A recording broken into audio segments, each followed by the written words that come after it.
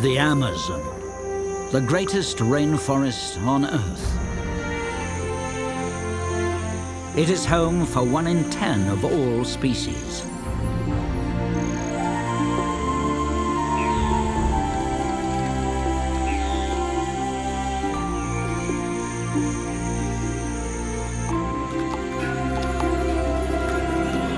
It may look like a vast tropical paradise, but nothing could be further from the truth.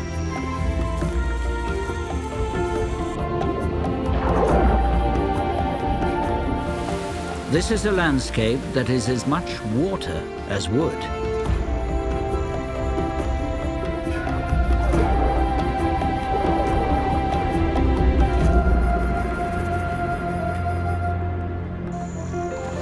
And each year, the two worlds collide when the forest fills with water.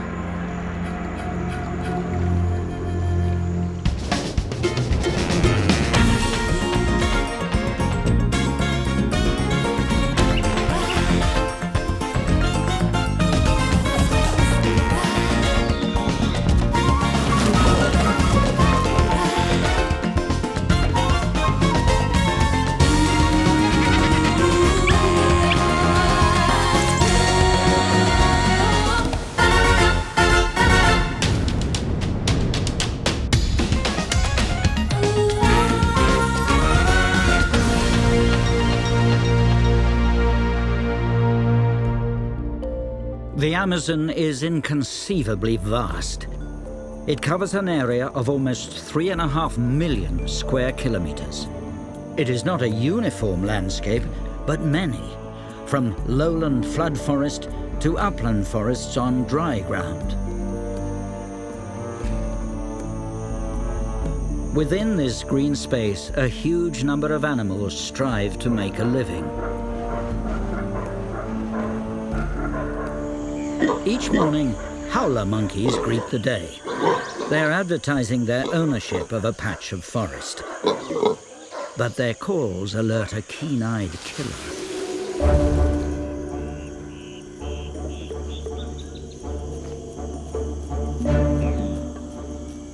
The harpy eagle is the most powerful bird of prey in the world, quite capable of carrying off a howler monkey.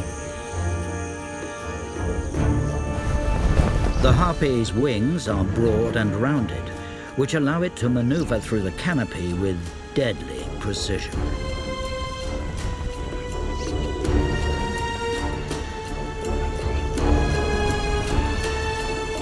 The harpy's legs are as thick as a man's wrist, and it has the largest talons of any eagle.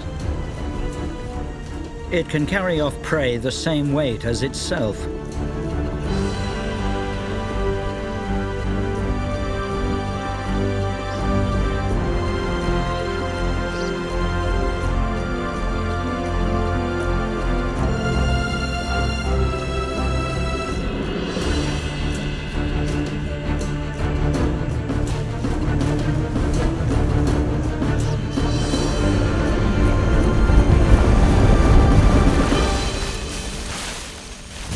But this time, the giant eagle's objective was only a branch.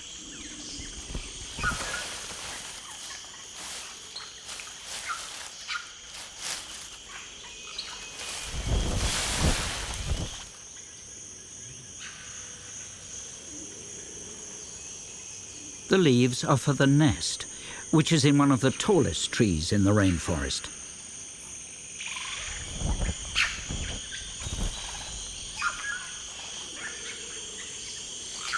The fresh twigs may not be there to build up or decorate the nest. The leaves of many plants in this forest contain chemicals, poisons, to stop animals eating them. And these leaves may act as an insect repellent. The eagles could be deploying chemical weapons.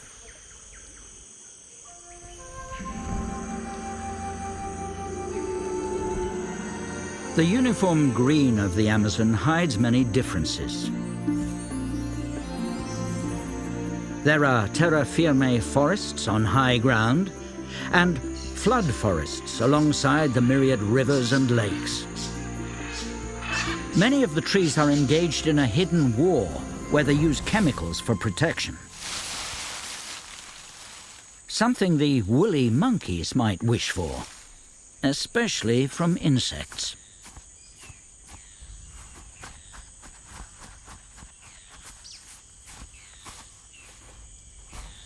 When not scratching, the monkeys provide a service to the trees.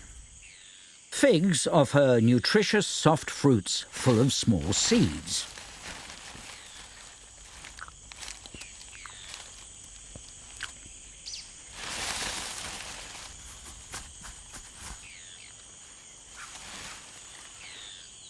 As they feed, the woolly monkeys pass the seeds and so spread fig trees through the forest. In the unseen war, the trees fight to keep their leaves. Many use poisons to stop animals eating them, but at the same time, encouraging creatures to eat their fruits.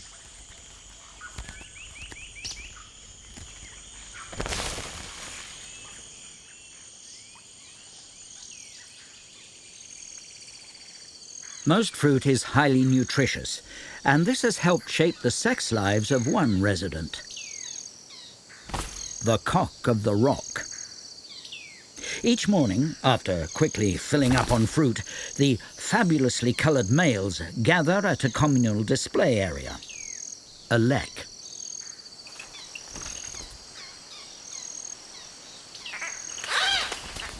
Each male owns a low-level perch, and below it a small patch of ground. It is because they are fueled by fruit that the males can spend most of the day displaying. The males compete amongst themselves, trying to drive other males from their perches.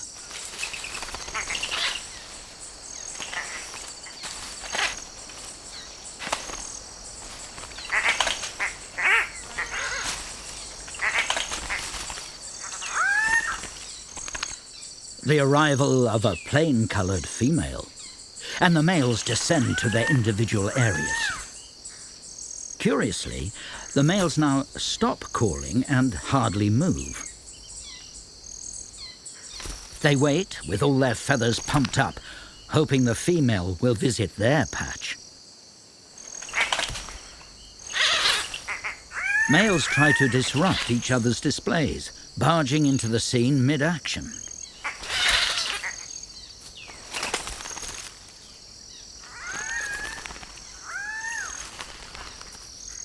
The female watches and assesses the quality of the males on offer. The males use patches of sunlight to heighten their splendor.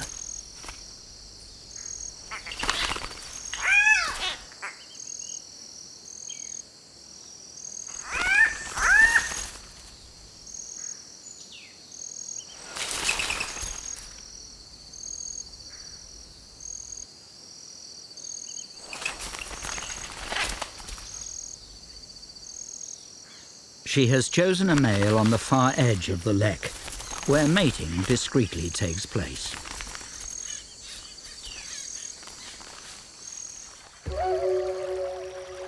The trees offer edible fruit as a reward to animals that spread their seeds. But many put up a chemical shield to defend their leaves from being eaten. There's an unseen war between the trees and leaf eaters. And the most important consumer of leaves in the Amazon is this small insect, the leafcutter ant. Its jaws vibrate 1,000 times a second as it slices through leaves. The cut leaves are not eaten by the worker ants, for they may be toxic. Instead, the ants carry them back to the nest.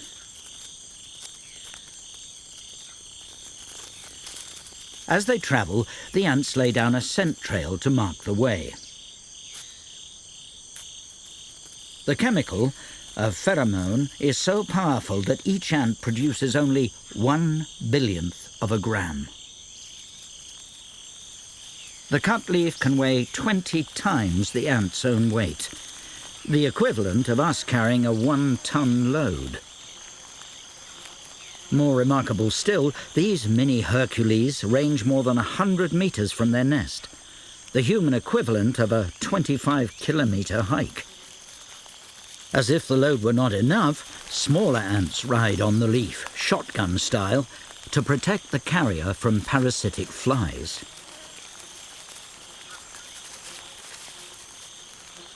And flies are not the only danger.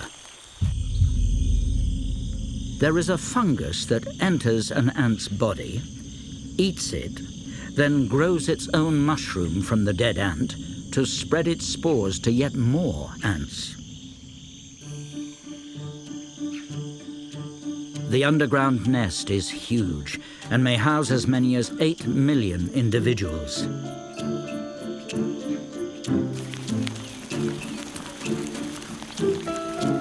The leaves are taken to special chambers where a different class of ant cuts them into smaller pieces.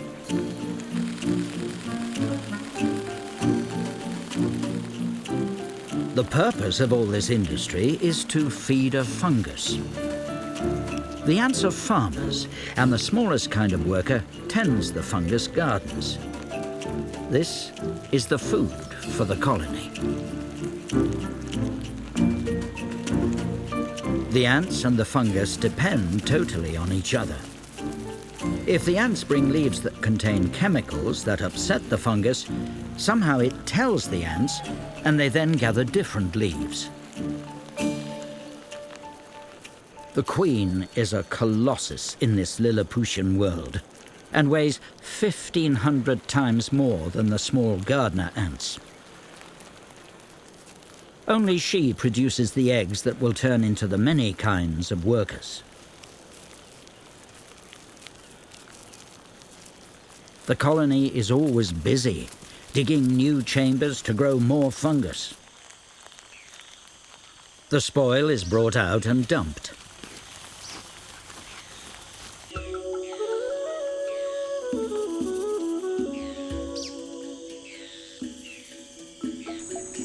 The ants have found one method of dealing with toxic leaves. Other animals have found different ways to overcome this challenge. The mother sloth has her own way of finding edible leaves.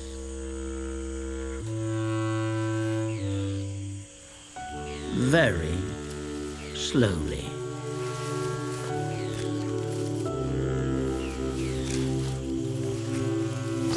The reason for the sloth's famous lethargy is that leaves have little nutritional value. So the sloth saves energy by a very low, slow metabolism. The sloth uses her fine sense of smell to find leaves with little or no poisons. And the baby learns from its mother. Movement is a real giveaway to a predator.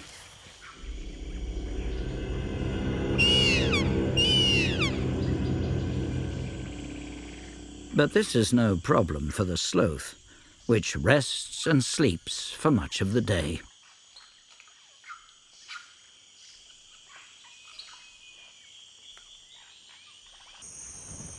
There is excitement at the nest. The eagle chick has hatched. The mother will do most of the nest duties, shading the baby from the fierce tropical sun.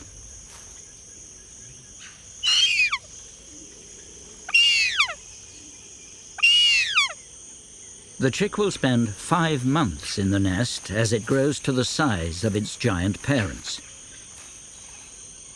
In all that time, they will bring in branches as insect repellent.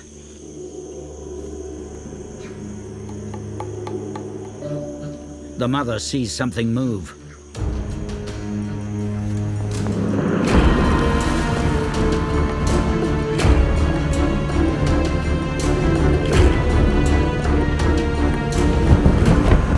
It's not the sloth, but a howler monkey.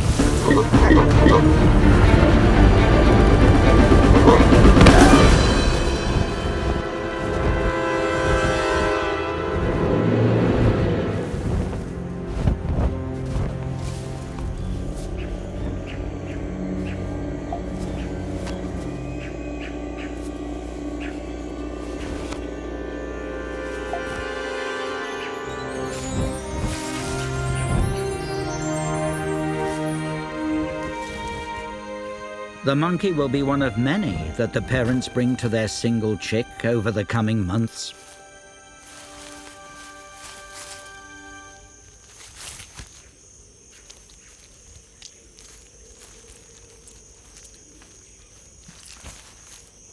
Only the largest trees in the forest can support the eagle's huge nest. And one of the bird's favorites is the Brazil nut tree. It is a forest giant, and its fruits, too, are huge. The fruit weighs over 2 kilos, and as the tree can grow to 50 meters, it has a long way to fall. There's even a record of a fruit hitting and killing someone.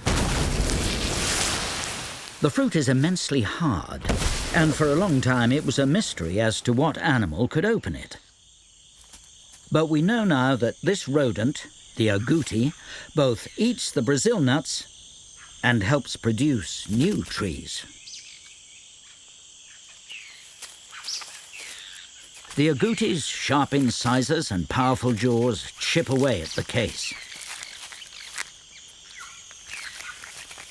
But it takes a lot of patience and stamina before the rodent reaches the nuts inside.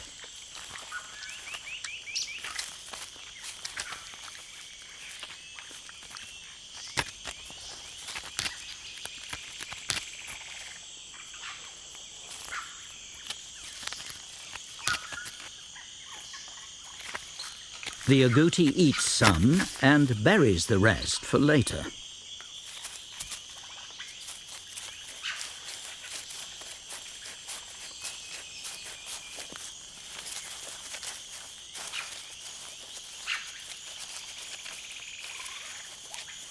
Luckily for the tree, the agouti doesn't remember where all its buried treasure lies. And so, in the agouti, the Brazil nut tree has a well-paid gardener that even plants its seeds.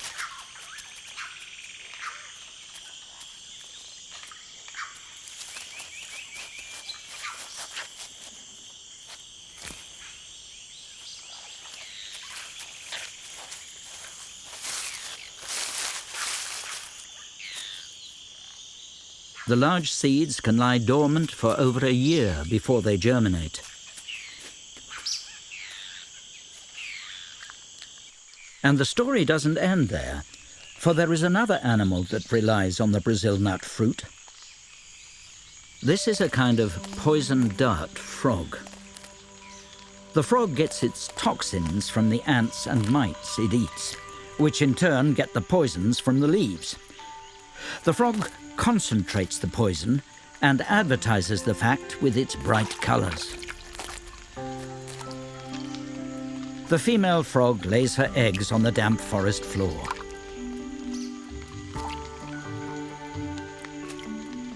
The male guards them and keeps them clean.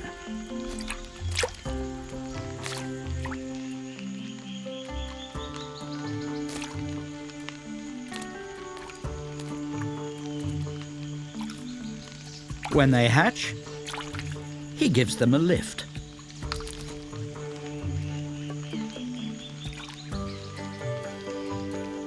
The tadpoles stick to the mucus on the frog's back.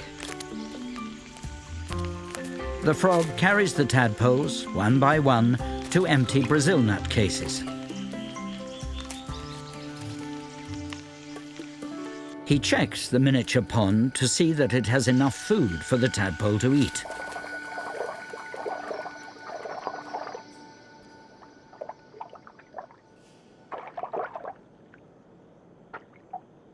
In a couple of months, young poison dart frogs will emerge from the safe nurseries of the Brazil nut cases.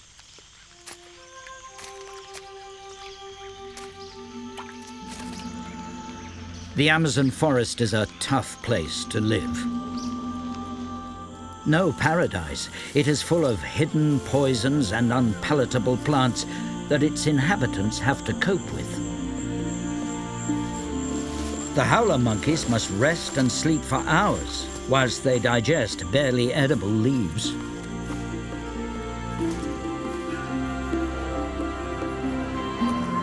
The night brings new challenges and a different cast of animals.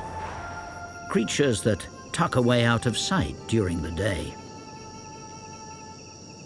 And there are different fruits to be found and consumed.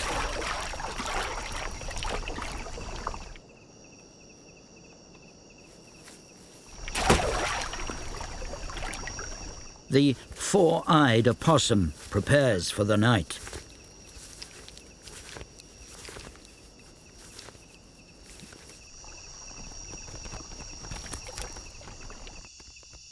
It's an omnivore, a generalist. It uses its sense of smell to find food in its dark world. But it has to compete with bats. A large fruit is an irresistible attraction.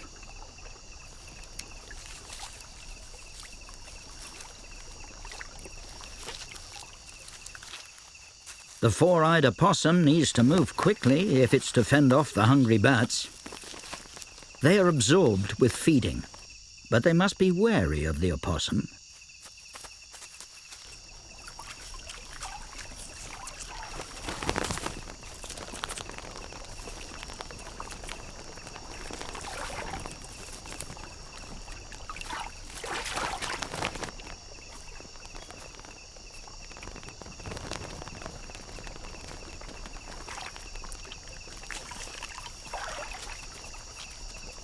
The allure of so much fallen fruit is too much.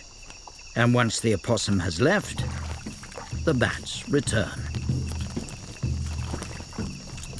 They are in the grip of a feeding frenzy and fail to notice the opossum's return.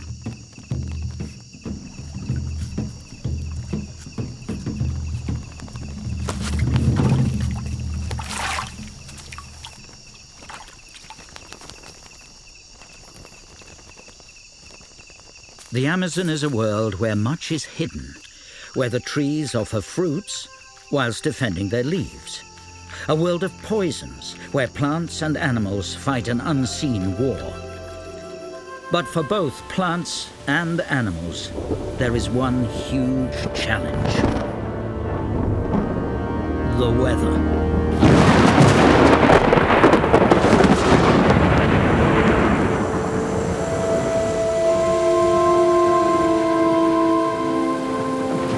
The Amazon is a rainforest. As much as 2.5 meters of rain falls a year.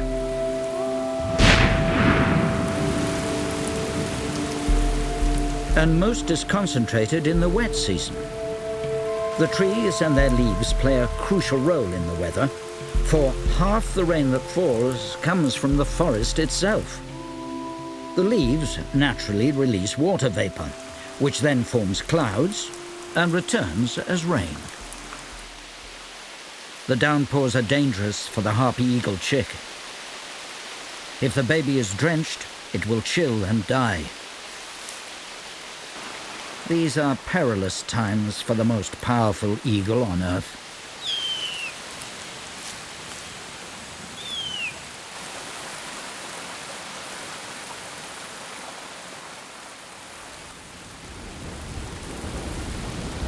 The rains transform the Amazon forest and its many rivers.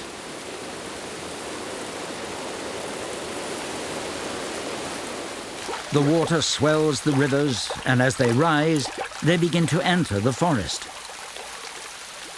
The rainstorms are so intense that the forest becomes an amphibious world, halfway between air and water.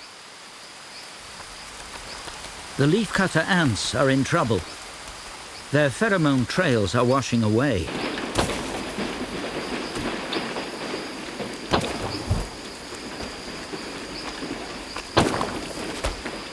The ants are disoriented.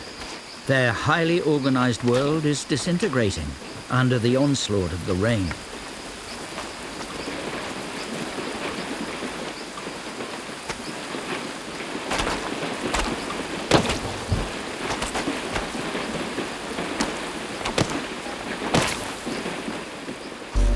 And things are about to get even worse.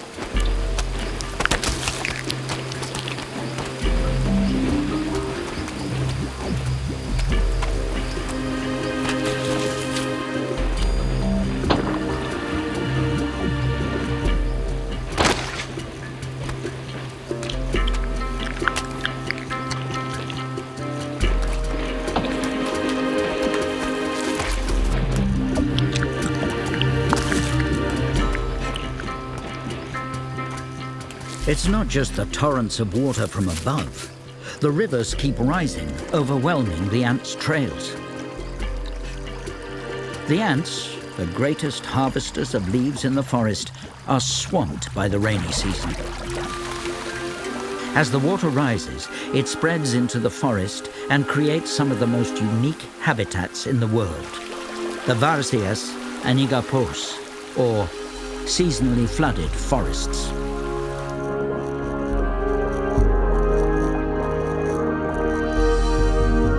Almost 250,000 square kilometers of forest, an area 3 times the size of Austria, is submerged.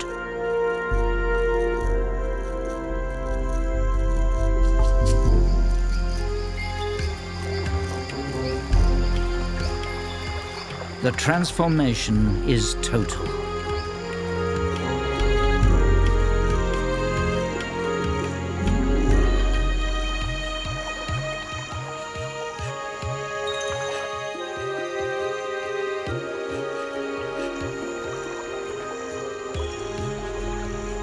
Where once birds perched and agoutis fed, there are now new opportunities. At its peak, the flood can reach over 20 kilometers into the forest.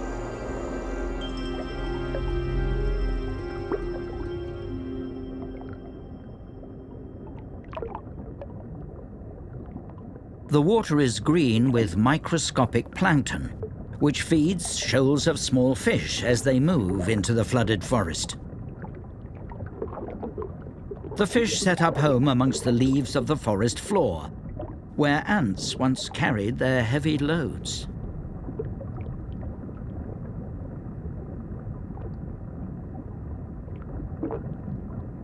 This male rivulus is attracted by a female. She is larger and sends out strong come-hither signals.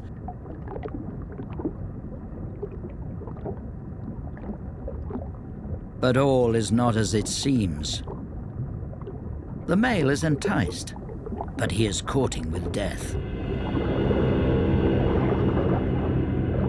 The female was nothing of the sort, but another species, Erythrinus, a fishy femme fatale that mimics a female and so lures the male to its death.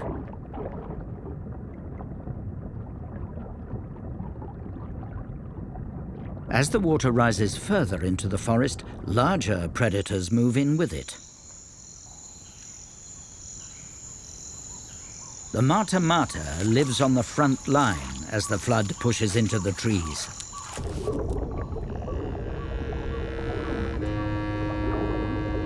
It has its own method for catching fish. Its technique is to blend into the background. It looks like an old weed-covered log. Its disguise is so complete that fish nibble its shell. This formidable predator's only limitation is that it must breathe air.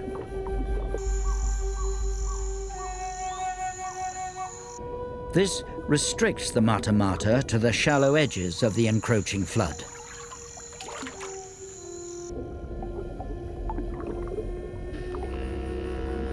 The turtle settles down again and waits.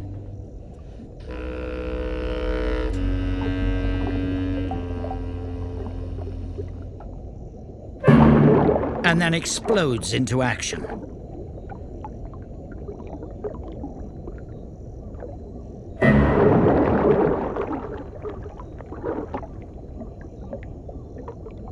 For most fish, the end is as unexpected as it is sudden.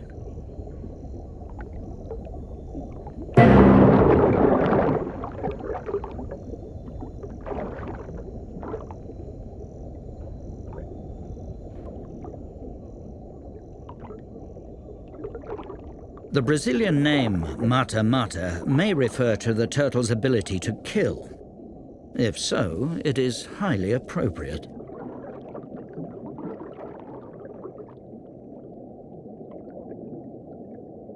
As the water fills the forest, it causes problems for some of its slower inhabitants.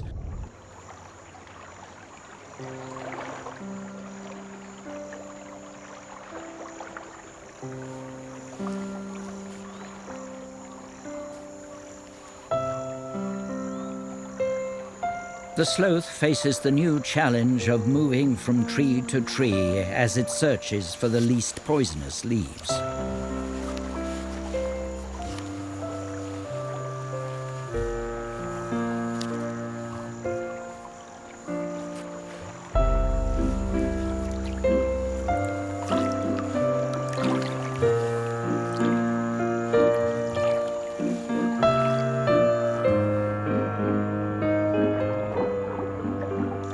The sloth is a surprisingly good swimmer, which is just as well.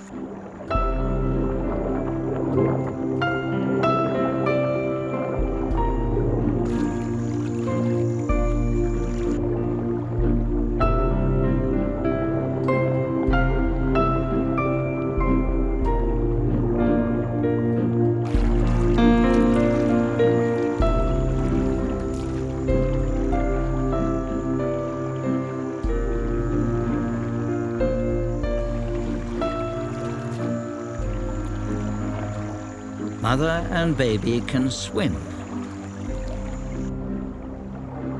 very slowly. The short distances between trees.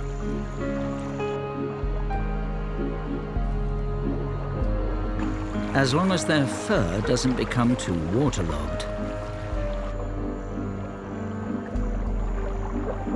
Curiously, the sloth's wet fur may be a blessing in disguise, for it encourages green algae to grow, which provides a kind of camouflage.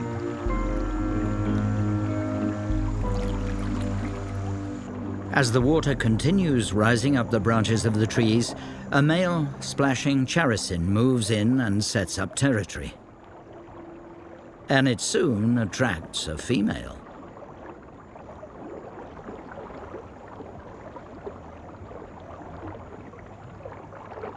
The male guards an anonymous patch of water below a twig.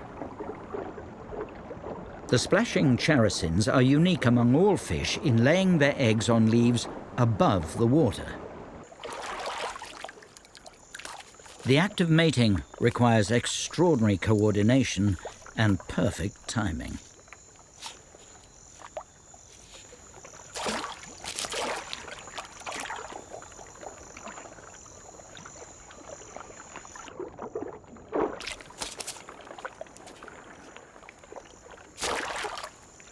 The reason for all this precision is that the fish's eggs are safer on a leaf out of the water, away from hungry mouths. Once all the eggs are laid, the male not only guards them, he also keeps them moist.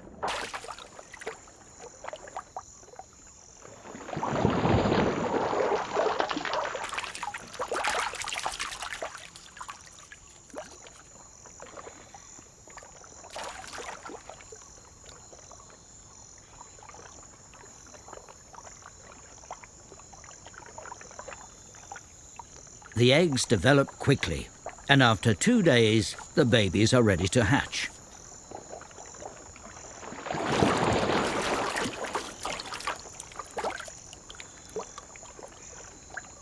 They drop safely into the waters of the flooded forest.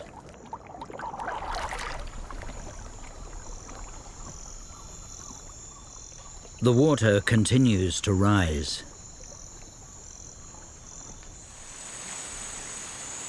In the Amazon, it rains over 200 days a year.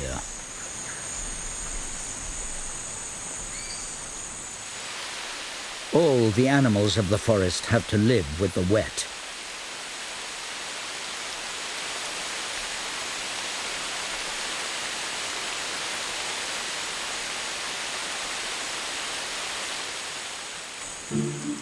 The leafcutter ants are severely handicapped by the rains, but their vast underground colony is in the Terra forest, safe from flooding.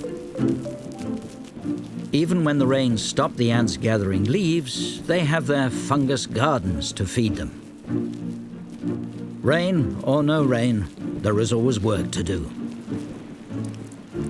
The smallest type of ant, the minim, looks after the eggs and feeds the larvae.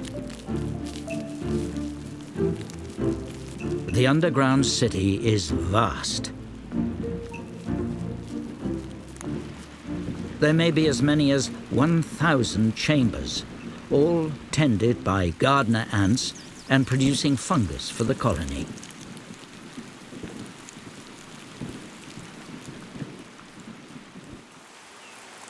The ants, with their intricate relationship with a fungus, have found a way past the chemical defenses of the trees.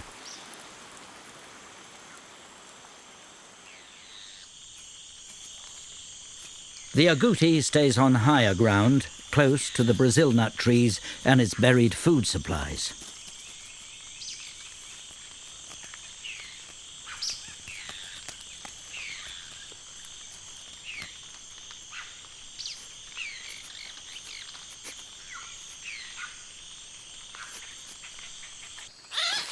The cock of the rock, too, live on the higher ground. The males display all year round, even in the rainy season. The males take exception to the agouti wandering through their display ground.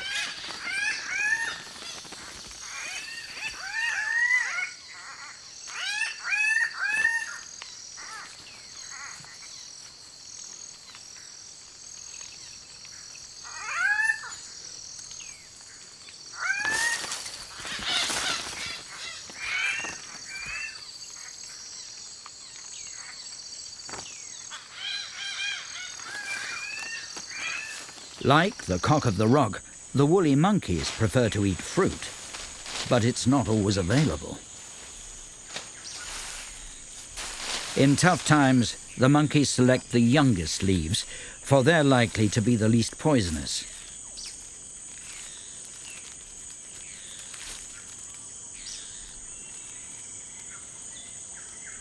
Yet some trees fruit at this time when they're surrounded by hectares of water.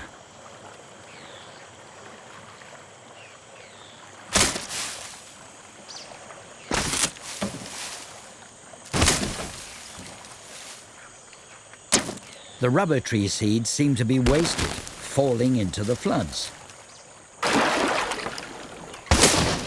But nothing could be further from the truth. This fish, the tumbaqui, swims below the rubber tree. It has evolved as a specialized fruit and seed eater, with powerful jaws and teeth that can crush the hardest seeds.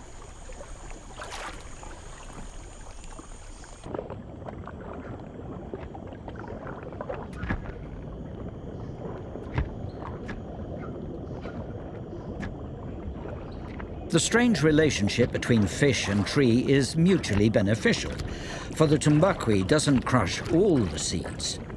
Those that pass through its gut are spread throughout the flooded forest. At the height of the flood, the Várzea is not a safe place.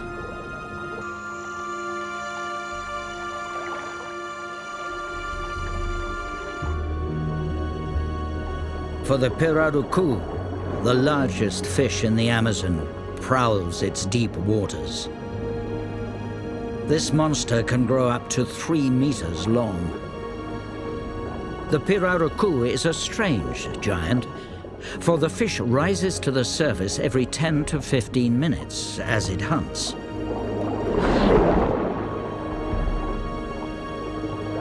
For it must breathe air.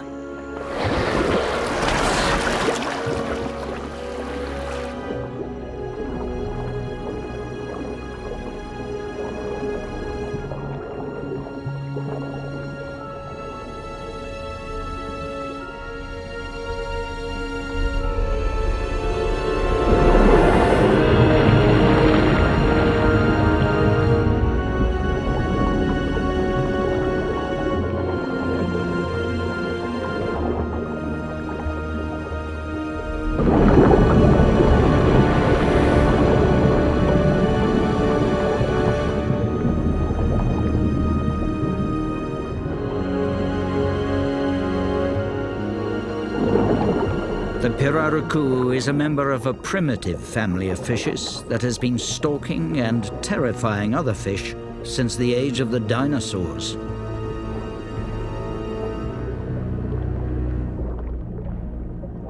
And the pirarucu has a relative, another dinosaur fish that haunts the leafy subaquatic world of the flooded forest. It has a very different target: the small creatures that are stranded on the trunks and branches of the flooded trees.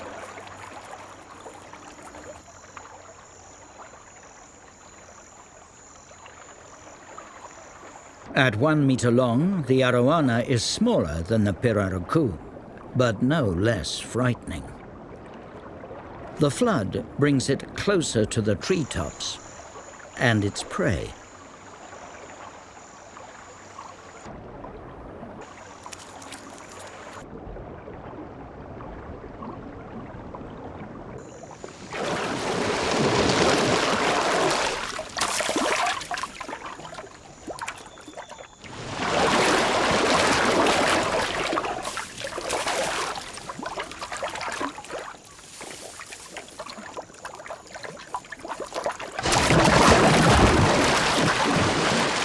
The floods are a time of plenty for the arowanas. For months they have access to the trees.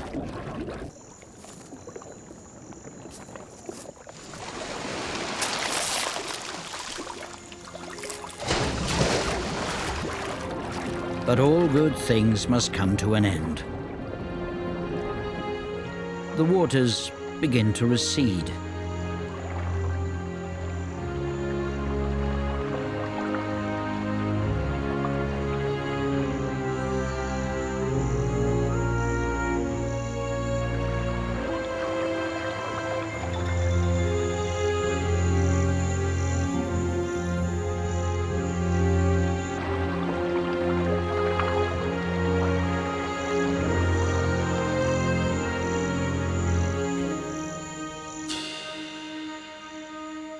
This is a dangerous time for the fishes of the forest.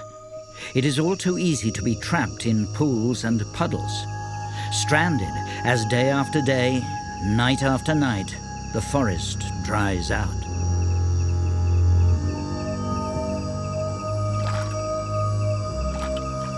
Many fish suffer this fate, but in the Amazon, one animal's misfortune is another's opportunity.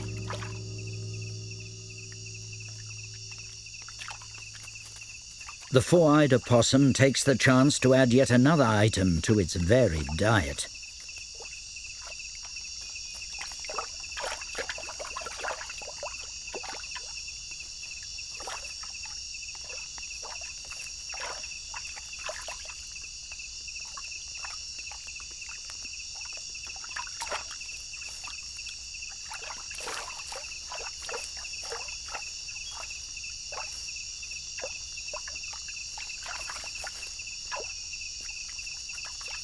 But not all the fish are helpless.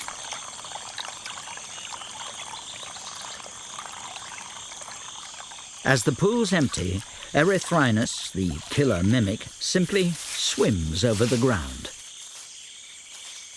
Gravity carries it downhill to the river.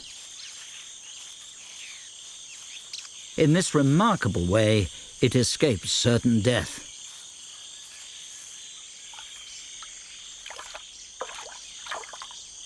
Rivulus, too, has an escape strategy.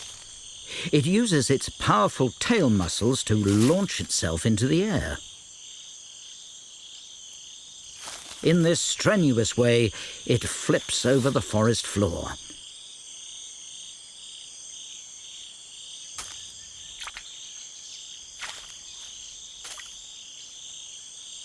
Eventually arriving at permanent water.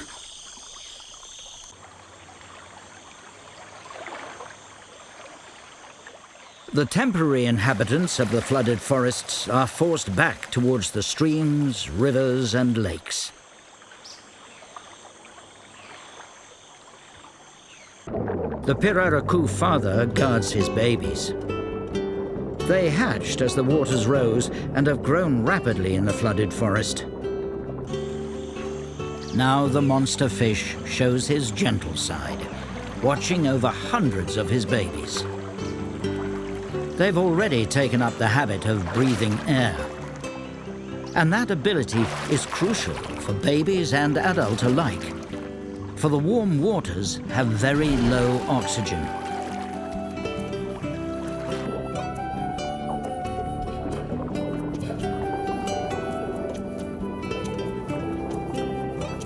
The babies will stay with their father for 3 months. The male secretes a pheromone from his head, which keeps the young fish close.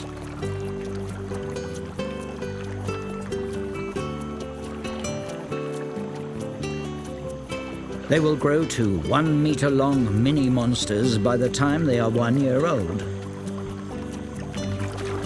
Few of these babies will reach adulthood, but those that do will become the largest freshwater fishes in South America and terrors of the flooded forest.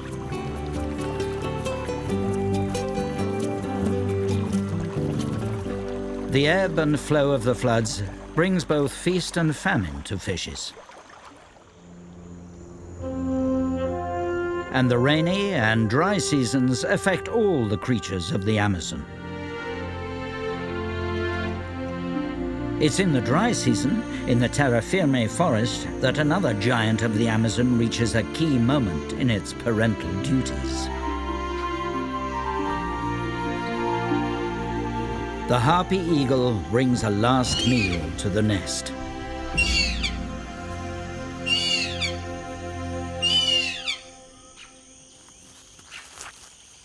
It's 5 months old and almost fully grown.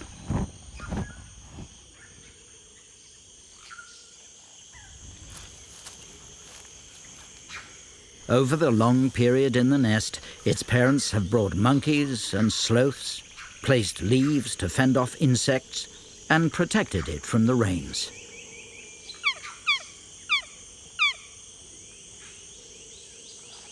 Now it's time to take to the air.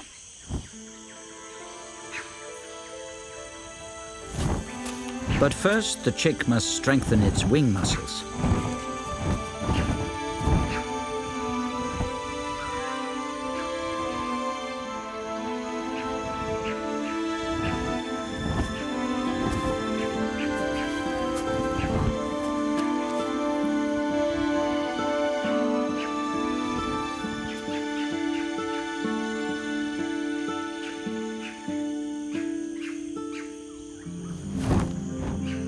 The realm of the harpy eagle is one of the most complex in the world.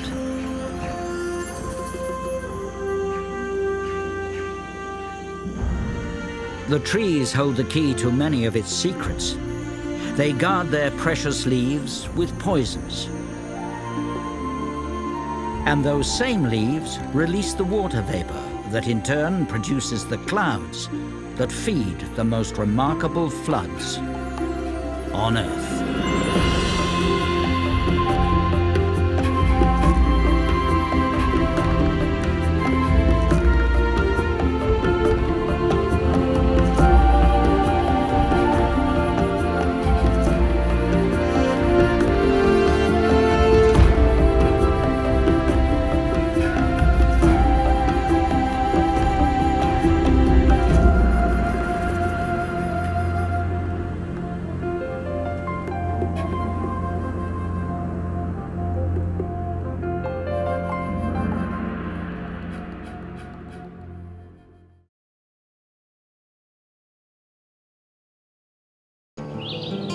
Brazil has a secret, a big secret. The wide open spaces at its heart.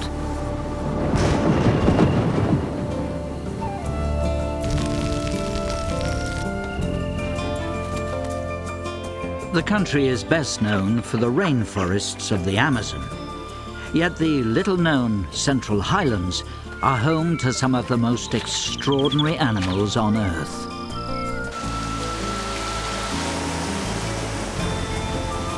This is a place of extremes of climate and of great drama. It can be both a hell on earth and a paradise.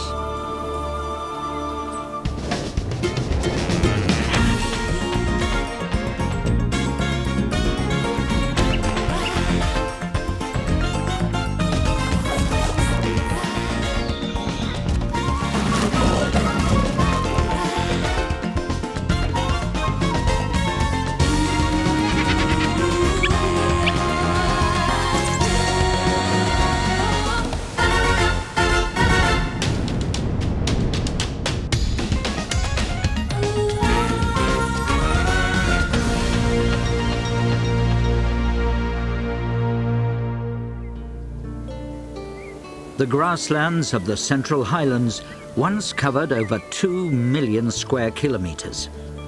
And even today, they extend to 300,000. This makes this part of Brazil 10 times the size of the Serengeti. And the animals that live here couldn't be more different.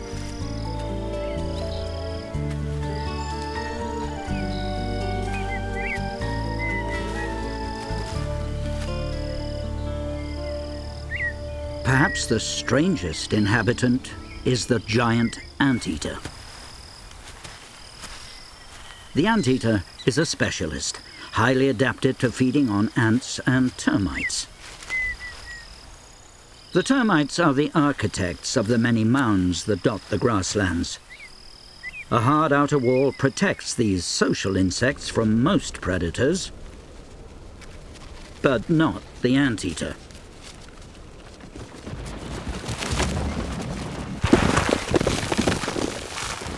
It has powerful front legs armed with impressively large claws. No termite mound can resist this savage onslaught.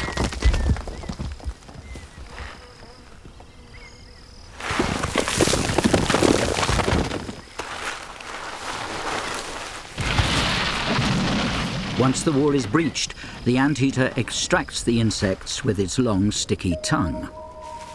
As much as 60 centimeters in length, the tongue reaches deep into the mound. Each sweep picks up dozens of insects. The anteater needs to eat as many as 30,000 termites a day, but it only stays long enough at each mound to slurp up a few thousand. The reason is the termites themselves. Well-armed soldier termites attack any intruder, irrespective of size.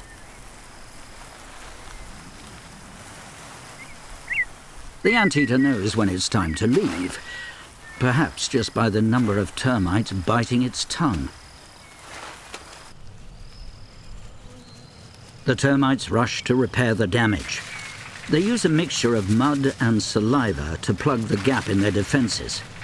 They must work fast, for they have many enemies on the grassland, including several kinds of ants.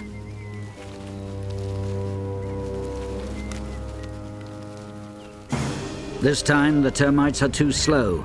A raiding party of ants discovers the open mound and attacks. The ants overrun the termite defenses.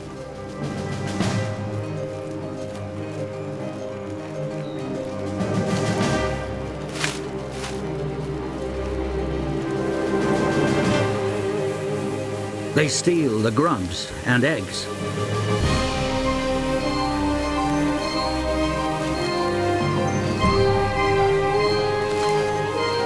All seems lost.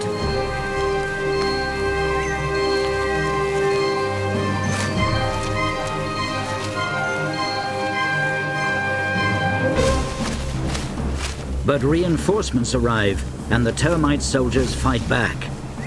Their only role in life is defense, and they're prepared to die to save the colony.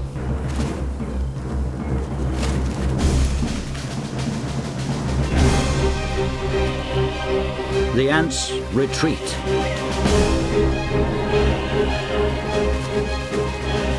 The conflict has been terrible, the casualties huge, but the colony will survive. The termites redouble their efforts.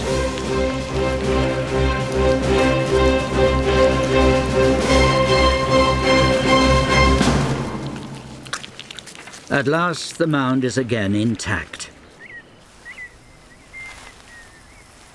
The anteater walks as much as 6 kilometers a day on its strange clawed feet, just to satisfy its hunger for termites. As it travels, it encounters other bizarre beasts of the grassland.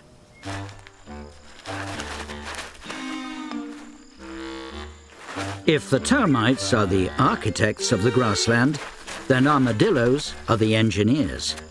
They are constantly digging, both for food and shelter.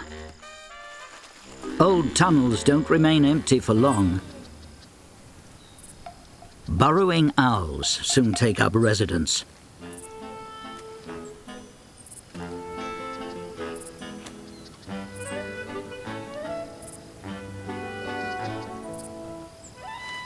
A grasshopper makes a big meal for these small owls.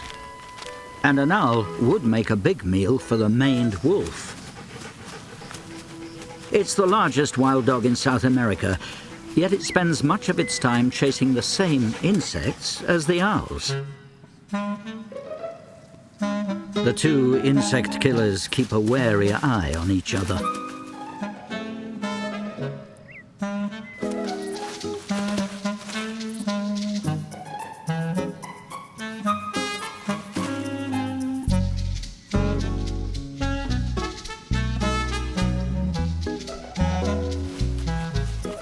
The maned wolf must hunt alone, for there are no herds of grazing animals to support a pack of wolves.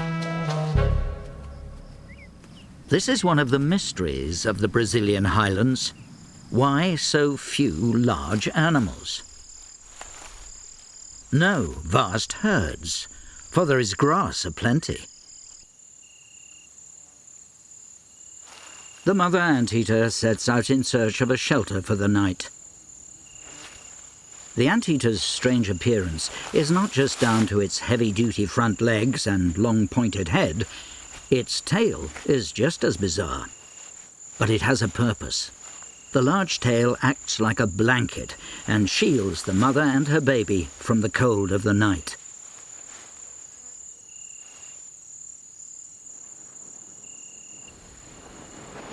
After the long walk in search of termites, the mother needs to sleep. But her baby has different ideas. She wants to play.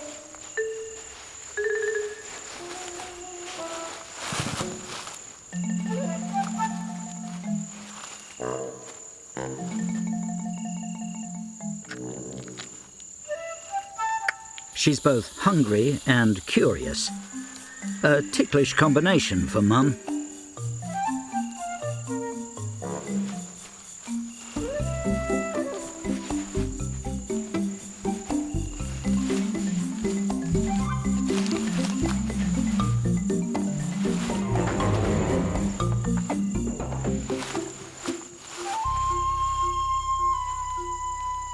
The baby has reached the dangerous age where she wants to explore.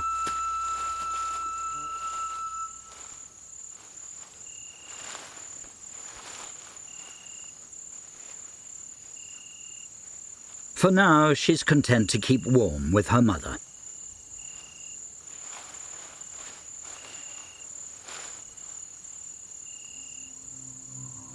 The highlands suffer from an extreme climate. As the days roll by, the grassland is becoming ever drier and a harder place to live in. But to the north and east, the highlands are even tougher. The rolling grasslands gradually transform into a strange landscape. Here, droughts are common, and nothing is guaranteed except hardship. The rock outcrops stand like fortresses in the landscape.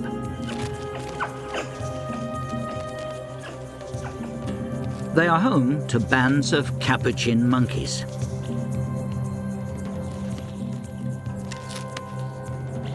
They use their inquisitiveness and intelligence to investigate for food, even in the most unlikely places.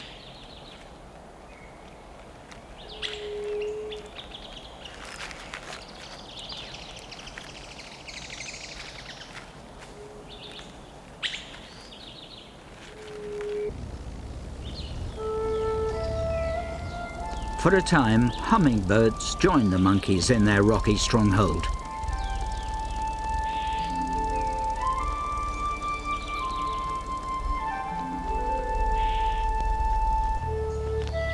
They fight amongst themselves and take care to avoid the fierce wasps that nest on the rocks.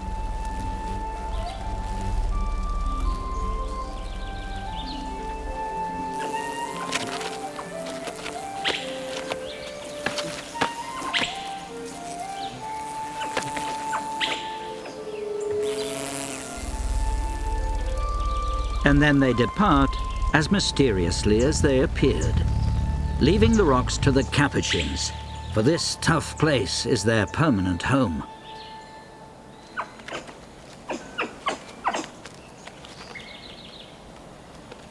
An alpha male bosses the troop. But he's not just a big bully, for he's old enough to have learned where food and water can be found in this unforgiving land.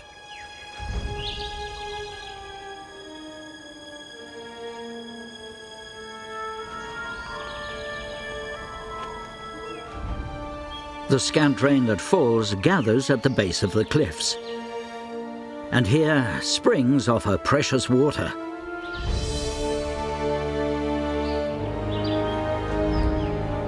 Trees keep their leaves deep into the dry season.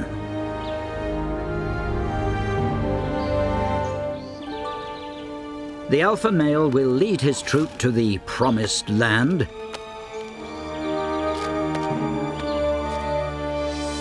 but it is no easy road.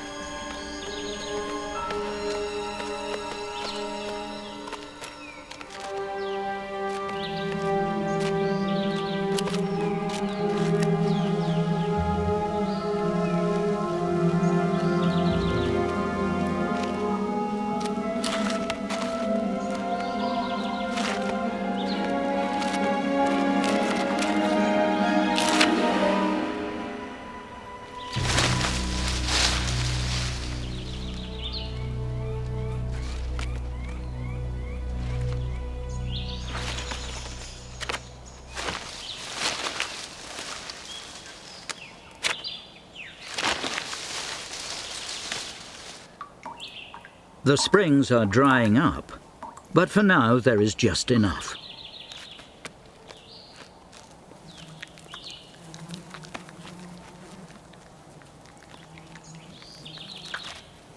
And the trees still have a few fruits left.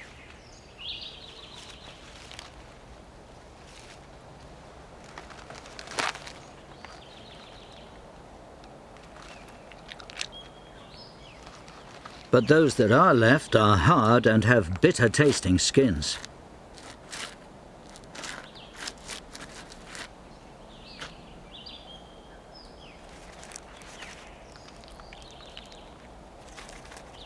Even after some food processing, the unripe fruits are hard to digest. Eat too many, and you risk terrible stomachache.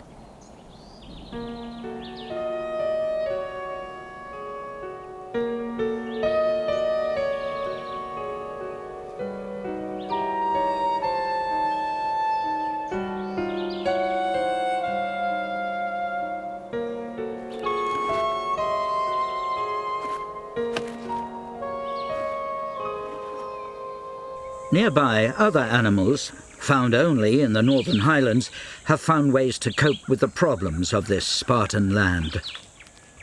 Mokos live in a harem with a single male and several females with their young.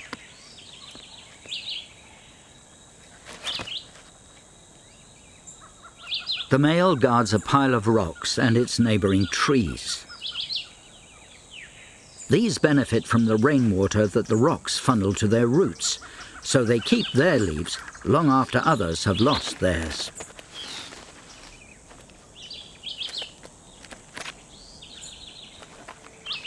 And that is the key to the moko's survival. They can harvest the leaves all year. Unless the dry season turns into a major drought.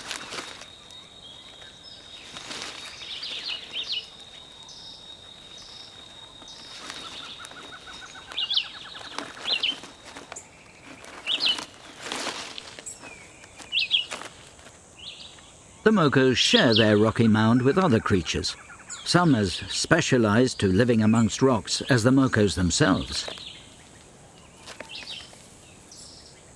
Clefts and crevices in the rocks provide a sanctuary for the mokos from their many predators, including boa constrictors.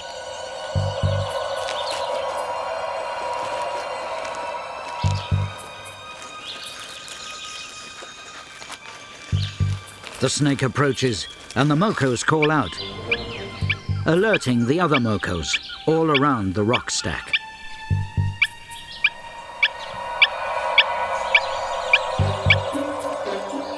As the snake moves ever closer, the nearest moko keeps calling, allowing the other mokos, even those that can't see the snake, to escape.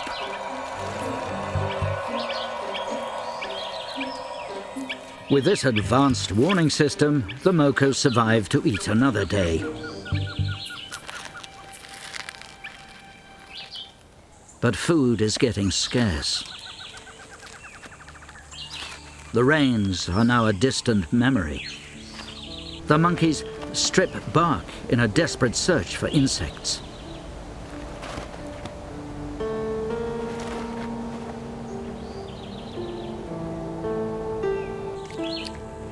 The mokos eat the few remaining leaves. Most of the trees around their mound are bare, and the rains may be months away.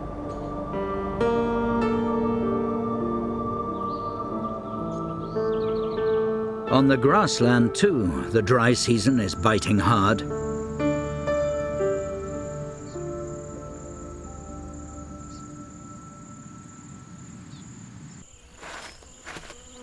The armadillo makes a rare appearance. He's normally nocturnal, but hunger has driven him out into the heat of the day. All the creatures are waiting for the rains. But for now, life is tough. The female anteater carries her youngster on her never-ending search for food. She has poor eyesight, but finds the termites by her finely tuned sense of smell. Even those termites that build no mound, but instead live underground.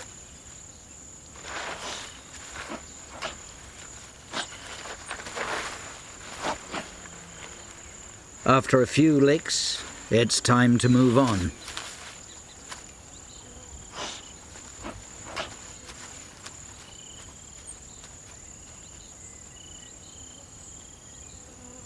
In the air-conditioned, constant temperature and perpetual dark, the many hundreds of thousands of blind termites go about their work. Every termite has a place and role in this complex society, ruled by the queen. She is enormous, a vast egg-laying machine.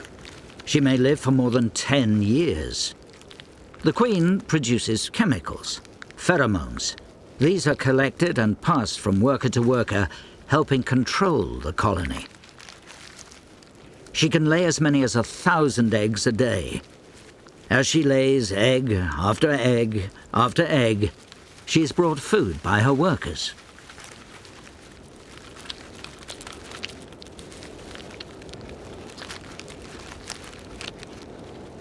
The eggs are taken to special chambers and cared for by the workers.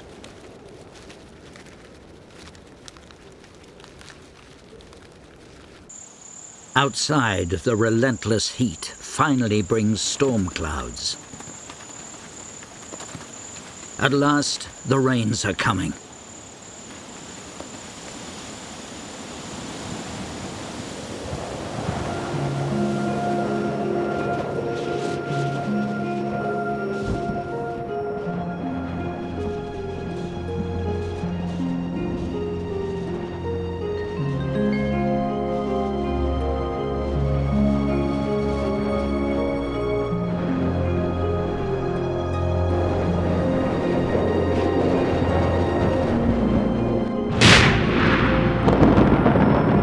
But instead of rain, the lightning triggers fires.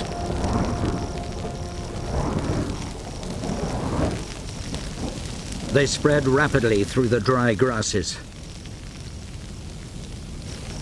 The termites are safe in their air-conditioned mound, insulated by the mud wall.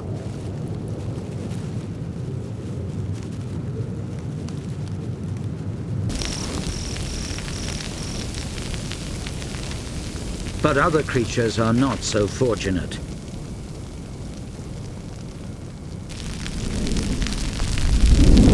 An owl is out of harm's way in an old armadillo burrow.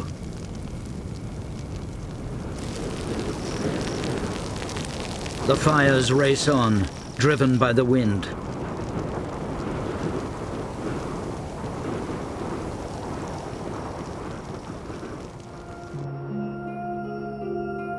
The morning light reveals a scene of devastation.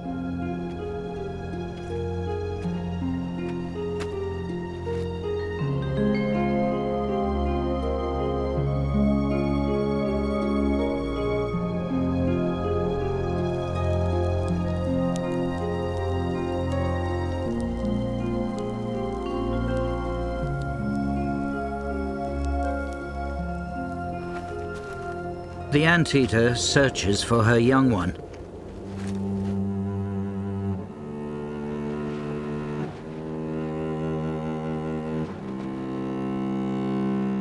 The baby is dead, the victim of the storm and wind-fed fires.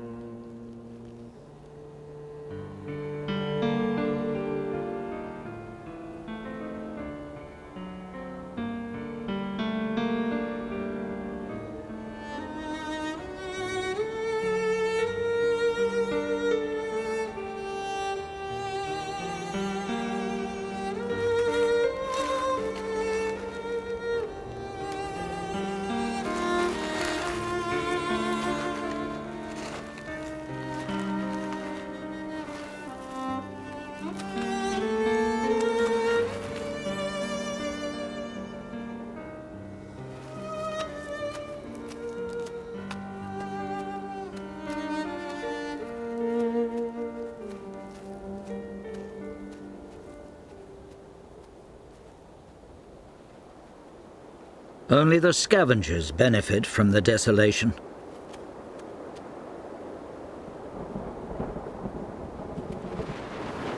Another storm, but this time it brings long-awaited rain.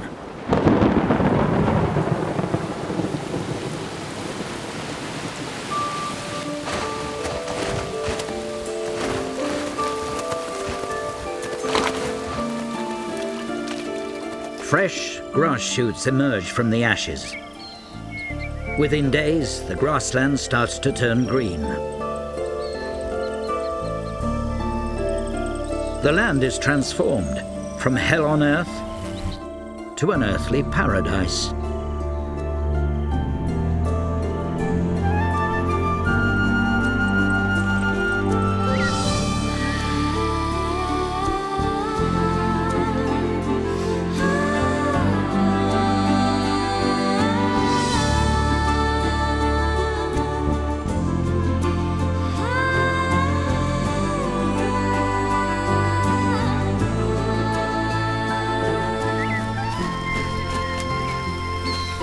Plants grow rapidly, and the lush vegetation feeds a myriad of bugs.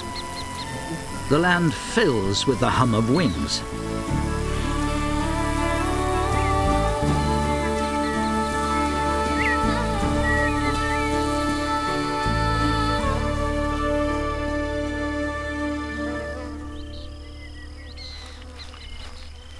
There is fresh grass to eat and clean water to drink.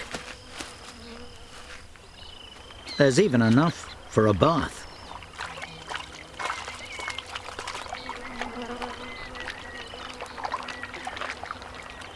And not just for the birds, though the armadillo prefers to roll in the mud.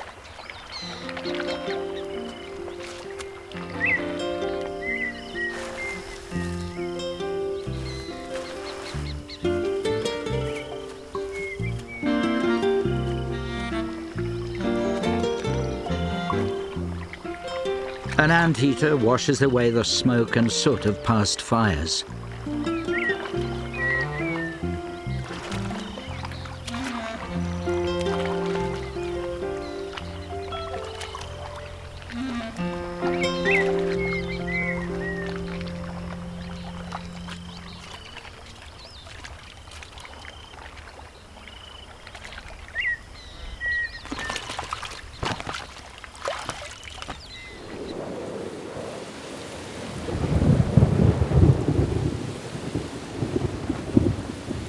The rains continue for weeks.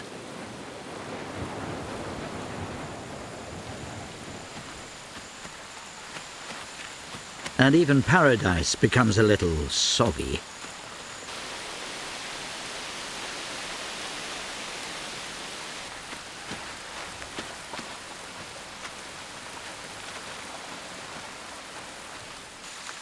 Now termite kings and queens make their maiden flights.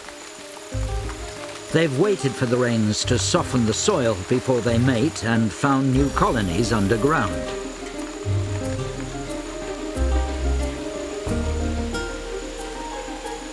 There can be over 100 mounds per hectare, and the sky fills with millions of termites.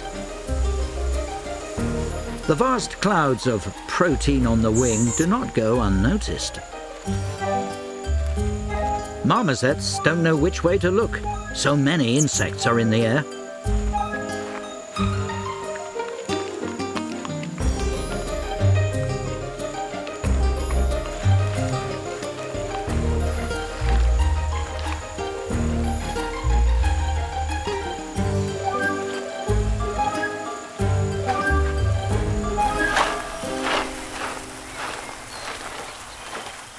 Anteaters make the most of this brief moment of abundance and gorge on the winged termites.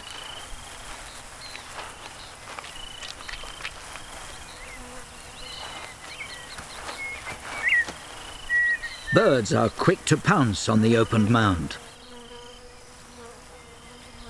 It's in this time of plenty that the armadillos become frisky.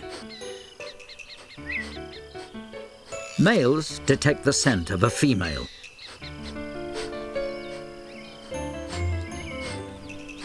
The air is full of the aroma of armadillos.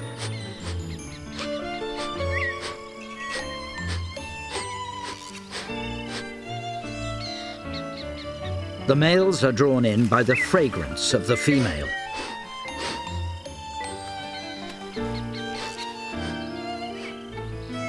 One seizes the moment and goes a-courting.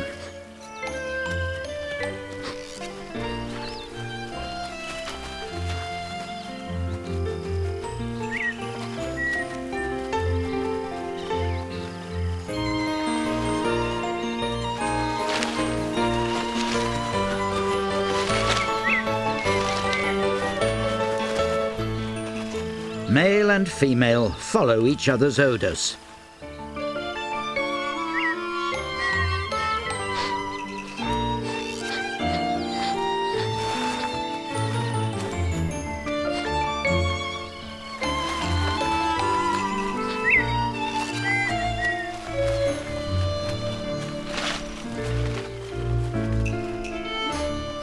The smell of success. An unrequited onlooker can only hope for better luck next time.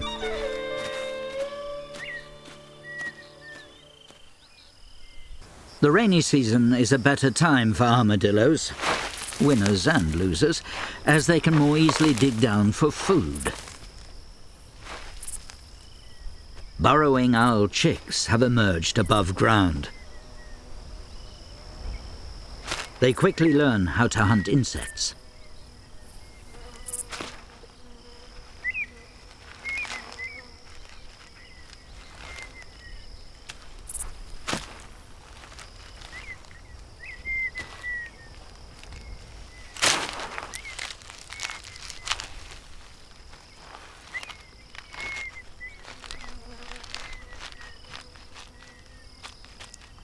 But a beetle is too big a handful for the young birds. They must find out about their new world, including what constitutes danger. A large hawk poses a threat, and the young owls scurry back to safety.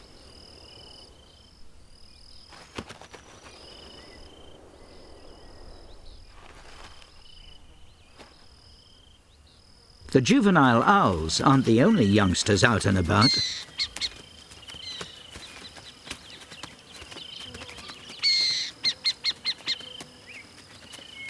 The rhea is the largest bird in South America.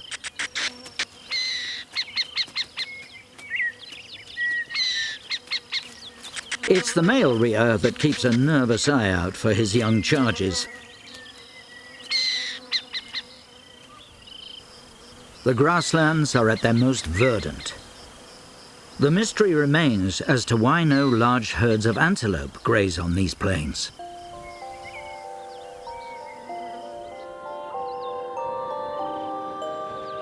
It's on humid nights in the rainy season that an extraordinary spectacle takes place.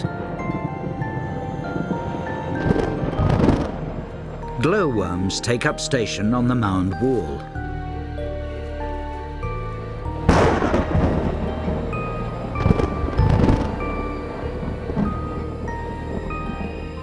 They have lived inside the mound with the termites.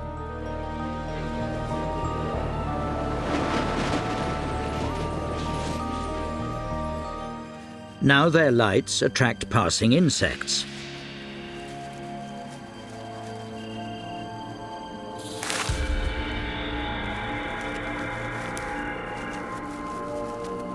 The glowworm's lights are not to guide, but to lure.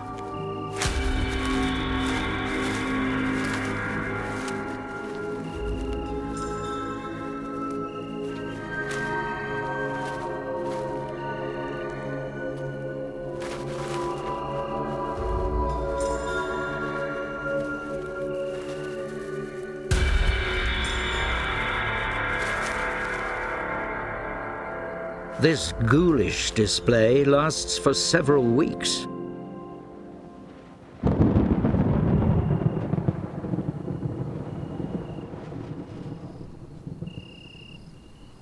The glow of another killer, but one of a very different nature, and hunting a very different prey. Maned wolves are now active in the night, their preferred time. The wolf has the scent of food, but it's not insects. It's a fruit.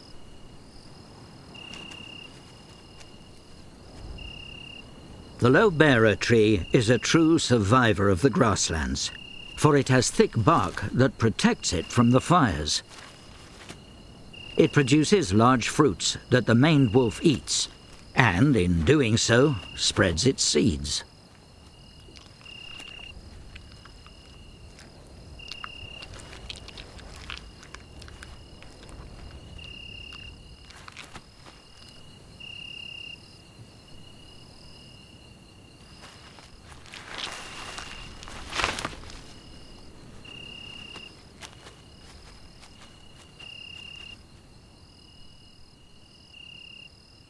Other creatures stir at night, ones that hold the answer to the mystery of the grasslands, the lack of large herds of herbivores.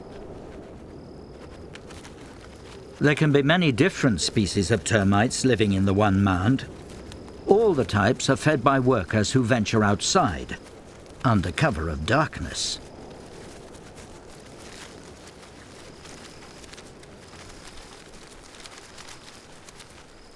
The different species work in diverse ways.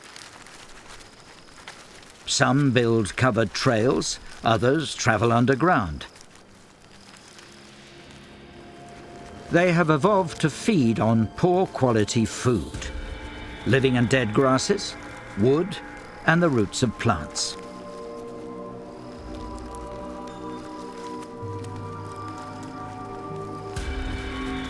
Termites are able to consume the low nutritional value grasses that wouldn't sustain large grazing animals.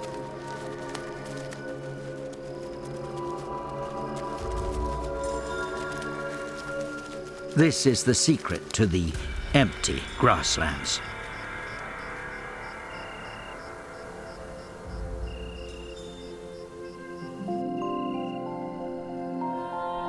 The maned wolf returns to feed her pups.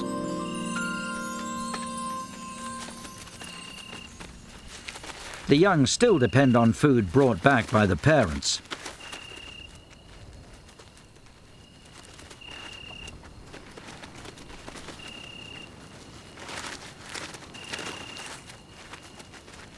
It will be 1 year before these pups are able to scratch a living for themselves.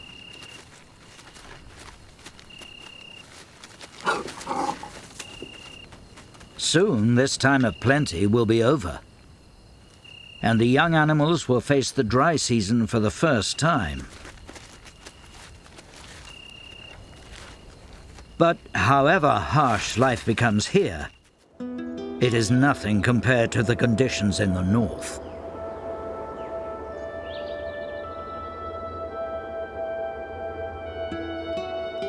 Here, there has been no rain, and it may not rain for many weeks to come. Each day just brings more suffering. The sun heats up the rocks to 50 degrees centigrade. Most of the trees have long shed their leaves in an attempt to survive the increasing drought. For the young monkeys in the troop, even the trees at the base of the cliffs, those that have leaves, offer no food. All the usual cupboards are bare.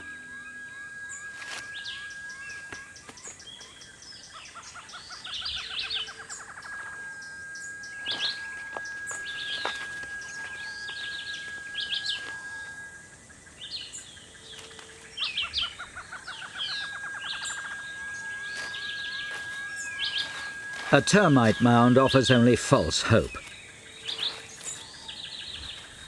For the soldiers are quick to repel the capuchin.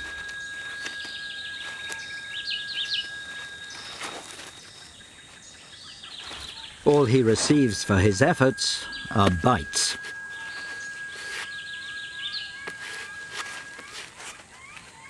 The babies are most at risk. Mothers try to suckle their little ones, but the mums must drink water if they are to produce milk.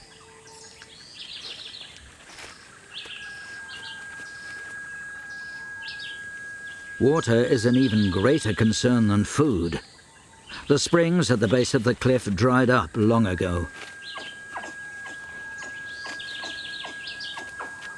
It is the capuchin's group memory that holds the secret to surviving the hardest of times.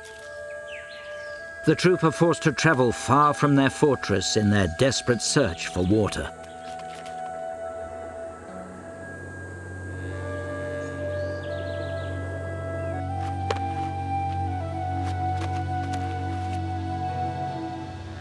They know of one tree that produces these strange fruits.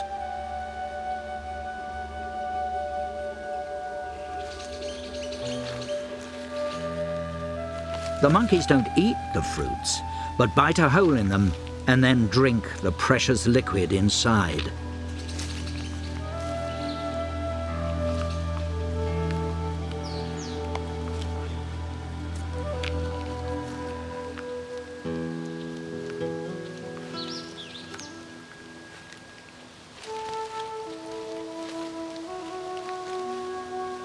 Revitalized, the capuchins set out again to find food.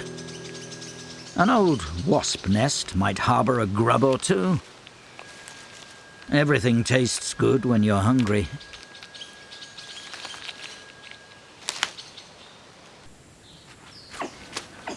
Even in the hardest of times, there is a rich source of food for the capuchin monkeys: palm nuts.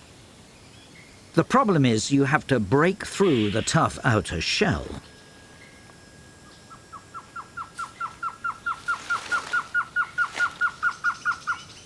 The young monkeys know the principles, but they haven't quite mastered the technique.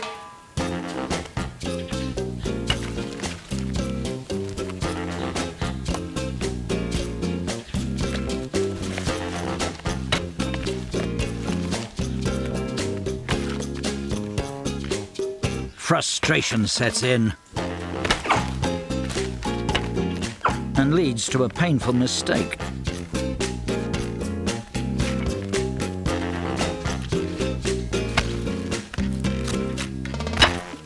The young monkeys learn by their mistakes and by watching the older males at work. First lesson, you need to test the rock to see if it's strong enough for the job. Not this one. The capuchins can walk upright, and that's important, for it frees up the hands to carry the stones. They can weigh more than a quarter of the capuchin's body weight.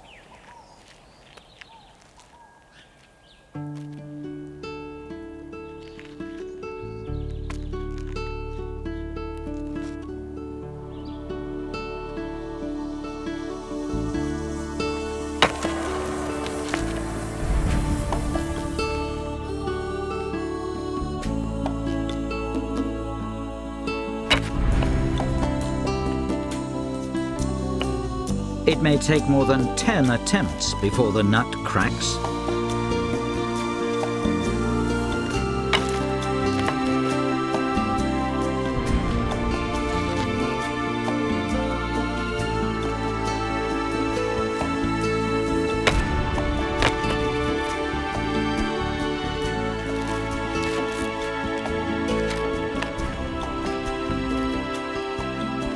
Success is not just a matter of intelligence.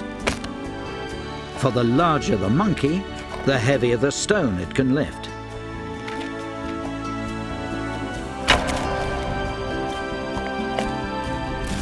And so the older males have a real advantage.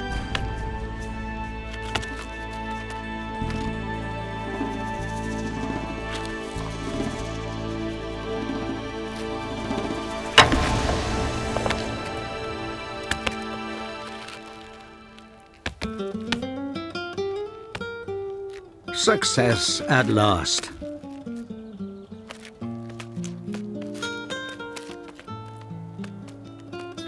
The young monkeys watch and learn.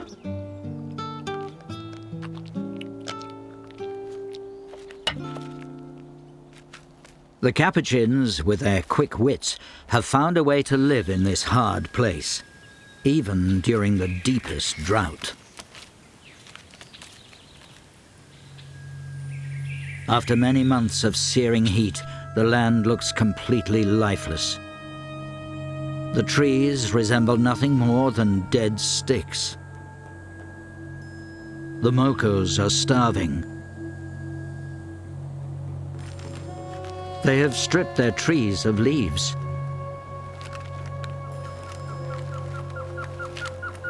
The mokos are now reduced to eating bark, and as they do, they may be sealing their fate. If the mokos chew the bark around the trunk, the trees will die. And without them, this little group of mokos will perish too.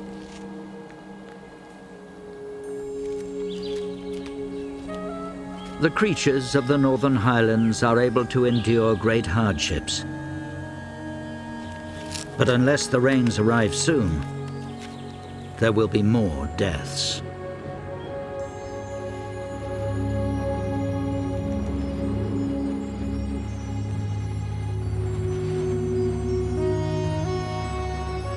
the first clouds for many months.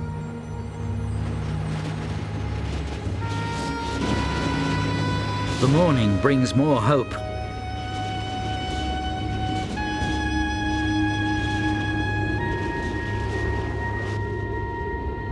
A sound not heard for over a year. Rain on hot rocks.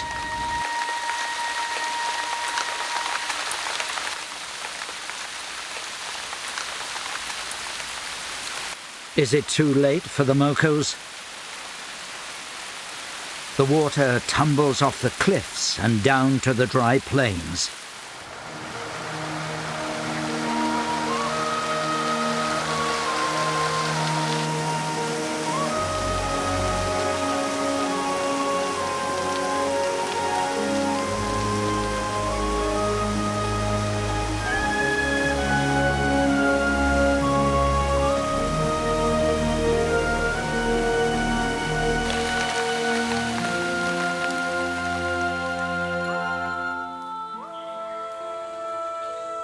Within a couple of days, the rain transforms the rocky highlands.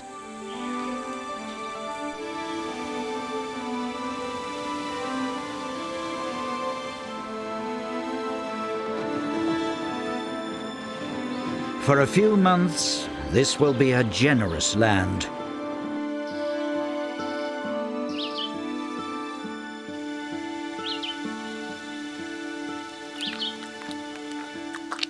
Their stomachs full, young monkeys have time to play.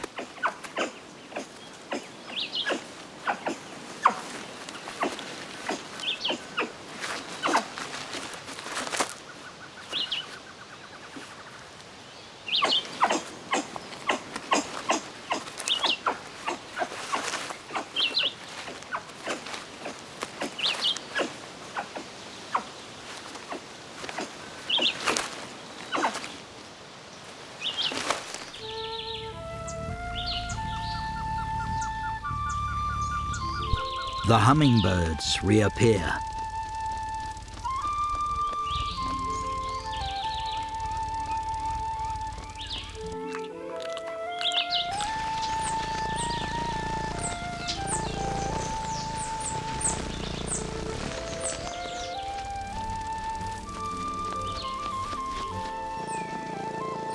When the dry season returns, the hummingbirds will depart, leaving the land to its true residents.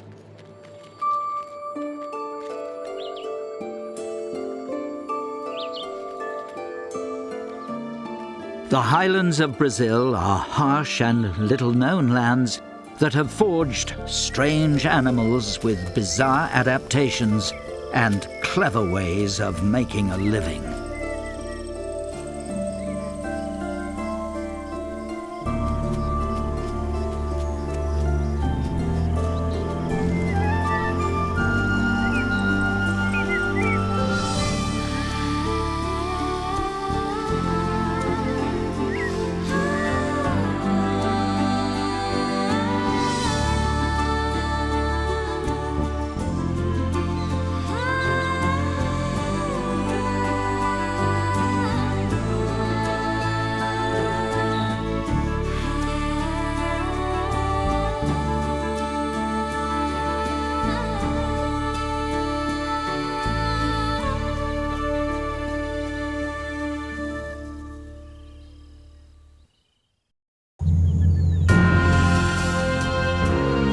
This is the Pantanal, the Earth's largest tropical wetland.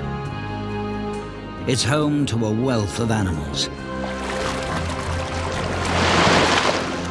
A wonderland sprinkled with jewel-like springs and dense swamps.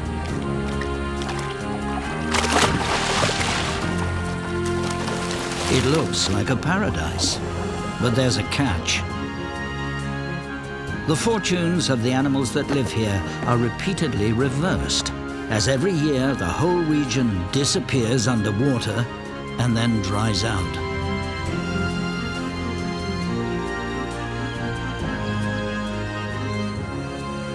In the Pantanal, survival, even for the mightiest, can never be taken for granted.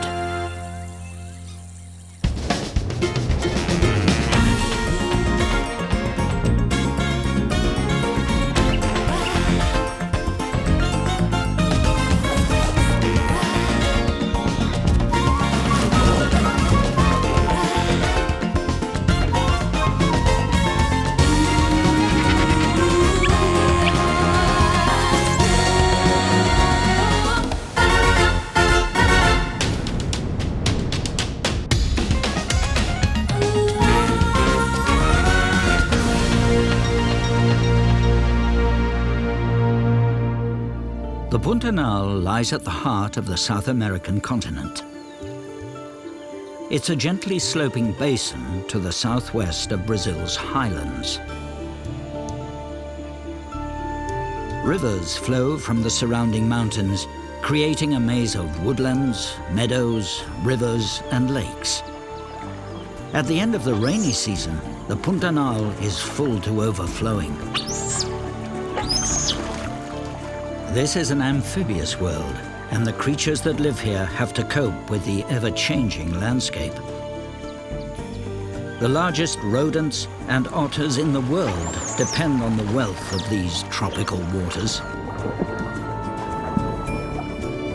The local crocodile, the chacaré, and the otters feed on the vast numbers of fish that live within the rivers and lakes.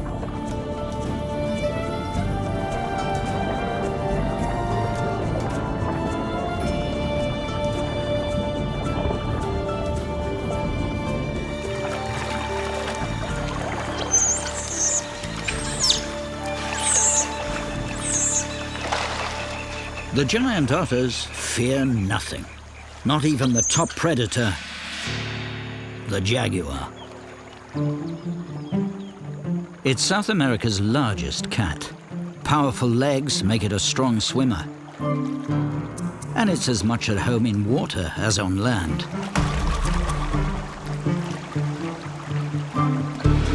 The Pantanal is home to a surprising number of jaguars, and they patrol the labyrinth of rivers in search of prey.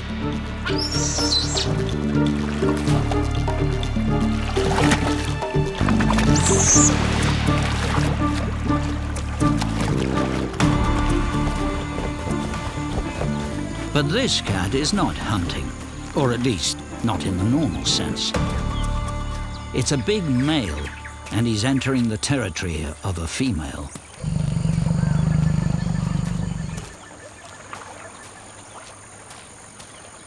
Jaguars are solitary for most of their lives. Males approach females with trepidation. For jaguars have the most powerful bite in the whole cat family.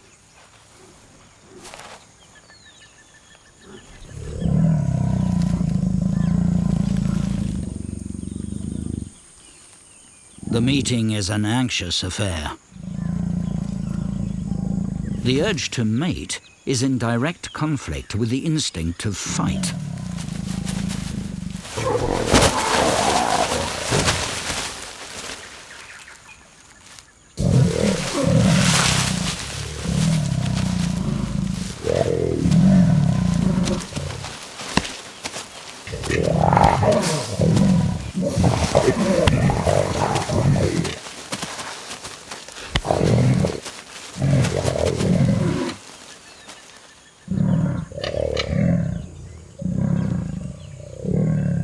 Jaguar courtship is a rough affair.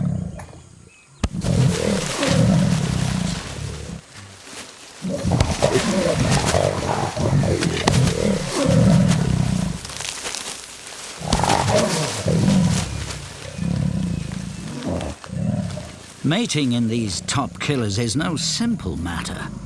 The female both invites and rebuffs the male.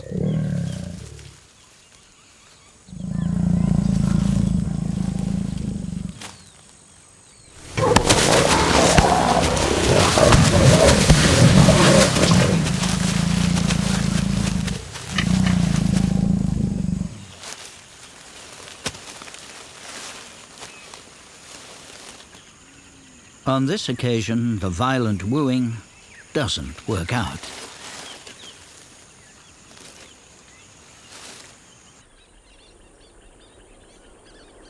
The Pantanal is huge, 10 times the size of the Everglades. As the weeks go by without rain, the fierce tropical sun evaporates the water, and the rivers slowly drain the wetlands. The water level falls, exposing the riverbanks. The giant river otters take the opportunity to advertise their territory by scent marking the newly exposed mud and sand. The otters are a family, and they work together to spread their urine over the fresh mud. It takes a mix of cha-cha-cha and disco to ensure the bank is truly impregnated.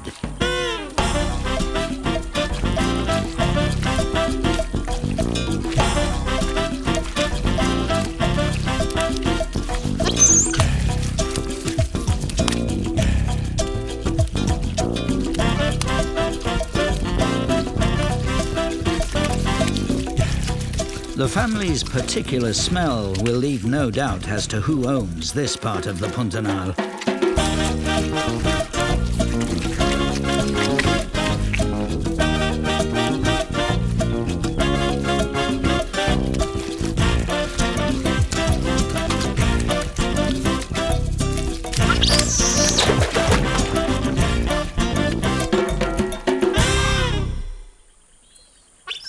The majority of the rivers that enter the wetland are large and murky.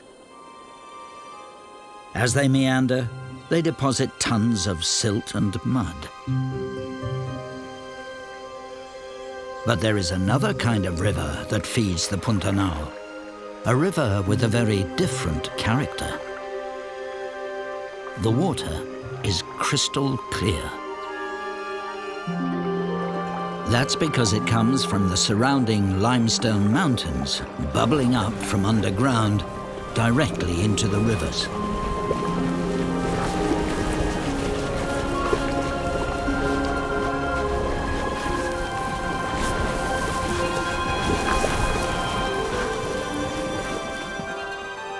Piraputanga patrol these pellucid waters.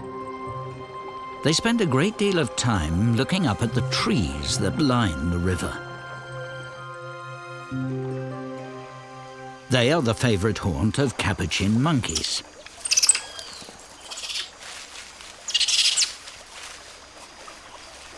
The monkeys' boisterous behavior dislodges insects, which become mini Jonahs to the Piraputanga whales.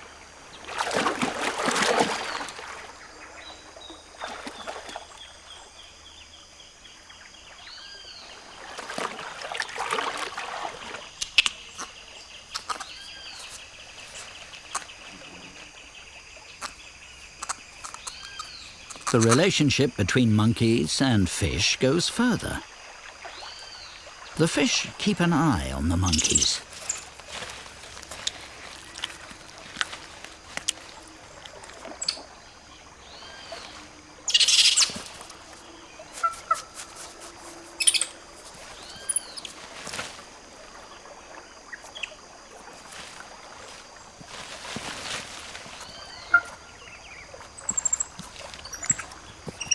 When the monkeys move off, the fish follow.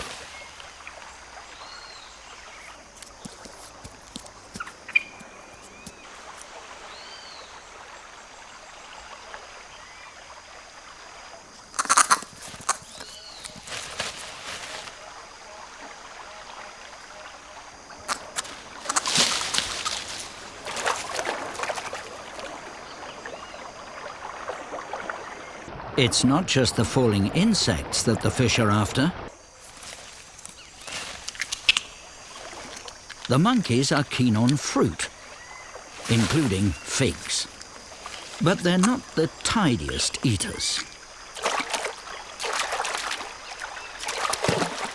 The scraps fall to the river, where they're gobbled up by the Piraputanga.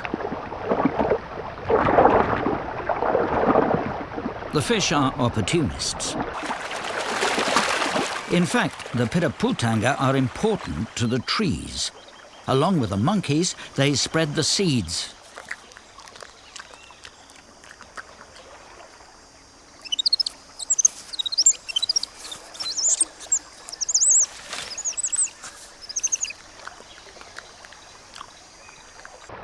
The fish follow the monkeys for an easy meal. But they're not totally dependent on the capuchins. When the monkeys leave, the fish have to fend for themselves, feasting on the low-hanging fruit.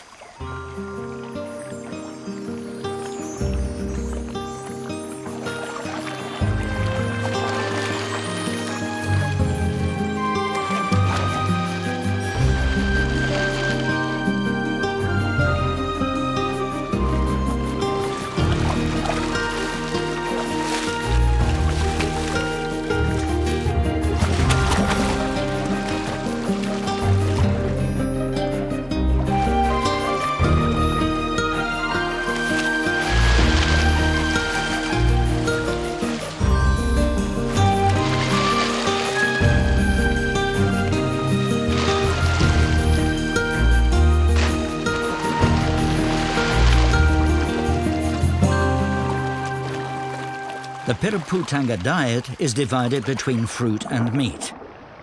And the fish even adjust their digestive enzymes to suit the food they eat. With such a wealth of fish, it's no surprise there are predators. The anaconda is South America's largest snake. It can grow to over 8 meters.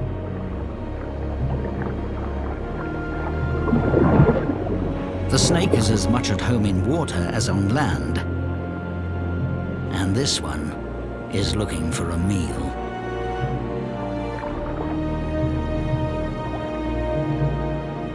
The huge snake's eyes are cloudy. It's functionally blind as it's about to shed its skin. But the anaconda uses its tongue even underwater as it searches the potholes in the limestone for catfish.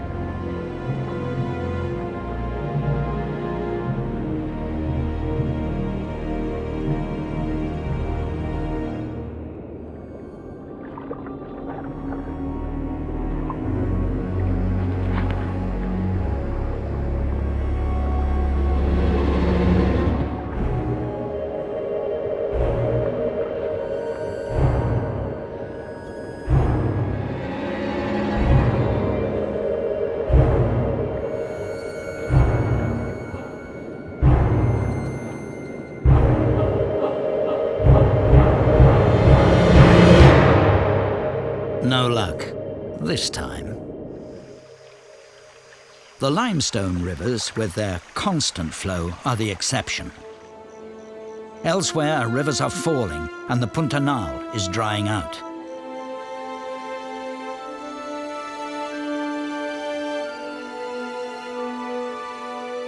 Grass grows where once there were sheets of water. The lakes are shrinking.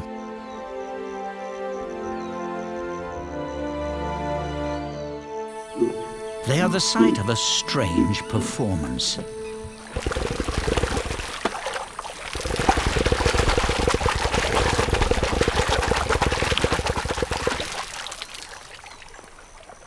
Chacaré males display their strength by raising their heads and tails clear of the water.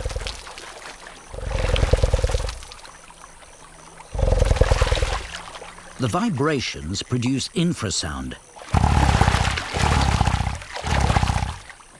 This carries through the opaque water to the nearby females.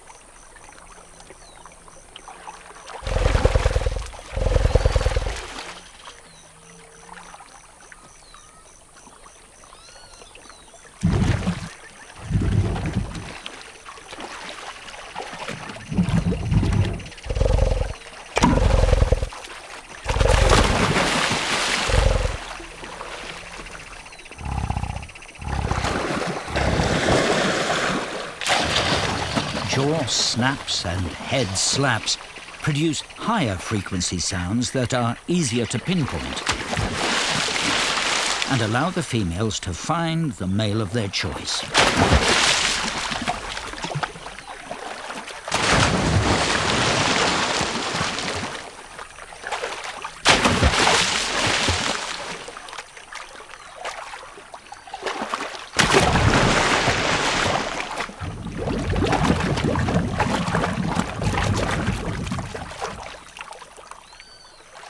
After all the bravado, the actual mating is a gentle affair.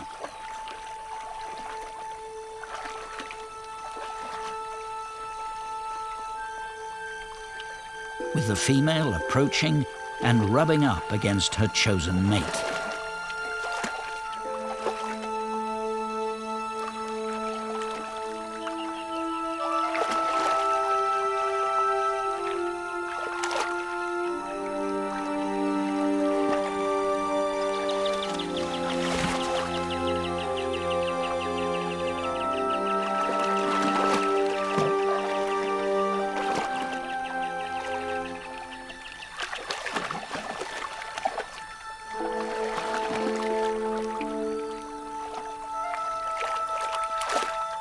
The capybaras watch the performance from a safe distance. They are the largest rodents in the world.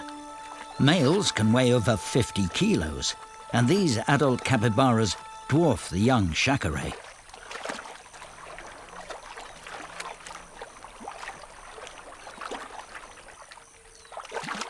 The dry season is the hardest time for capybaras. They grub around in the mud for old water weeds. Their urge to eat is greater than the need to avoid the chacarés.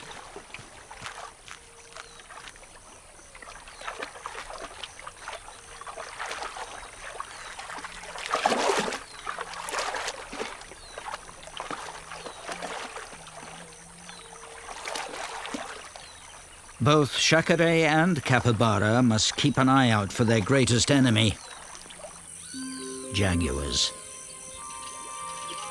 The male still bears the scars of his last amorous encounter. Now that the land is emerging from the floods, the old jaguar can roam far and wide in search of another mate and to hunt.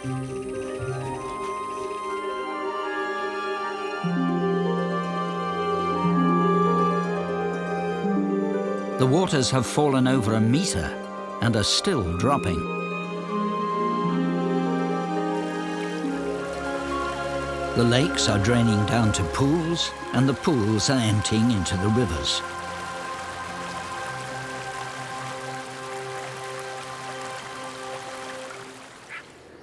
It's now that the hyacinth macaws breed.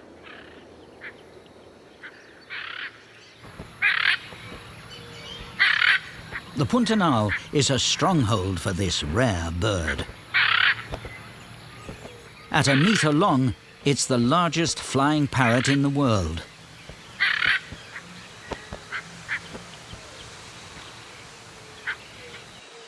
The macaws pair for life, and the couple take time to groom each other. This is thought to increase the bond between the two birds.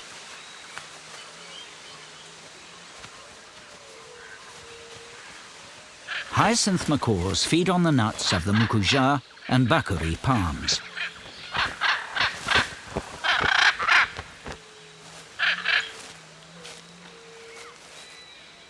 The parrots have to be big, because to open an ultra-hard nut, they require a huge beak and large, powerful jaw muscles.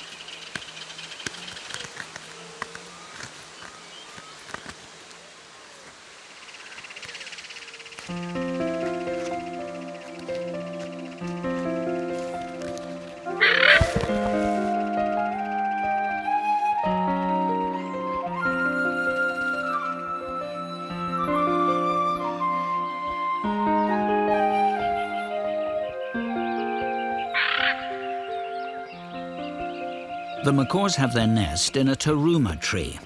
It's a true survivor. and at 40 years old, it has witnessed many a drought and flood. These huge parrots need a tree of this size for their nest, but big trees are rare, just like the hyacinth macaws. The chicks grow quickly on a diet of protein-rich palm seeds.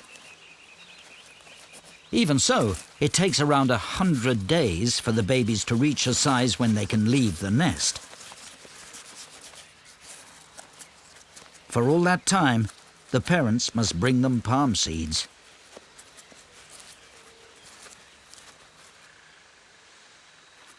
By the time the chicks are able to fly, the dry season will be at its height.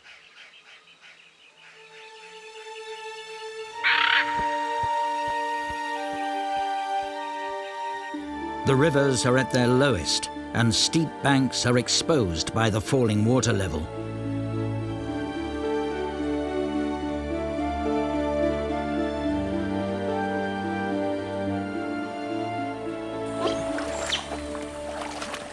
The giant river otters are excited. The family is composed of the parents and their offspring of different ages.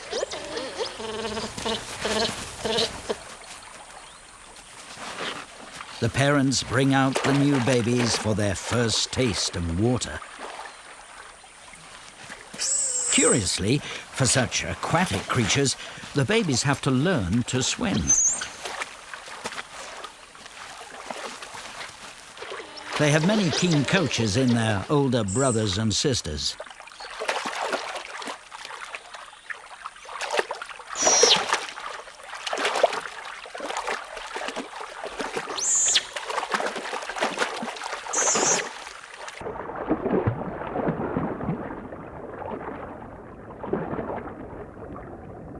After a hesitant start, this baby seems to be getting the hang of it, though buoyancy is still an issue. The older otters keep a watchful eye on the beginners. The babies still appear unconfident and anxious. It'll take a while yet before they're truly water babies. Reassurance is needed.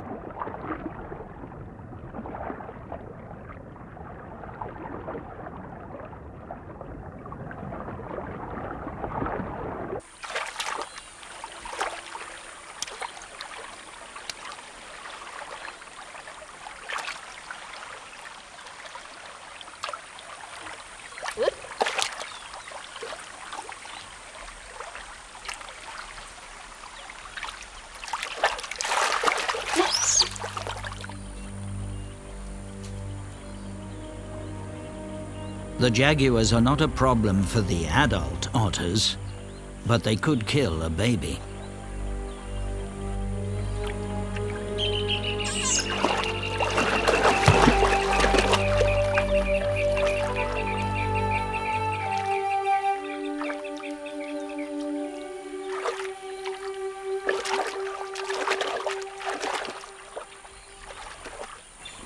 But they're engrossed in a slow and very careful courtship.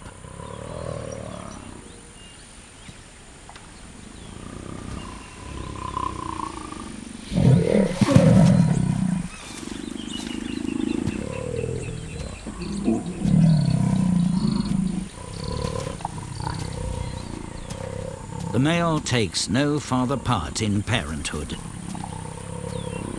and the female will give birth alone in 3 months' time. As the water continues to drain away, the fishing gets easier for the otter family.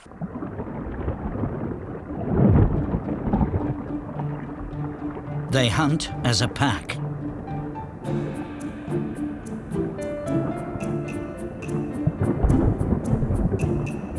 The fish are concentrated in the rivers.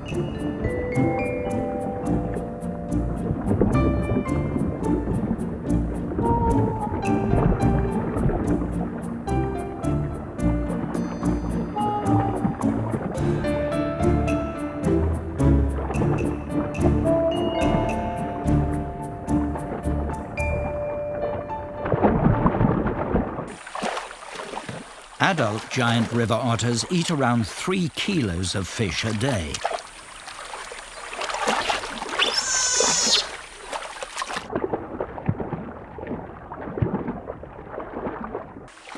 Catfish are high on the otter menu, as they are slow swimmers and tend to stay in one place, and so are easier to catch.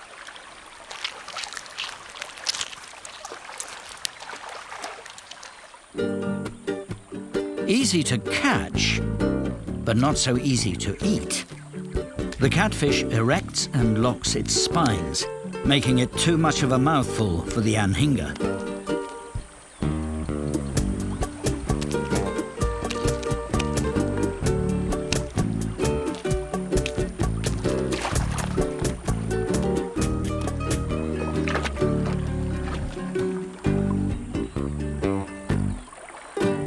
The otters quickly fill their stomachs, and the family set out to patrol their patch of the Pantanal. They have strength in numbers, and they seem frightened of nothing. Even a jaguar holds no fear.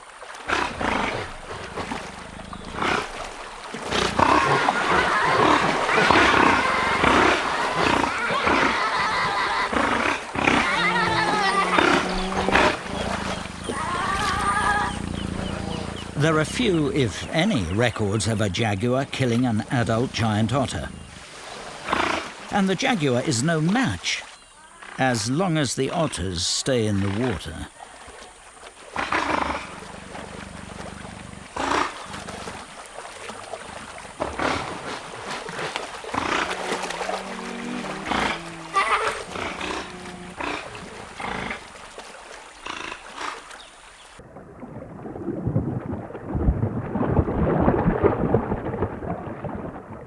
The heat of the dry season is beginning to tell.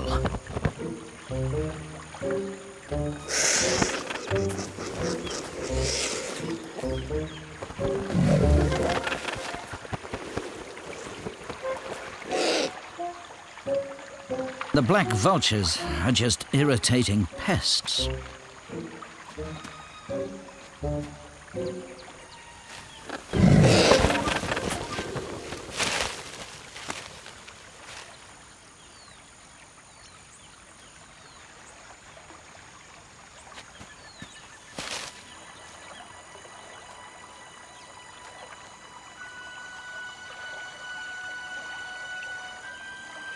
The heat is getting to all the animals. The otter family hides from the midday sun.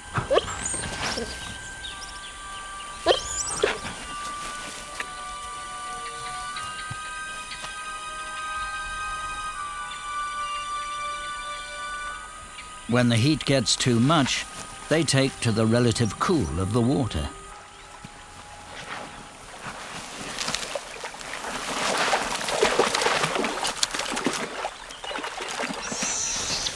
The young ones have grown, but they're still pups and they want to play.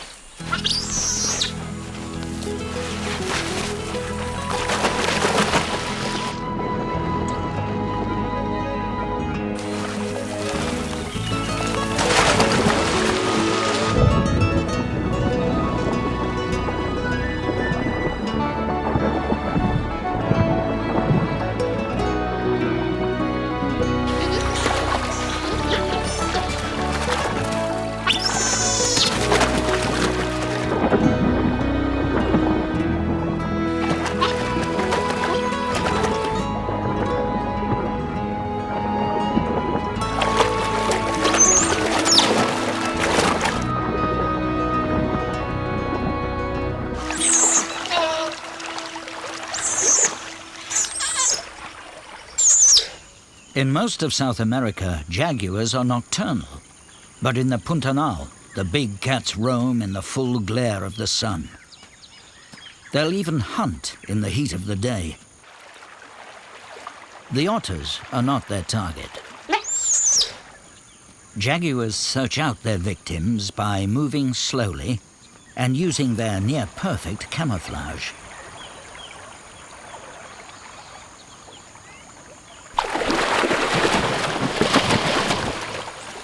But most times, the prey gets away.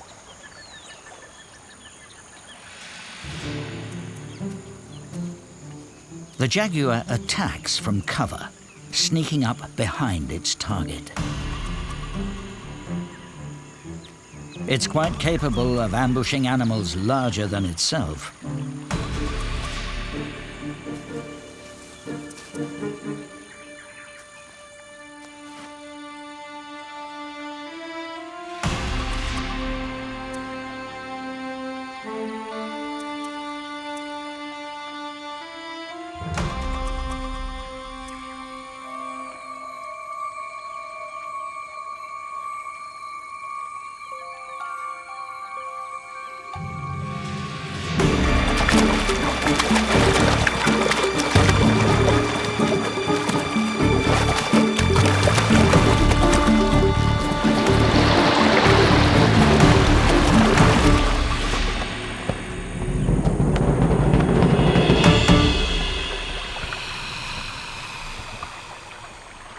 The jaguar has the most powerful bite of any cat.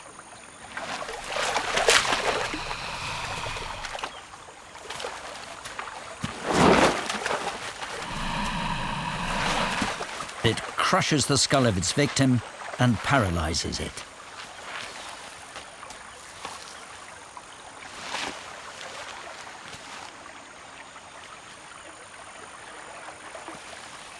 The chacaret will feed the jaguar for several days.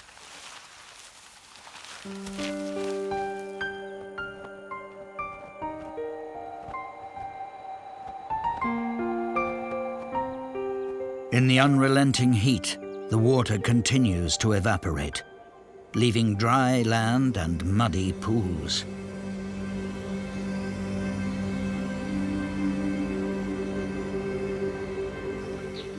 The chacarets are concentrated in ever smaller pockets of water. They have eaten all the fish here. They must leave soon or become casualties of the dry season.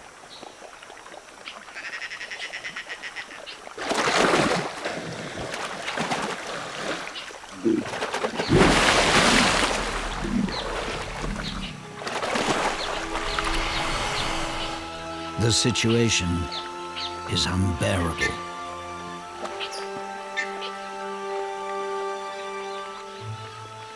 Only in the cool of the evening can the chacarets make their escape.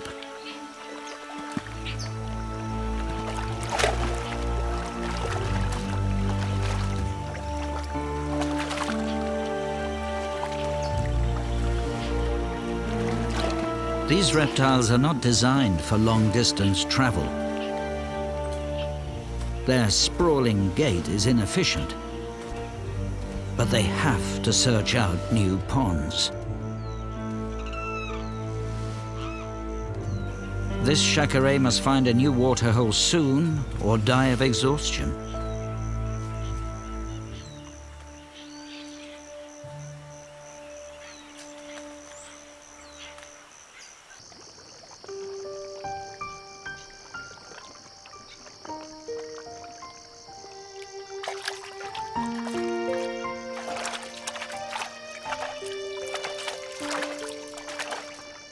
The chacarets only have the hours of darkness to discover a new, less crowded home.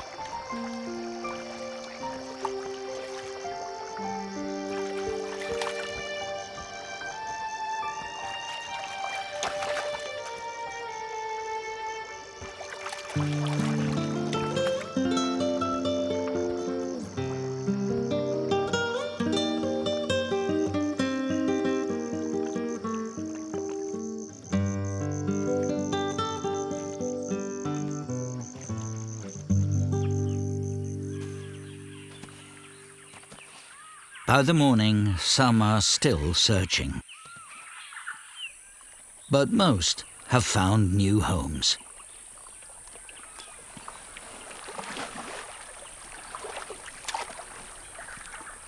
For the moment, some of the pools still hold fish.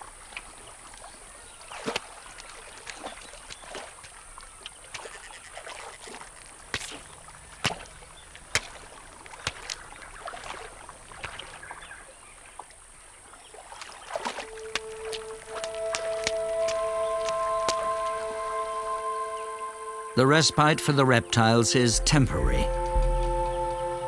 For the Pantanal continues to dry out, and the pools become more and more scarce. Parts of the Pantanal look more like a desert than a swamp.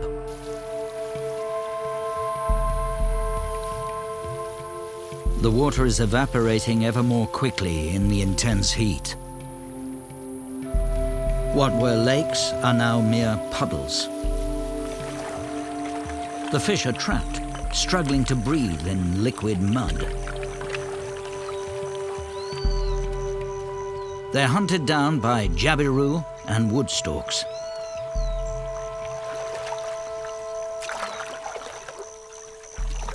The birds use their feet to feel for the fish in the opaque waters.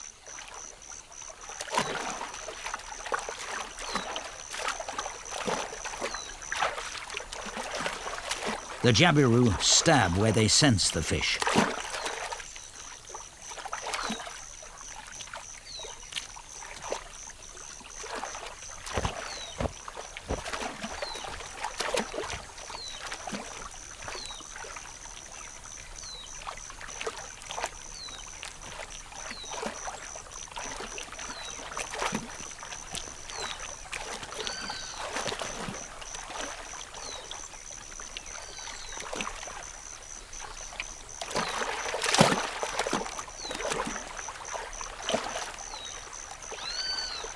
The woodstorks have a different technique.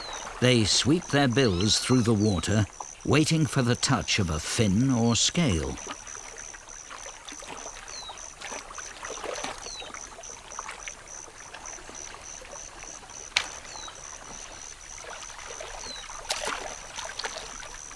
What is a calamity for the fish is a bonanza for the birds. This is how the topsy-turvy world of the Pantanal works. Many of the fish are eaten or entombed in mud, but some fish survive in the rivers and the few lakes that remain. And things are about to change.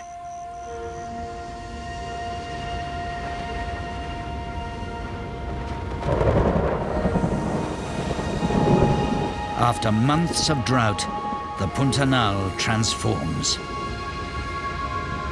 Rain is already falling in the surrounding mountains, and now it arrives in the Pantanal itself.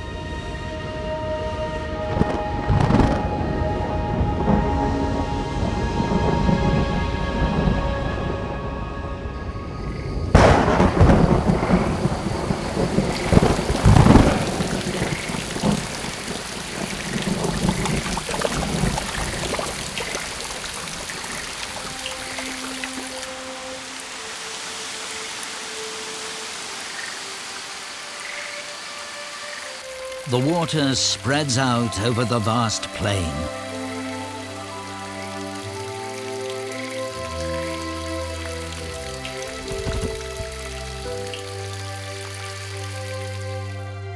This is one of the wonders of the natural world, the Período das Cheias, the flood.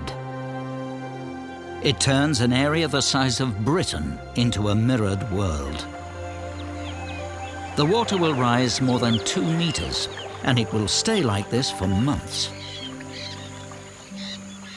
The jaguars are as much at home in this new water world as they were in the dry season. The rising waters have dislodged a casualty of the dry season.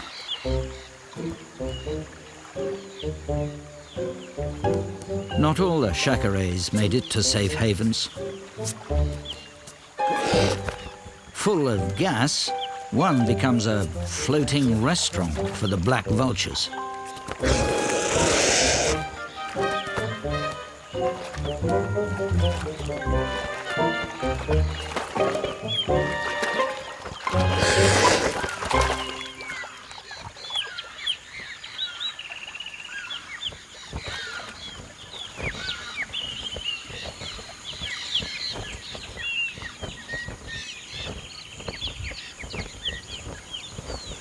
The waters push into the meadows. This is the time of the fish. The survivors move into the flooded grasslands and feed on the many drowned insects. The fish are spread out over thousands of hectares. They're hard to find. For the birds, fortune has swung from feast to famine. Many leave the Pantanal altogether. The fish quickly put on weight. In this time of plenty, females produce eggs, and males begin to fight and court.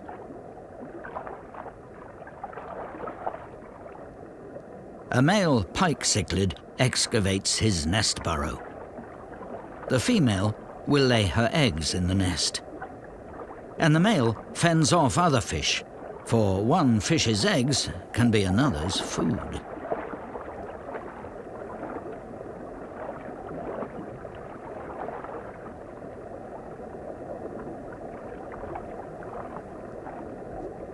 Peacock bass have laid their eggs amongst the grass and nervously patrol the area.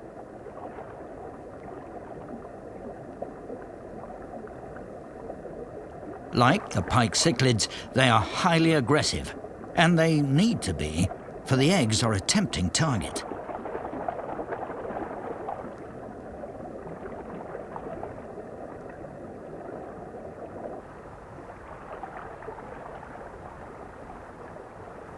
A piranha has made its nest in a hollow in the flooded grasses. It stands guard against the circling predators.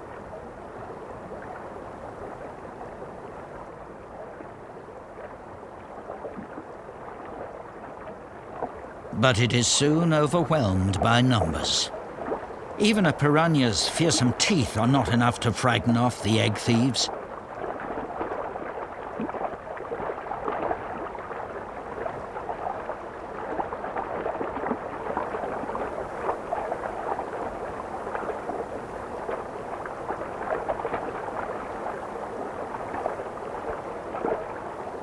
The good times for the fish last a few months. And then rivers begin to fall, and the water starts to drain away from the floodplains.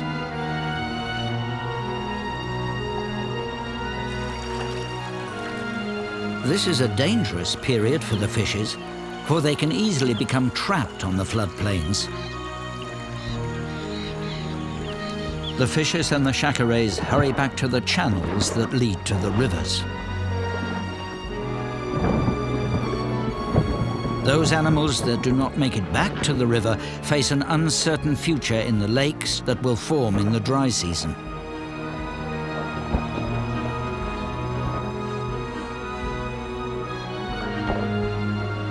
The Pantanal is ever changing, and the fortunes of its animals shift with the rise and fall of the waters. The fish flourish in the wet season, but suffer with the drought. For the chacarets and fish-eating birds, the opposite is true.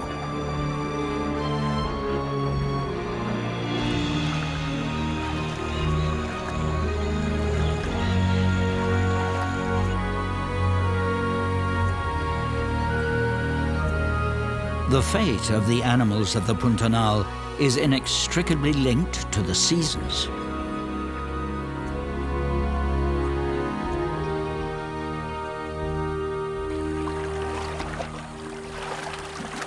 Most capybara babies are born as the waters fall away. They are excellent swimmers from an early age.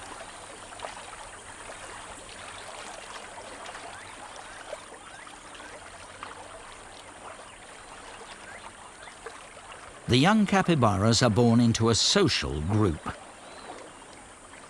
where all the adults protect them.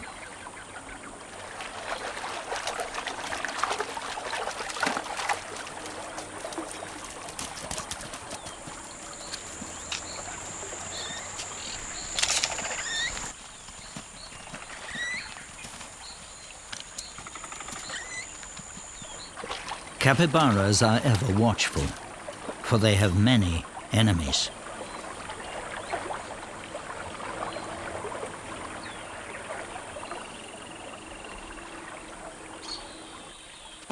While the adults keep watch, the young feed. They can suckle from any of the mothers in the group and do so indiscriminately. They will drink milk for the first 16 weeks of their lives.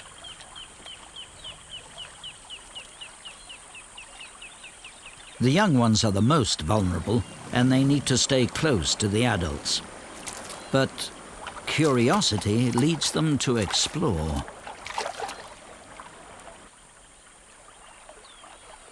The adults keep a constant lookout.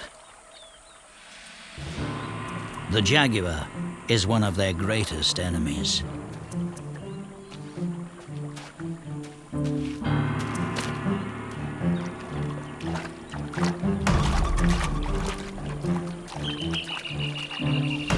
The big cat can attack from land and water.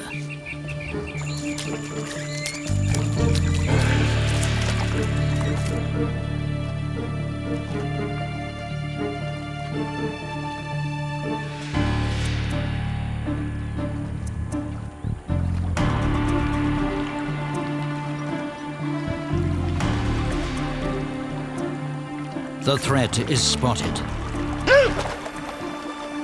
The capybaras head for the supposed safety of the water.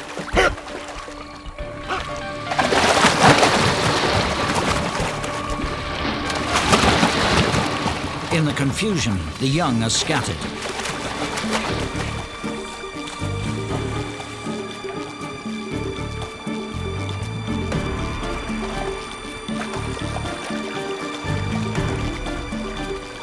The capybaras regroup.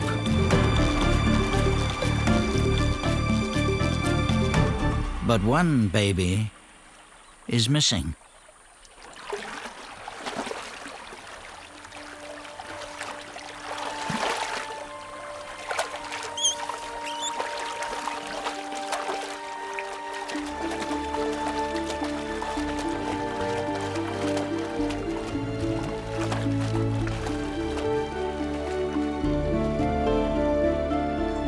The Pantanal is a land of feast and famine.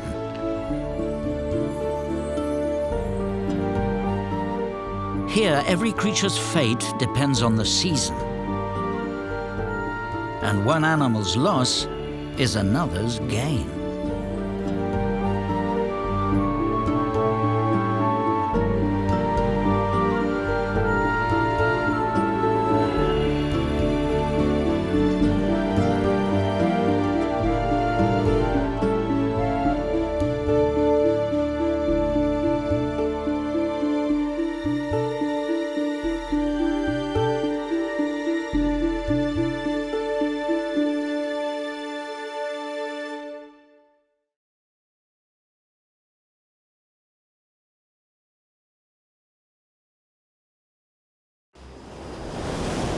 The coastline of Brazil is one of the most spectacular in the world.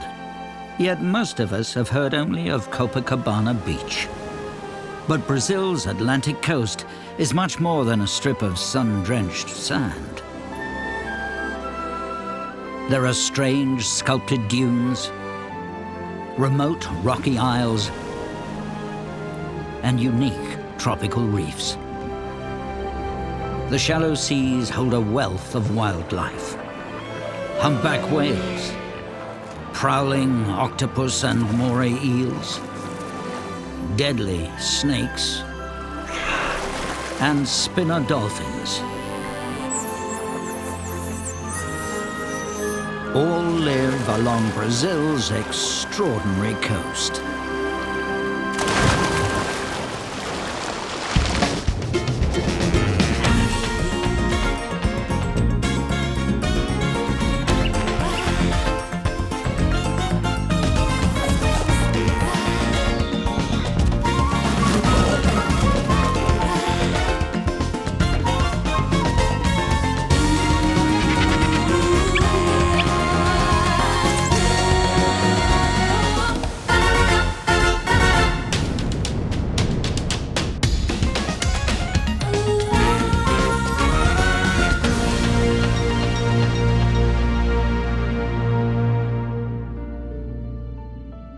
Brazil's coast stretches nearly 7,500 kilometers, from temperate southern seas to the tropics. It's lined with wild rocky shores and tropical paradise beaches.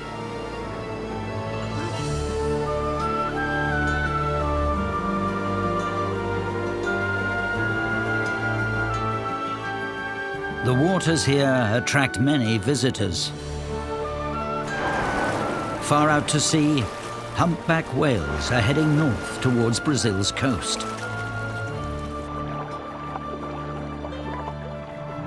The whales are on an urgent mission. They left their Antarctic feeding grounds 3 weeks ago, and they've been swimming non-stop ever since. The whales have reached Brazil's southernmost waters, but it will be another week before they arrive at their final destination.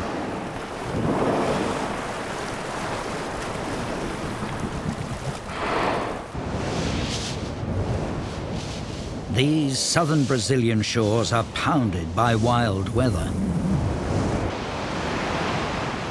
The waves churn up the sand.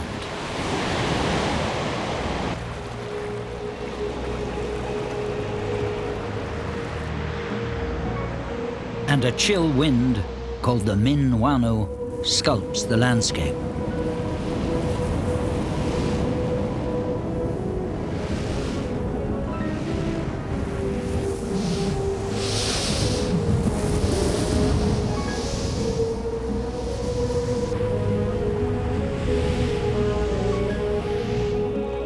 Every year, the wind and waves combine to create a large, fertile lagoon just inland of the beach. Huge flocks of birds take advantage of the abundant food in these waters.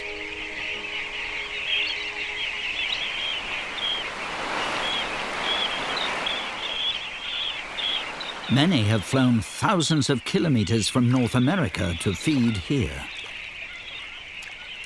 Sandpipers need the lagoons to build up their fat reserves before their long journey home.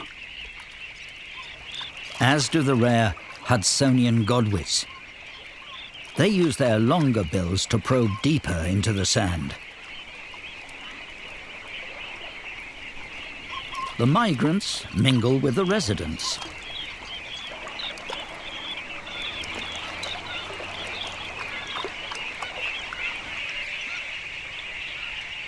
The flamingos are filter feeders, stirring up the mud with their feet before sifting the murky water for nutrients. The lagoon is so rich in food that the flamingos never have to leave. This is the only place in Brazil where they can be seen all year round. But by April, the summer visitors are ready to leave for their breeding grounds. Some as far away as the high Arctic. The godwits will fly non-stop an astonishing 9,000 kilometers, fueled by the food of the lagoon.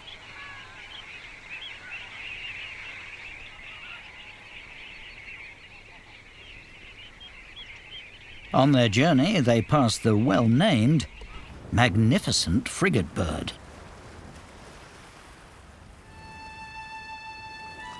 A true master of the coastal waters, it soars effortlessly on its 2-meter-long wings as it searches for food.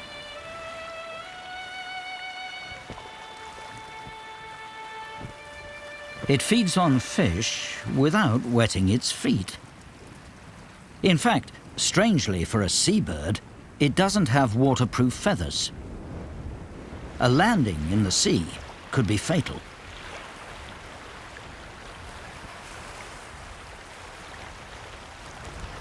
They are amazingly agile flyers. But for all their elegance, they're not above piracy, trying to steal an easy meal from each other.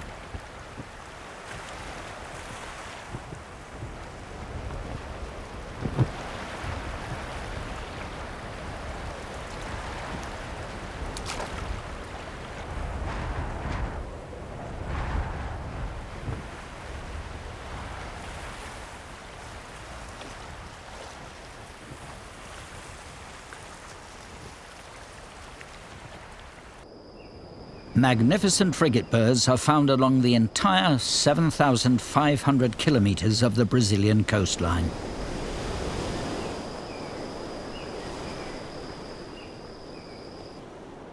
And they nest on many of the islands. But not this idyllic-looking island. A mere 32 kilometers from the mainland, Queimada Grande lies just below the Tropic of Capricorn. Yet, no one lives on this island. In fact, the Brazilian Navy forbids visitors. And with good reason.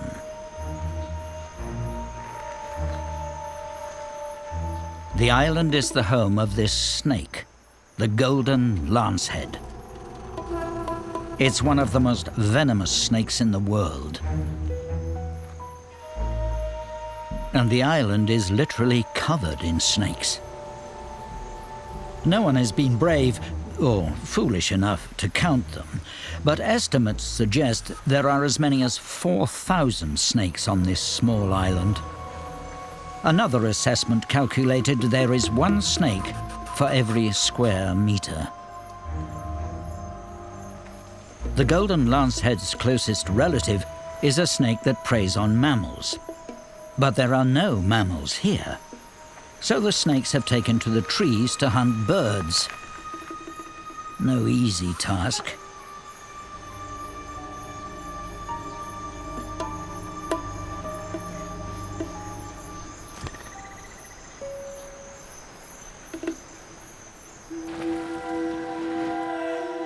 This part of the coast suffers frequent rainstorms. And when showers sweep in from the sea, the birds dive under the canopy of the forest, looking for shelter.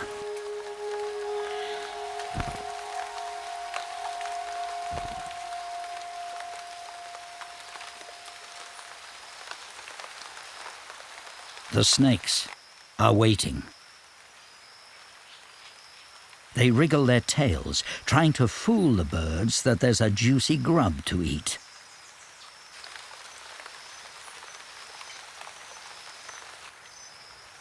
The golden lancehead senses prey by heat detectors in pits on its head. In the cool of the rain, the warm birds are easier to find.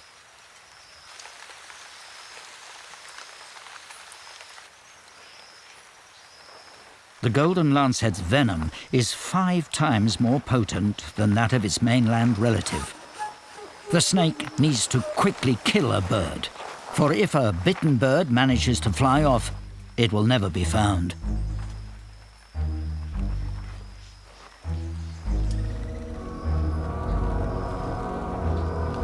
But the birds that live on the island all year round know to avoid the snakes.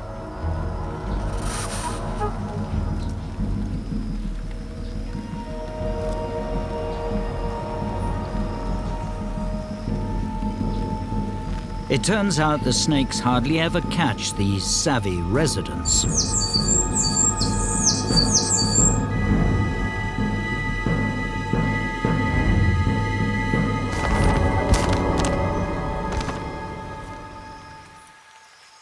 They rely almost completely on naive birds, occasional visitors to the island.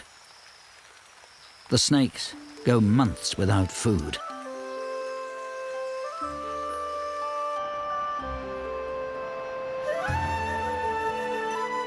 Queimada Grande offers no welcome to the frigate birds. A safer island is one rightly famed for its seabirds. 110 kilometers north, or 10 hours on the wing from Snake Island, lies Ilha de Alcatrazes. The frigate birds share this island with nesting brown boobies. Brown booby parents take turns to look after the babies and to hunt for fish.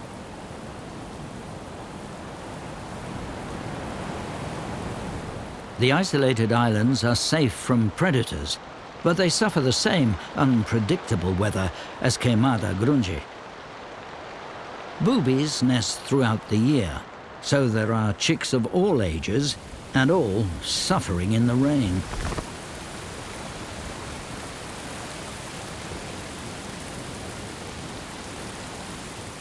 The cold rain transforms the island into a bleak, drenched rock. For the naked youngster, unable to regulate its temperature, the rainstorm poses a real threat. The parent needs to shelter the chick from the torrential downpour. The birds that bred earlier have a much older chick, more able to weather the storm.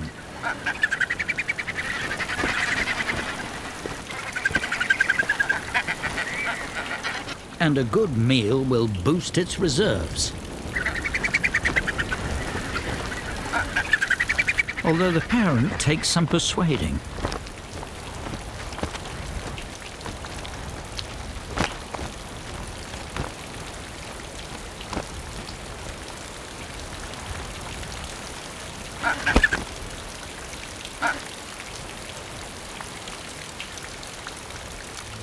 The younger chick is succumbing to the wet.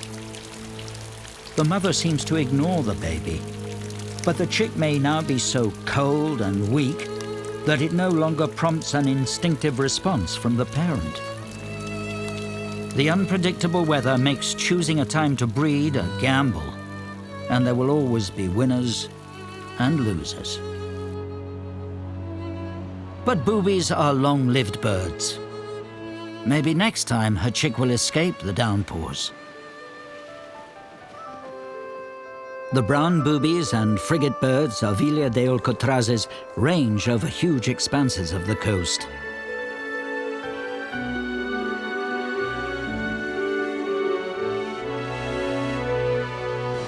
They fly effortlessly over the migrating humpback whales. They are still steadily swimming at 5 kilometers an hour, but in a few days, their marathon journey will be over. The Brazilian coast is very varied, and in sheltered stretches, mangroves and mud dominate. The prop roots of the red mangrove tree trap and hold mud, which becomes a resource for a host of small creatures. The most obvious of which is the fiddler crab. It's the males that want to be noticed. Their oversized claw is used as a signal to ward off other males and to attract more sensibly attired females.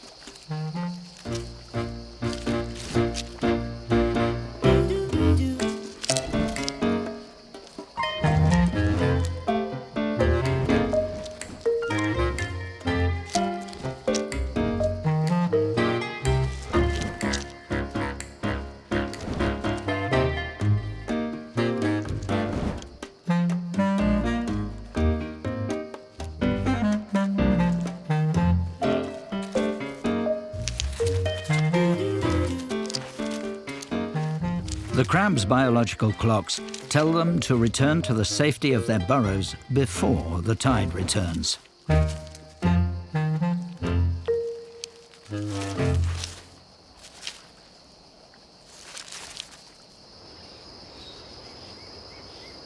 After a journey of more than 4,000 kilometers, the whales have finally arrived.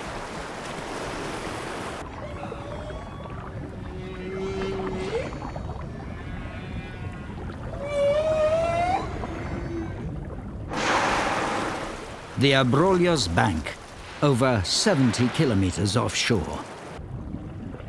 The whales have not come here to feed.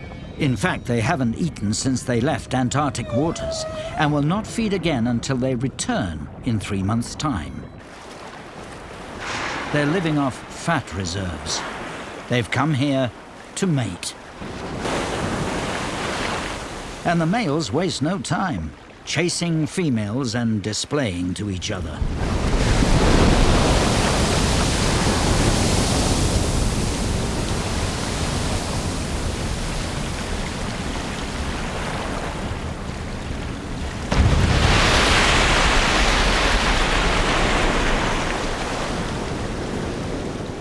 Humpbacks are the most acrobatic of the big whales. And they are big. Over 12 meters long and weighing 30 tons.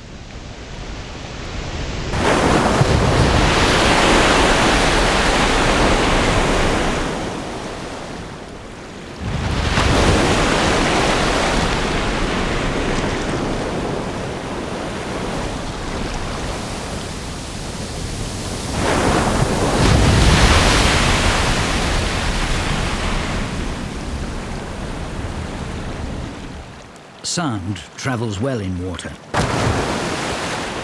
So beneath the surface, these displays must be hard to ignore.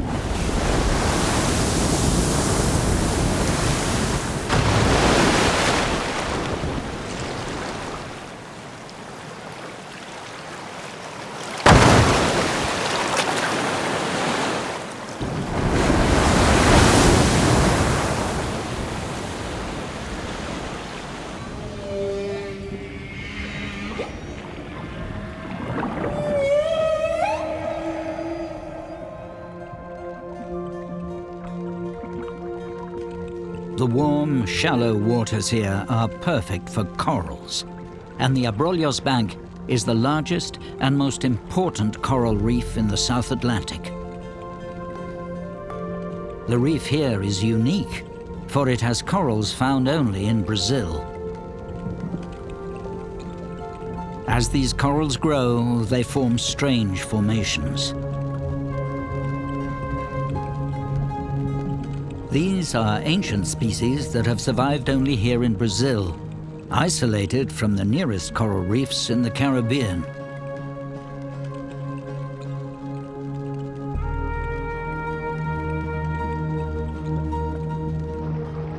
The Abrolhos Reef provides a home for a large number of fishes.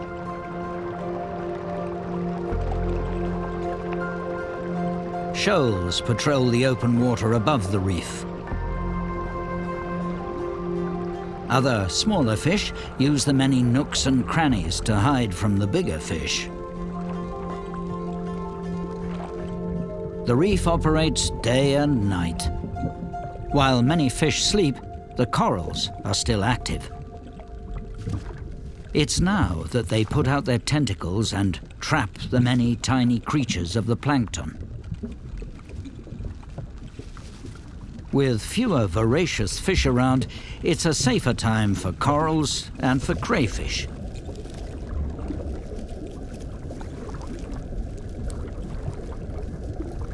The corals thrive here in the 24 degrees Celsius shallow waters. And it's precisely these conditions that have drawn the humpback whales thousands of kilometers from their feeding grounds. Warm, shallow water makes the ideal nursery for young humpback whales. Dwarfed by mother, a newborn humpback is still a big baby, over 4 meters long at birth and weighing nearly 2 tons. Despite its huge size, the whale infant is vulnerable like any other baby and needs the support of its mother.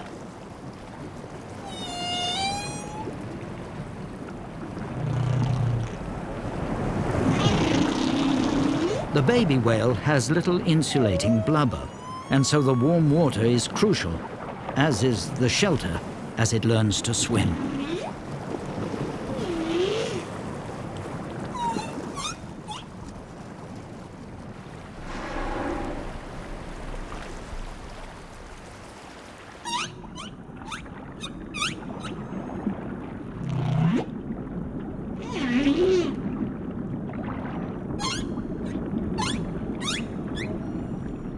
The baby will spend the first year of its life with its mother. In that time, the young whale has a lot to learn about humpback life.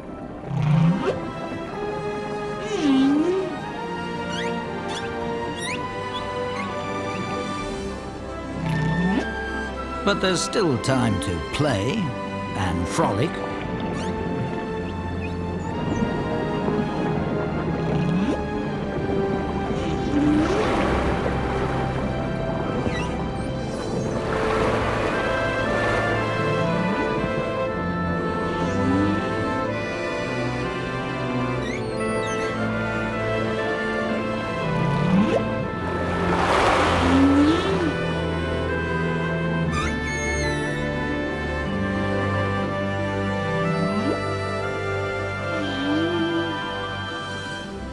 the baby grows rapidly.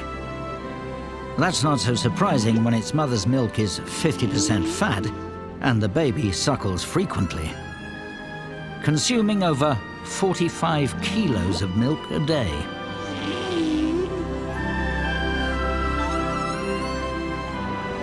Mother whales are very attentive, often supporting their babies when they surface to breathe.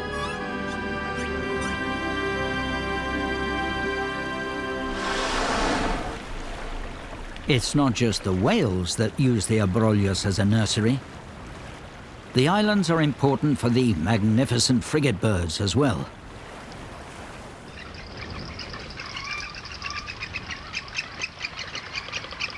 This is one of their main breeding colonies.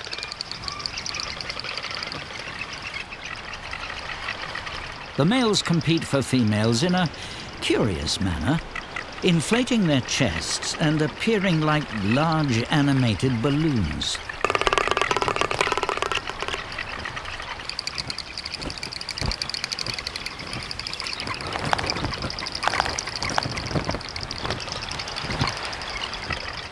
The females survey the males from above, picking their partners whilst on the wing.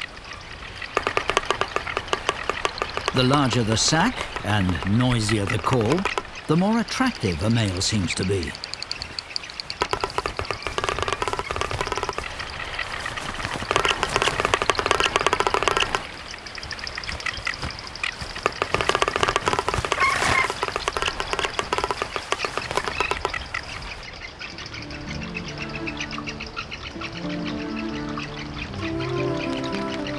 The chicks will not fly for 22 weeks. For the first part of that extended infancy, both parents feed the chick. But after about 10 weeks, the male departs, leaving the female all the work.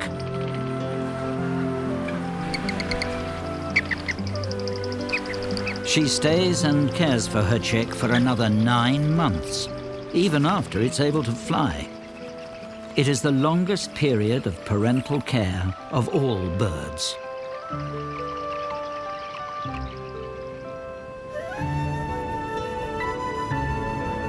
Frigate birds are wonderfully adapted to their aerial way of life. They can stay in the air for several days and nights, and may even sleep on the wing.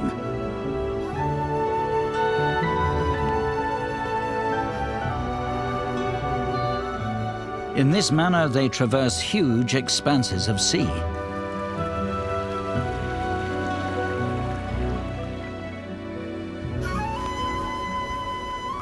Which is how they reached the archipelago de Fernando de Noronha, over 2,000 kilometers away in the tropical Atlantic.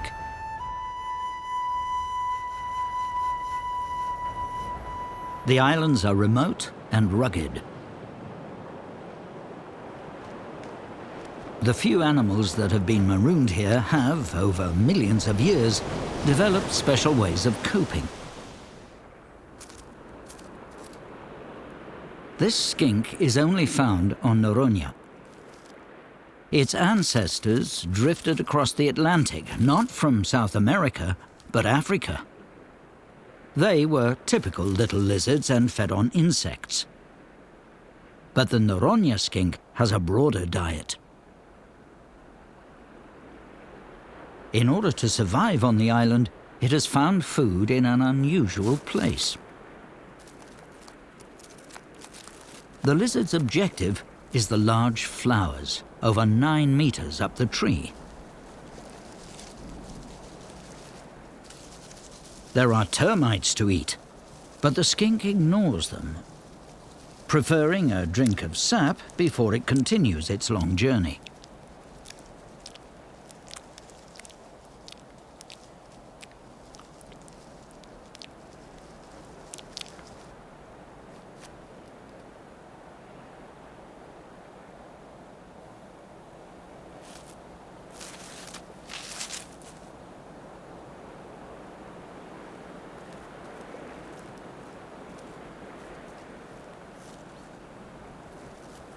The skink drinks the nectar, and as it does, it's dabbed with pollen.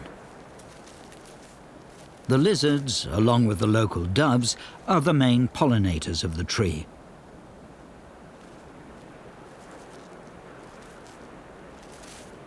These are the kind of strange relationships that develop on remote islands.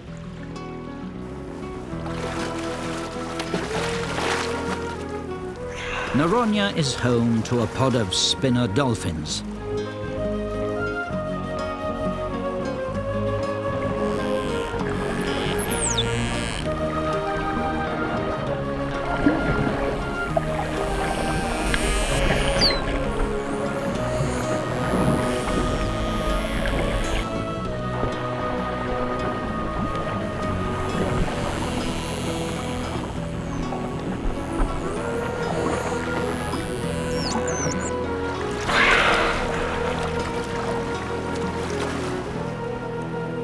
They return to the shelter of a bay each morning after spending the night hunting in the open Atlantic Ocean.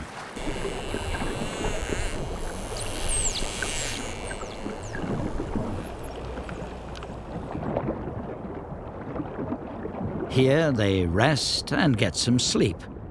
But sleeping dolphins don't stop. They have to keep swimming and breathing.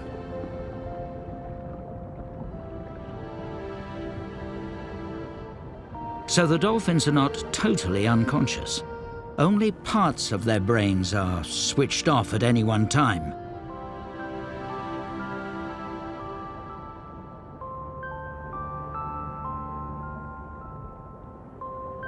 They stay in small groups. In this way, there are always some dolphins half awake with one eye open for danger. The dolphins are relatively immune from the tides, but the lives of creatures of the rocky shoreline are dominated by the pull of the moon.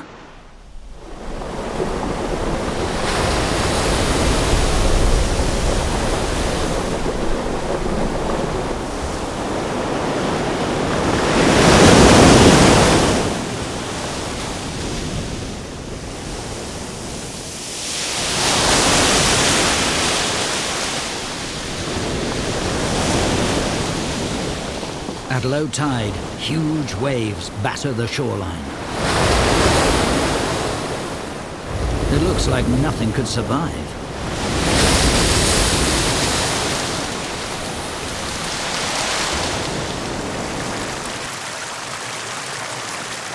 But this crab does more than survive. It thrives amongst the breakers.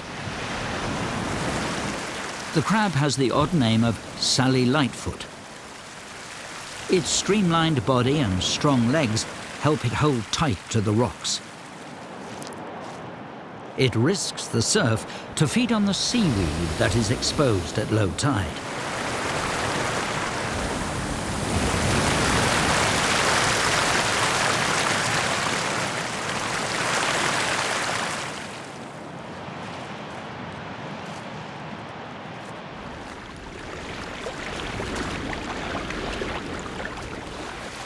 When the tide turns and the water rises, the crabs retreat, preferring to stay on land than risk predators coming in with the tide.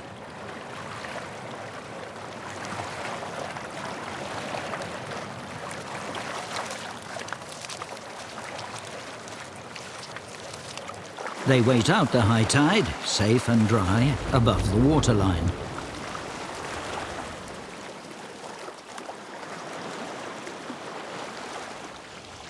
Then, as the tide retreats, the crabs make their way back to the water's edge and their seaweed. But the tidal journey is more hazardous than it looks, for these rock pools are the home of monsters.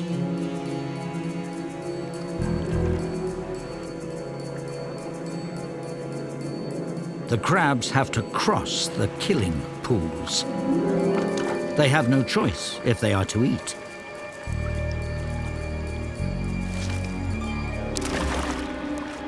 The octopus even leaves the water and walks over the rocks to reach the pools.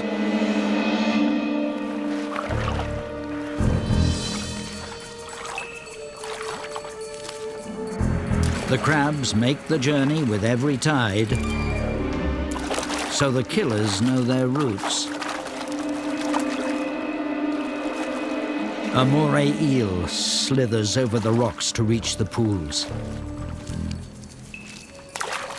The octopus hunts by stealth, using its incredible powers of camouflage. The eel seeks out a place from which to ambush.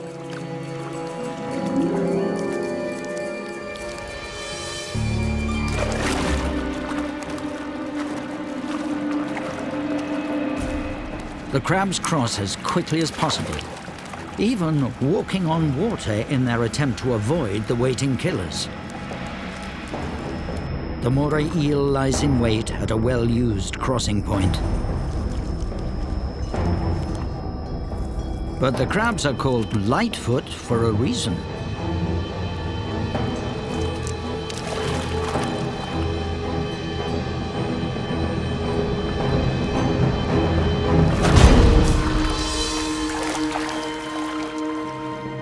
The monster's patience pays off.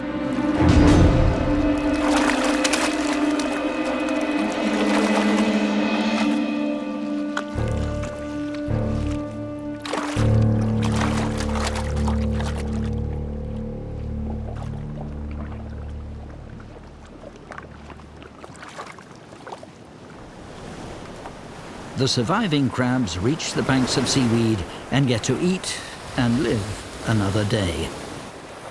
But tomorrow the tides will return, and with them, so will the sea monsters.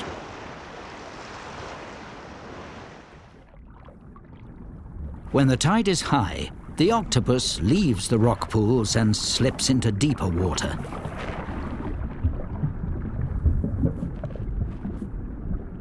It is a shape shifter, able to imitate rock and weed.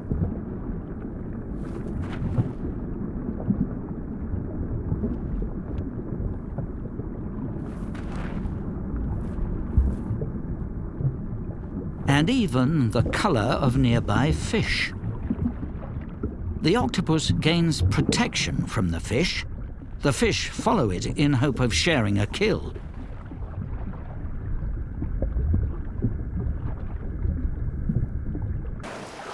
By late morning, the dolphins are rested, and they begin to play.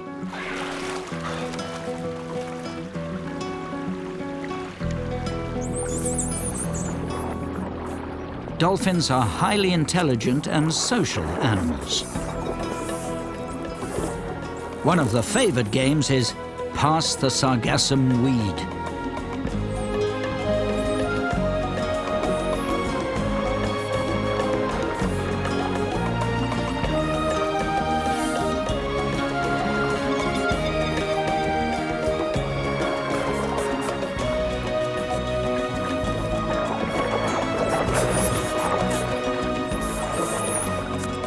This game may be a way of improving the coordination of the young dolphins and perfecting the skills needed to hunt successfully.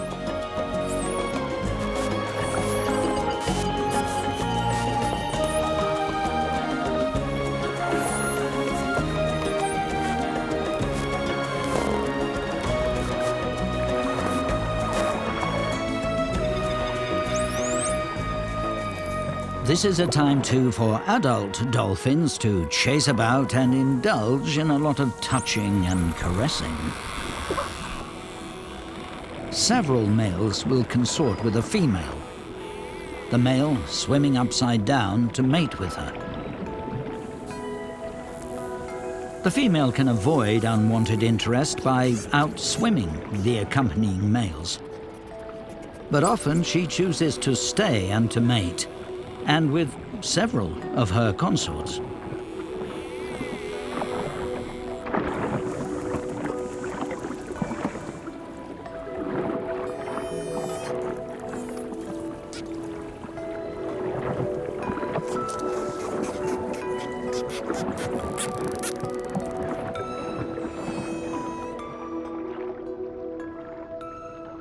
Below the playful dolphins, a ray is searching for shrimps, crabs, and fish that hide in amongst the rocks and seaweed. It's often joined on its hunting trips by a companion, a yellow jack. The ray's electrical sense detects something. The jack hangs on in anticipation that the ray will stir up something for it to pounce on.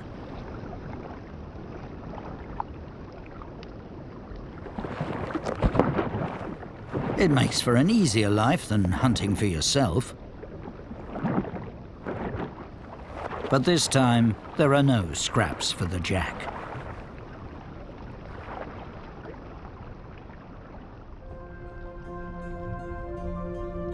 A haunting reminder of how wild and remote Noronha is are the shipwrecks found just offshore.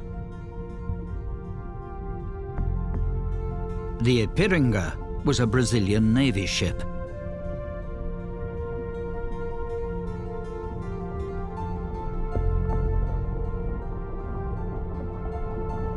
It's become a surrogate reef and home to a wide community of fish.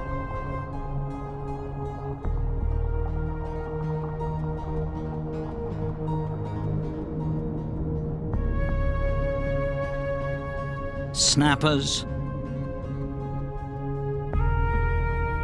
and groupers patrol the decks.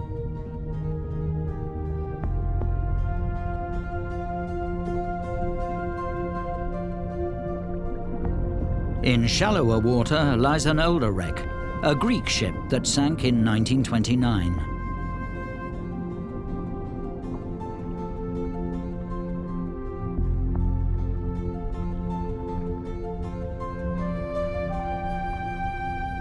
Shoals of glassy sweepers now use it as a secure cave to hide in.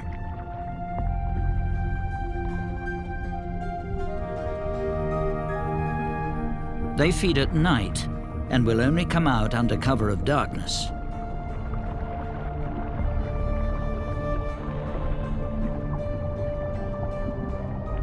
Smallmouth grunts are also nighttime feeders, staying in tight shoals for protection during the day.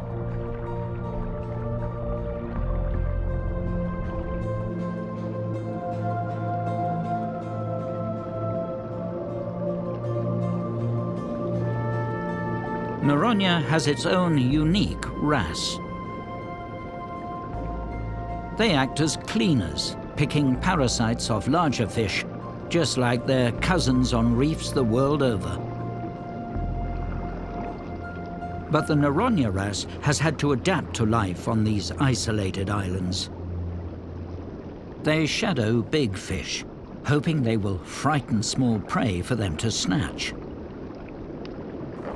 They also follow the many parrotfish found here, picking up the crumbs from the bigger fish's table.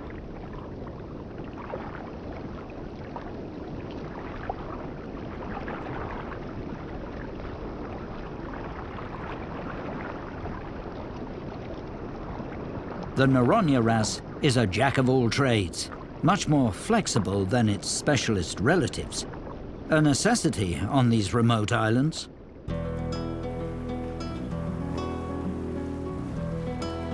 The spinner dolphins hunt in the evening and into the night.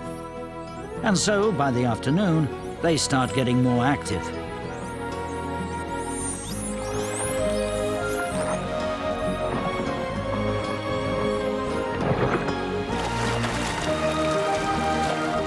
It is this spectacular spinning that gives these dolphins their name.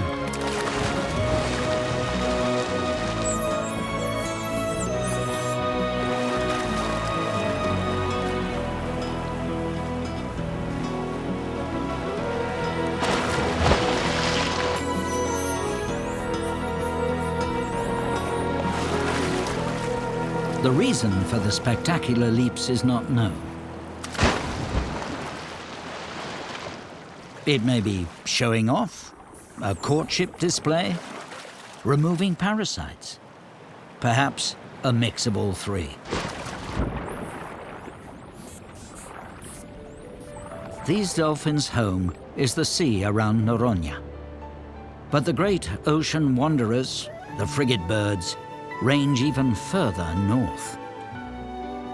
Here, the Brazilian coast turns west and transforms into the most extraordinary landscape. Lençóis Maranhenses lies just 2 degrees south of the equator. It is one of the largest expanses of dunes in the world. Almost 1,500 square kilometers of dazzling white sand. Away from the coast, it looks like a desert. Yet even here, animals try to make a living. An armadillo searches the sand, hoping to pick up the scent of a scorpion or spider. It has an acute sense of smell and can detect food 20 centimeters underground. But these dunes offer nothing.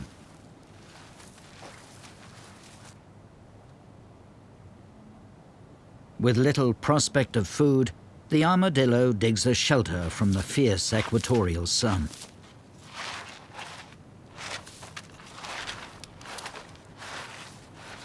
But this strange place is not a wasteland. For 7 times as much rain falls here than in a desert. And the armadillo has the scent of more rain.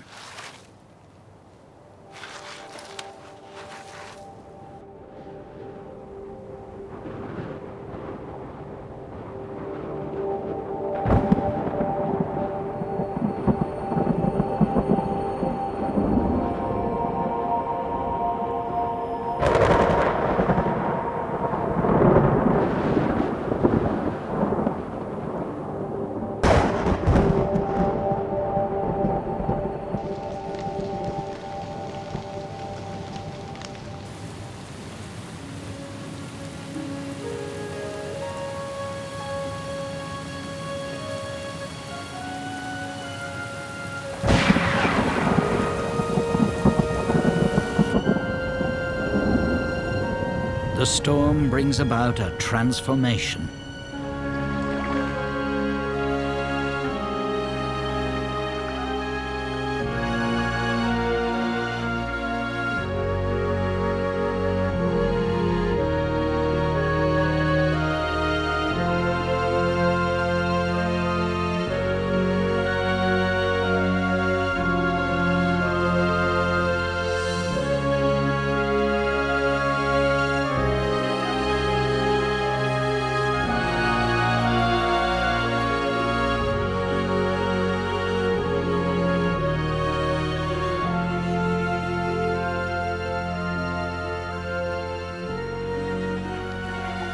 The landscape changes miraculously, and creatures start to appear.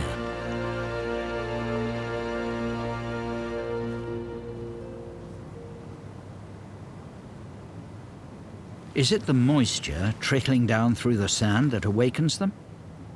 We don't know. But somehow, the terrapin knows it's time to emerge.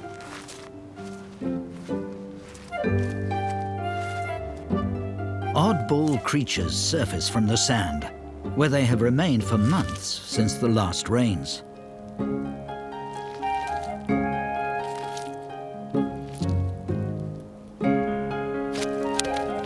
They strike out in search of water.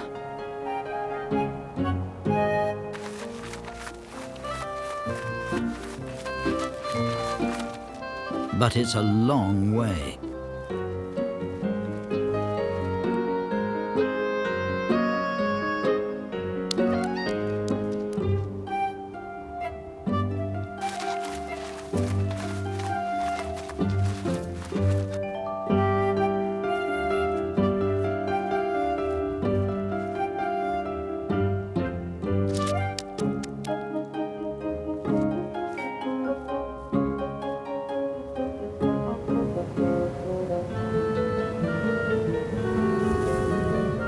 Eventually, the toad and the terrapin reach the pools.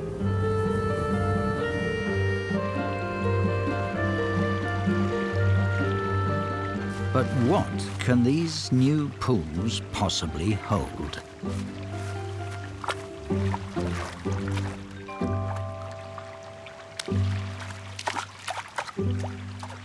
Amazingly, there are insects and even fish thriving in ponds that weren't here a few days ago.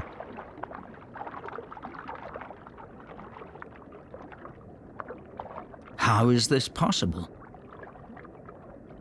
Did birds transfer the eggs here? Do the eggs lie dormant in the sand?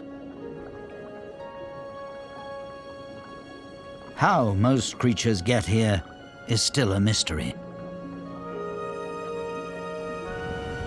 Whatever the truth, the magical arrival of life to these dunes is one of the wonders of the world.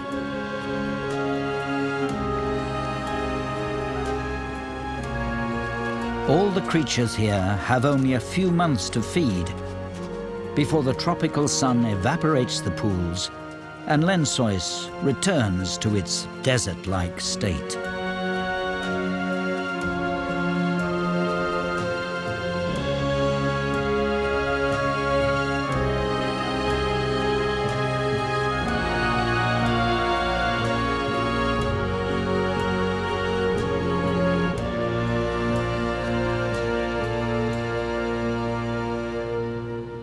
By the time the pools vanish, the humpback whales will have set off back down the Brazilian coast, heading for Antarctica. The baby will continue to suckle for the duration of the whole journey. But the mother will not feed until she arrives in Antarctic waters, 5 months since she last ate.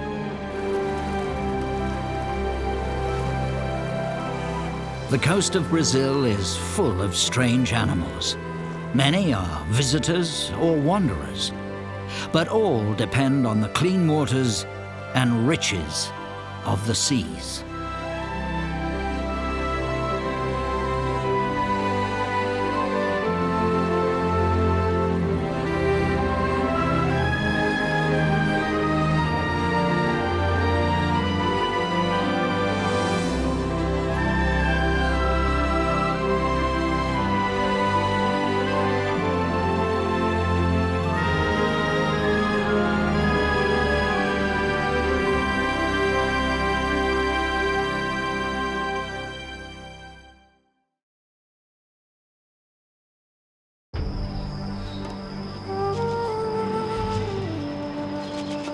There is a forest that is older and richer than the Amazon.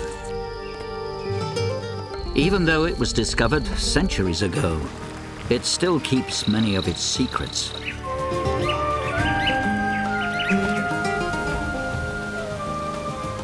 A large number of the animals of this forest live nowhere else.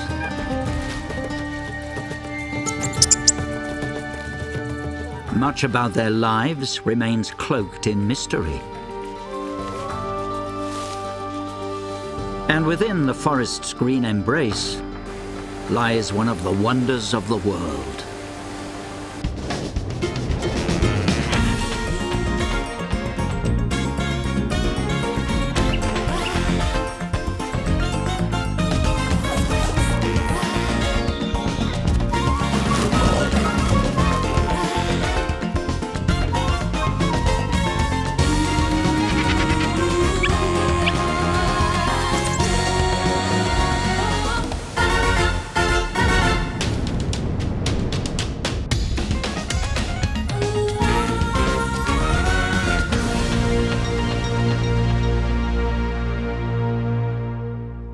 The Mata Atlantica stretches thousands of kilometers along the coast of Brazil, from the temperate south of the country to the tropical north. From the coast, the forest extends as far as 600 kilometers inland, creating a wide range of habitats. There are lush lowland rainforests, steep montane woodlands, and open areas of rock and grass.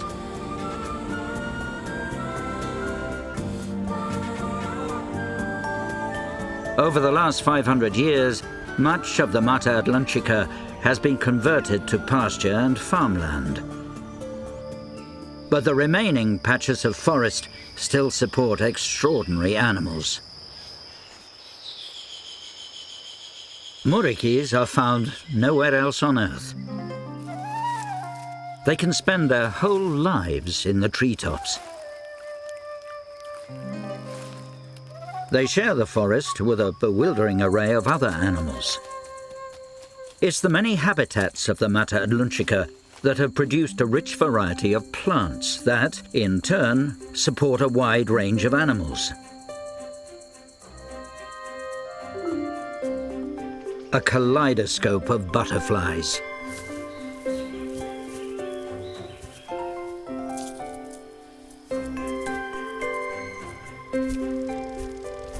Nearly 1,000 species of birds, more than in the whole of Europe.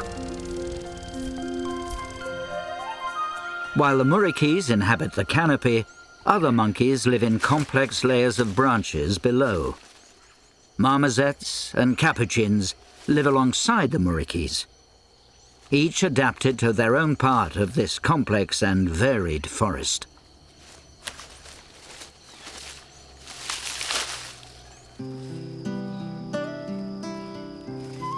Unlike other monkeys in the forest that have hierarchies, muriquis live in a more egalitarian society, where peace is maintained by much touching, hugging, and reassuring cuddling.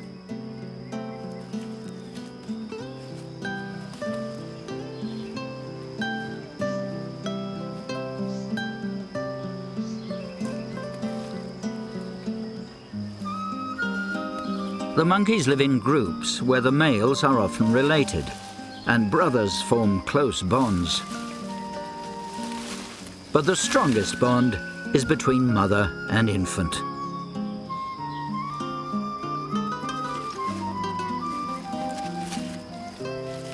The muriquis are highly adapted for living in trees. They have long hands for grasping the branches. Their tails are prehensile, able to grip like an extra hand as they move across the treetops. The band of brothers, with their mothers and younger siblings, live in harmony in the canopy. But why muriquis are so friendly is still somewhat of a mystery, like so much in this forest.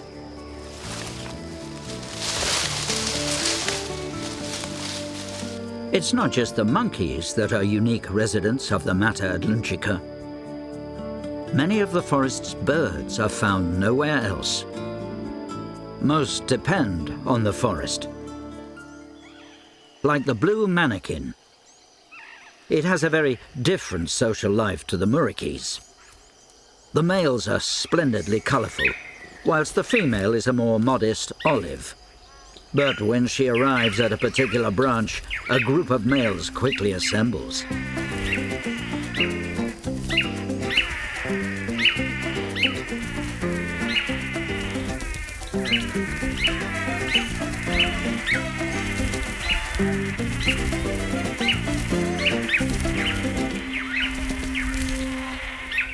Their dance display was not good enough this time.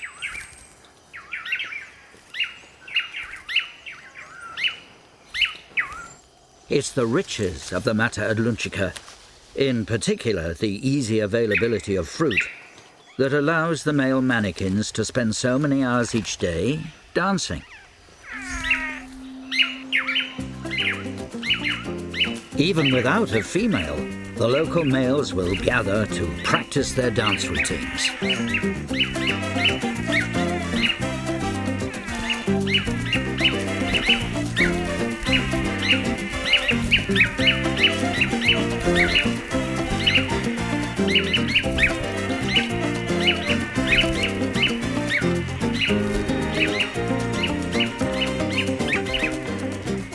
These males are not related, and yet they work as a team.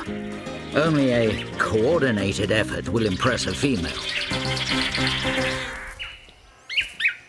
Without a good team display, none of these birds will get the chance to mate.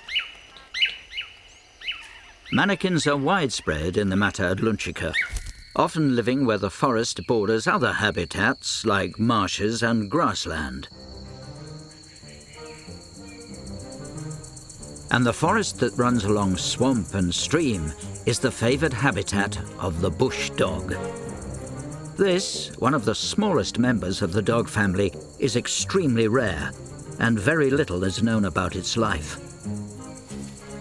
What we do know is that they are highly social, like many creatures of the Atlantica.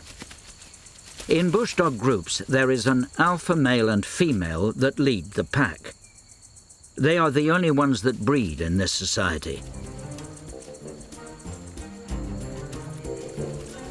These rare wild dogs prefer to live near water, and in particular, rivers.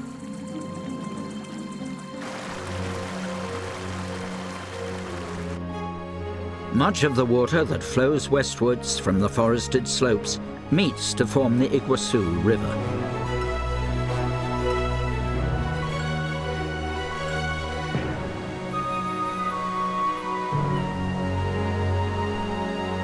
And it creates one of the greatest spectacles on Earth.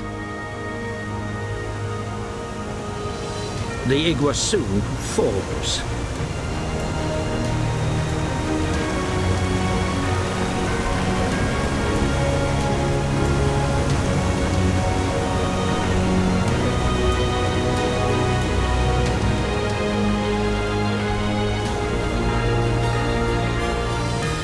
The water from over 6 million hectares. Over 1,000 tons per second pour over the falls. The falls stretch nearly 3 kilometers, and in places the water plunges over 80 meters.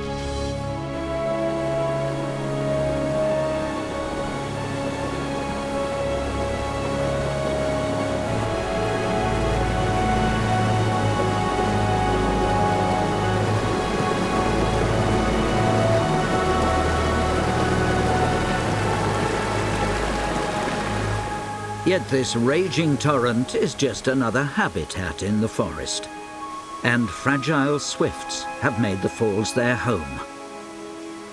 Incredibly, they fly straight through the waterfall.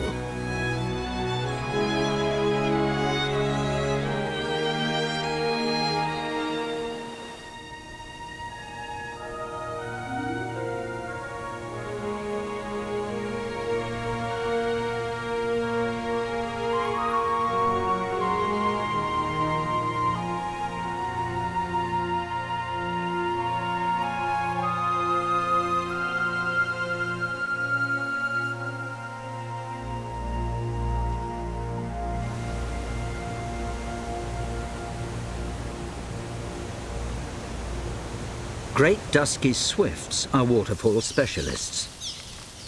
They roost on the sheer walls alongside and behind the falls.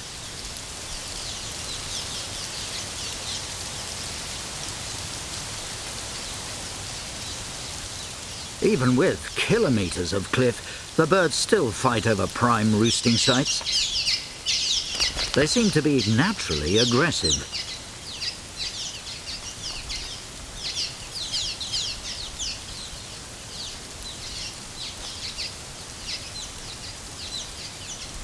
The birds fly through the wall of water and fight for space on the sheer rocks, because here they will be safe at night.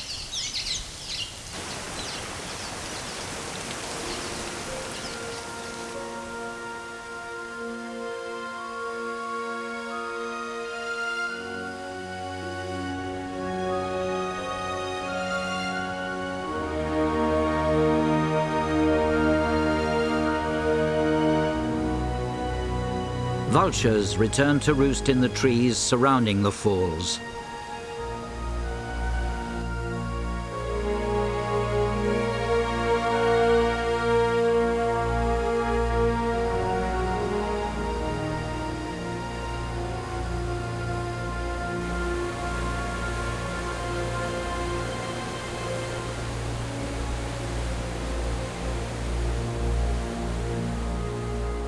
At night, the forest is not a safe place. killers are on the prowl, patrolling the forest floor.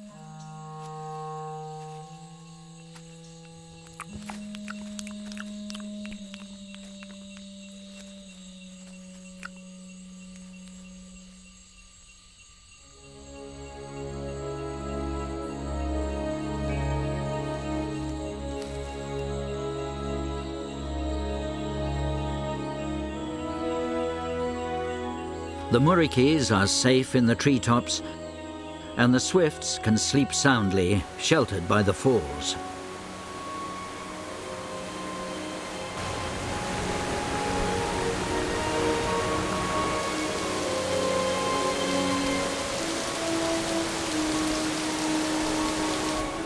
The waterfall is the linchpin in the lives of the swifts, but each morning they must depart the security of their home.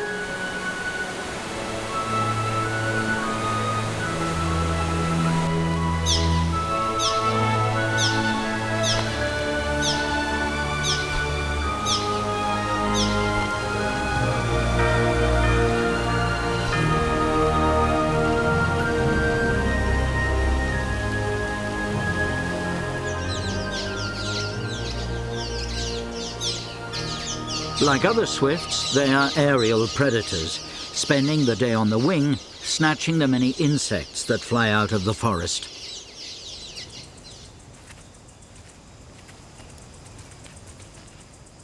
Coatis, relatives of the raccoon, are found throughout the Atlantica and far beyond.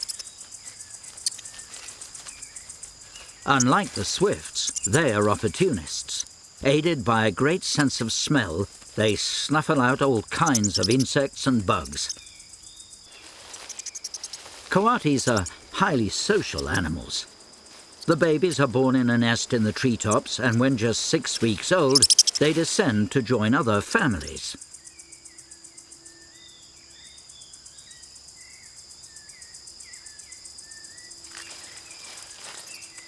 There are several mothers, and each one keeps an eye out for all the youngsters.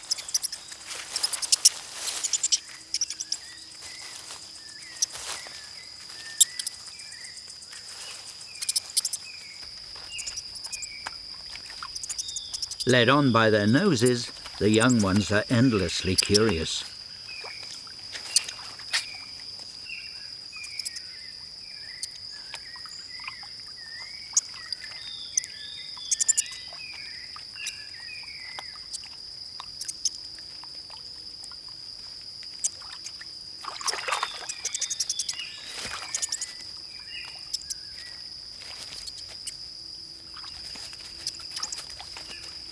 In this band, the adults are all females, a supportive sisterhood, where mothers will even suckle each other's babies.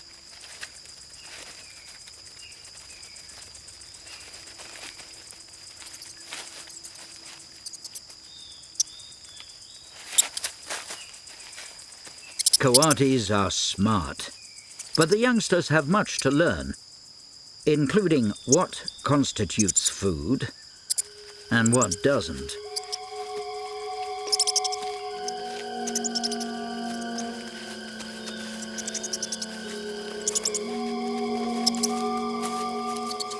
This is when it's good to have your mother and aunties around.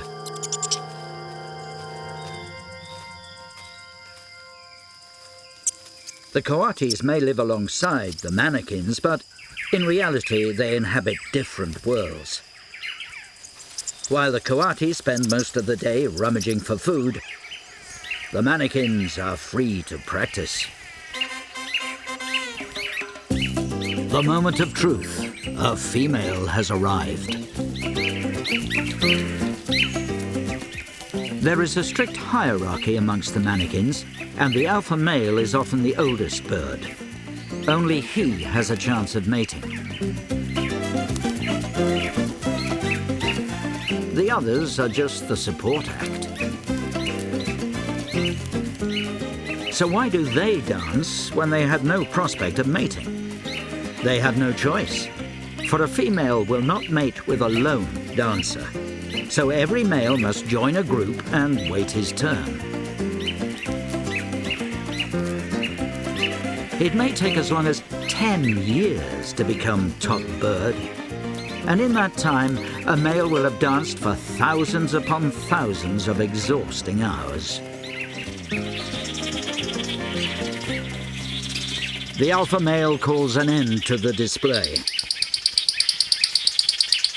The others bow, and he goes to the mating perch.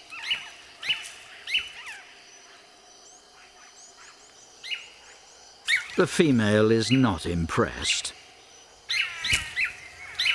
Obviously, more practice required.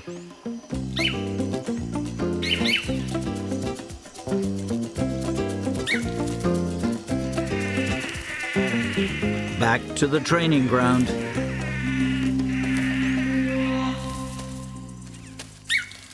Females are very choosy for a reason. They do all the work of building the nest and incubating the eggs. She has dowdy plumage to reduce the chances of being seen.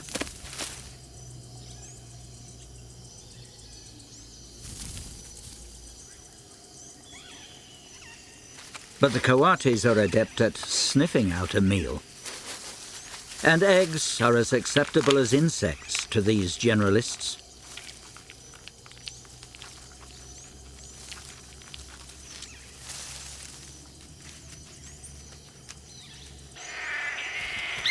The male and female manakins lead very different lives. Whilst males have to wait many years, the females start breeding when they are just 1 year old. They need to, for very few nesting attempts are successful. A mother with chicks is a rare sight. In the treetops, the muriquis mothers lavish care on their babies for more than 2 years.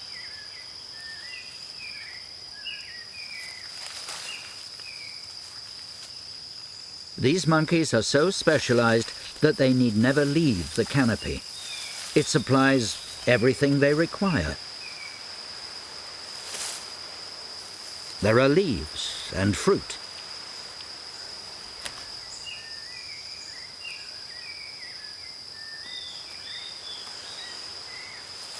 And when a vine flowers, there is even sweet nectar.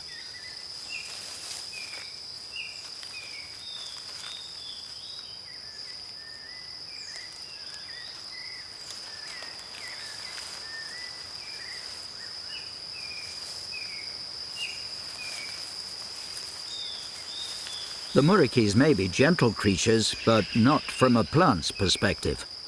Its flowers are destroyed, and without them, the vine will not be able to reproduce.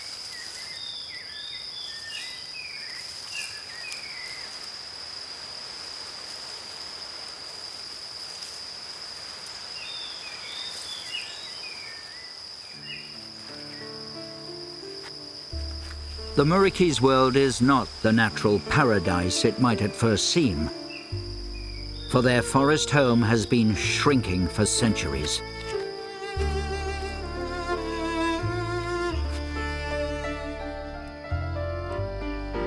The trees were felled to create fields for cattle and for coffee and sugarcane, those most Brazilian of crops.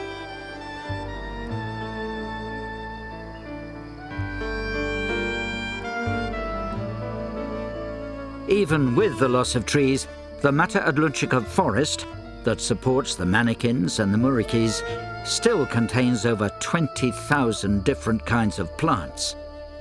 And that wealth of species supports vast numbers of insects, including over 2,000 different kinds of butterflies.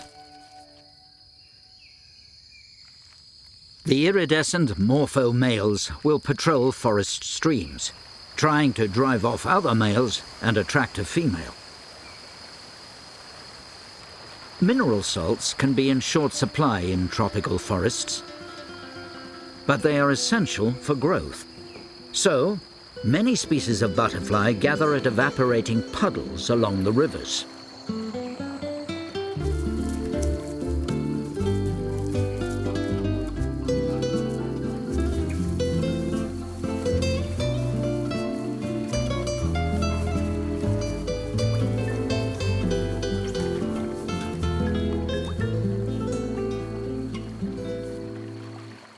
The butterflies suck up the salty water. They concentrate the salt in their bodies and pump out the excess water. What is peculiar about this mass of butterflies is that they are all males. They will use the salts as a gift for the females when they mate. It's thought that the salts are important for the correct development of the eggs. But the mystery is, why doesn't the female gather the salts herself?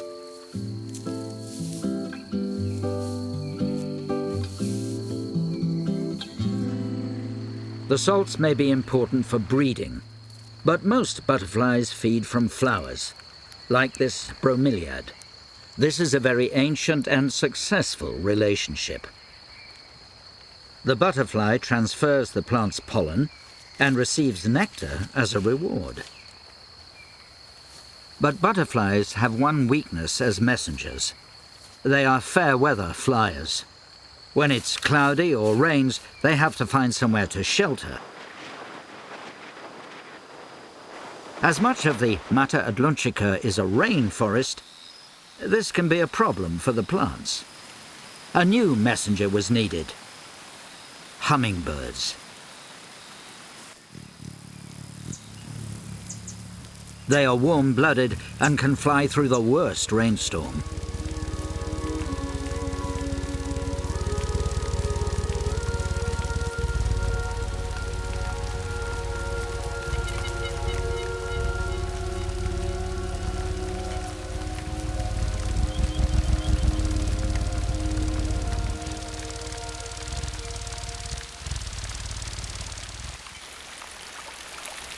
While the butterflies are grounded by bad weather, the hummingbirds get through with the pollen.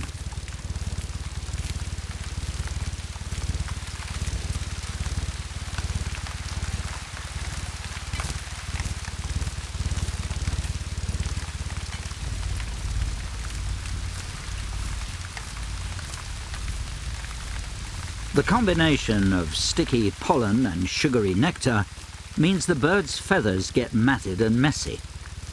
But in the Mata Atlantica, there's always a stream nearby.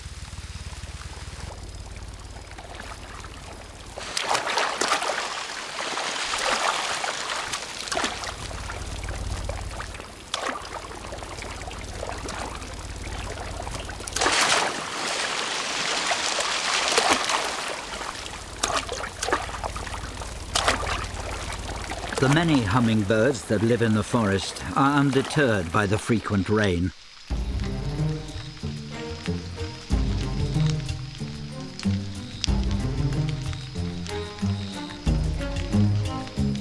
And the bush dogs too live with the rain and the wet vegetation.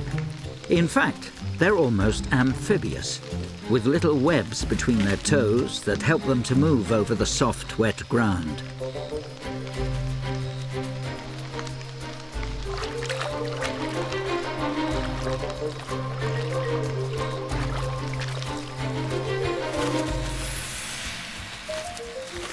The alpha pair mark the ownership of their piece of forest.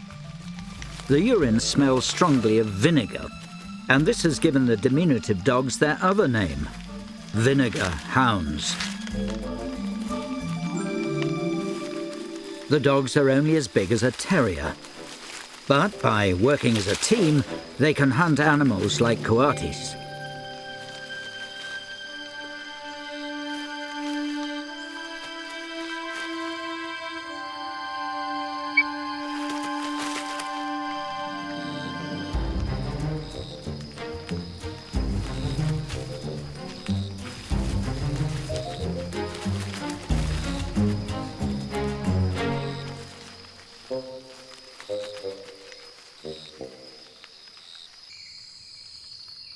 The coatis are safe from the bush dogs as long as they remain in the trees.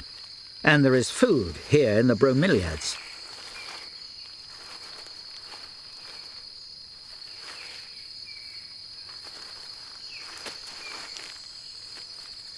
Unlike the muriquis, the coatis can't leap across the tops of the trees. There's only one way out. Down, nose first.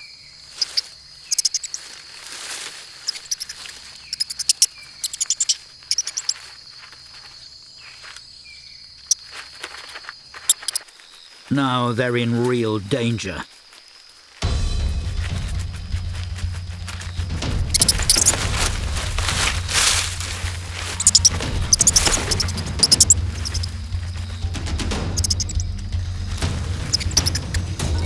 For a generalist like the coatis, the Atlantica is a hugely complex place.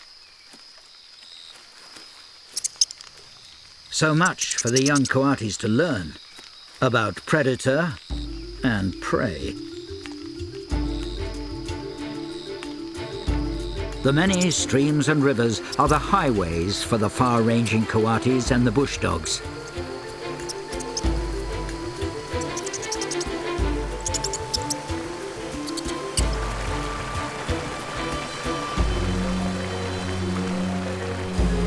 But for the swifts, the mighty Iguazu is home.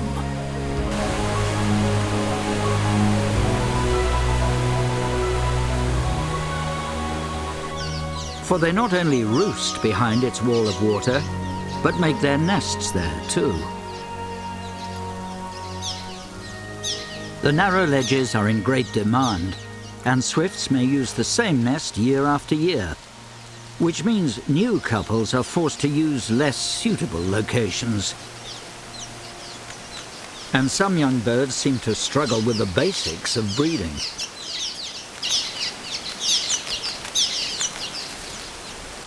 Older birds have the benefit of experience, but even a changeover can be aggressive for the swifts.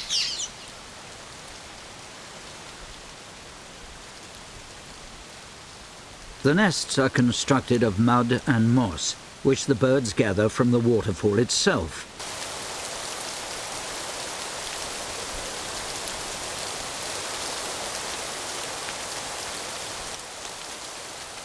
Nest building is a complicated business, and inexperienced birds can get things hopelessly wrong.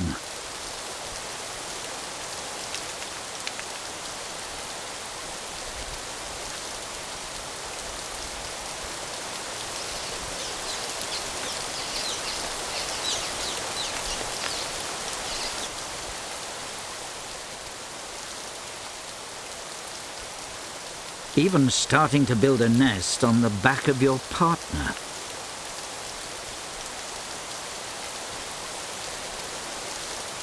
While some swifts are getting in a real mess, construction is going well elsewhere.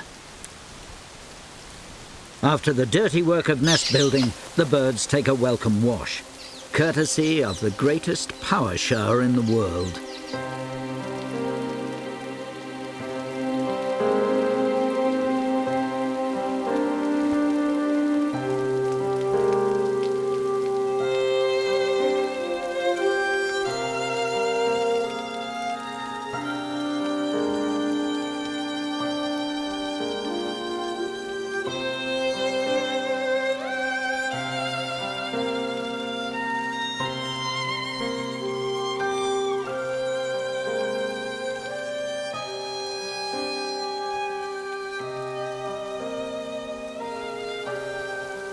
Feathers cleaned and spruced up, the swifts fly out to search for more insects. The breeding swifts seem unaffected by the constant roar of the falls. But nearby, another creature has found a novel way to live in a noisy environment. The torrent frog.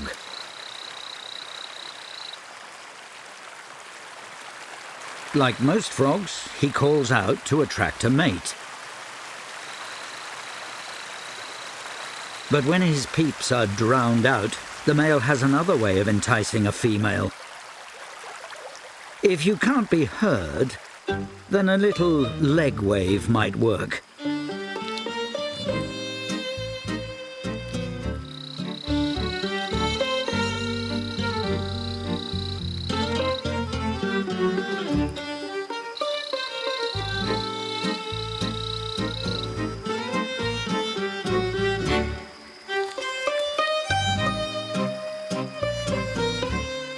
surely irresistible to any female.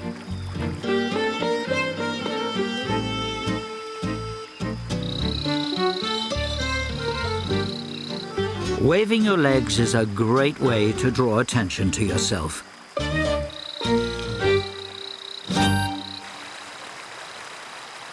But not only from frogs. The highly venomous jararaca.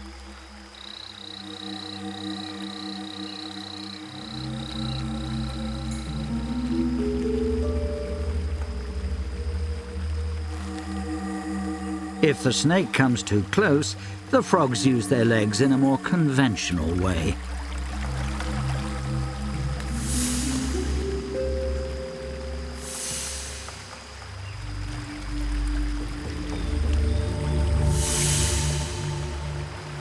The frogs and swifts, specialized creatures that depend on the streams and cataracts, face a real threat after storms and heavy rain.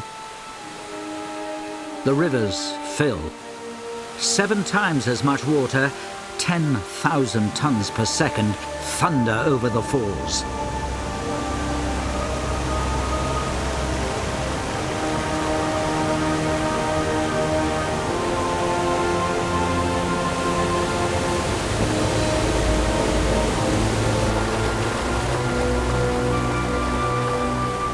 Now the location of the nest ledge becomes critical.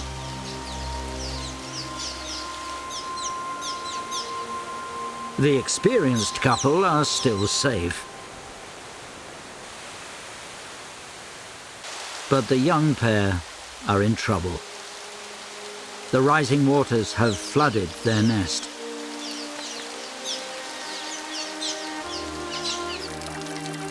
All is lost.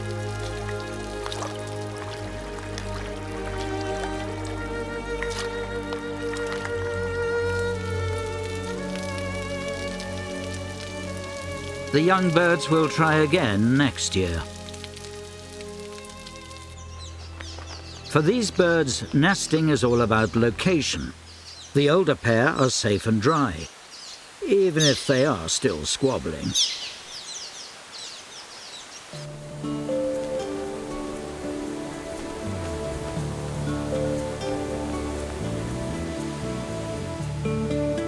The swifts depend on the waterfall and the surrounding forest. Luckily, even when the floods recede, there will be water enough to protect these strange and specialized birds.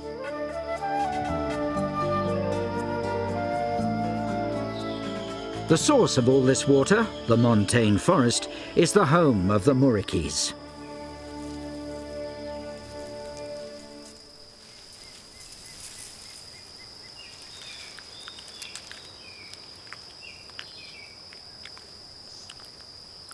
The great variety of trees, as many as 450 different species in a single hectare, means there is fruit to eat most of the year.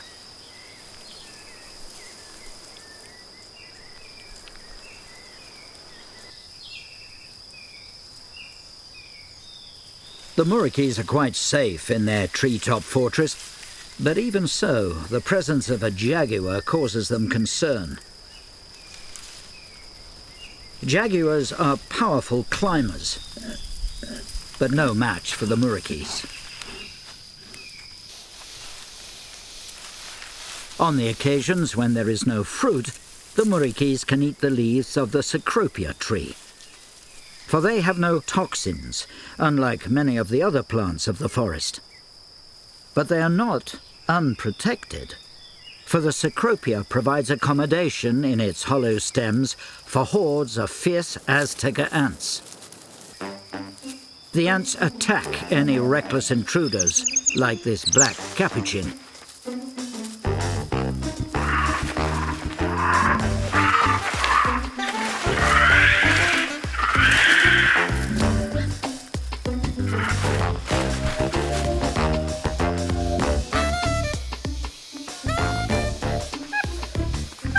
The monkey pays a terrible price for his snack.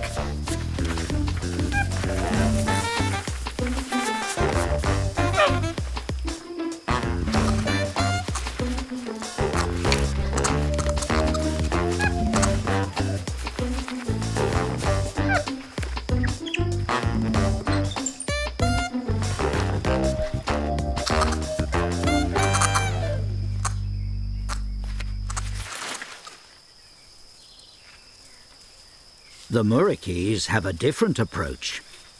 They avoid the tree and its ferocious ants.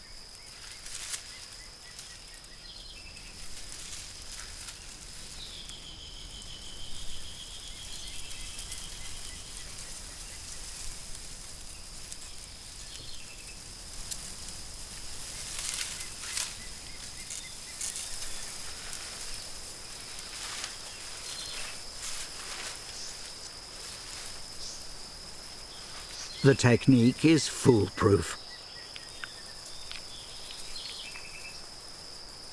Almost. The muriquis are so completely at home in the treetops that they even find water here. A handful of leaves acts like a sponge.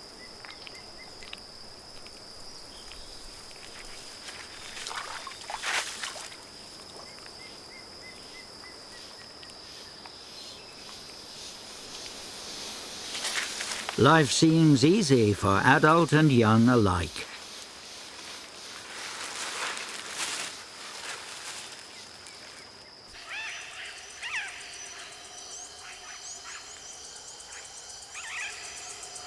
For the other inhabitants of this multi-layered world, finding food is a more tricky business.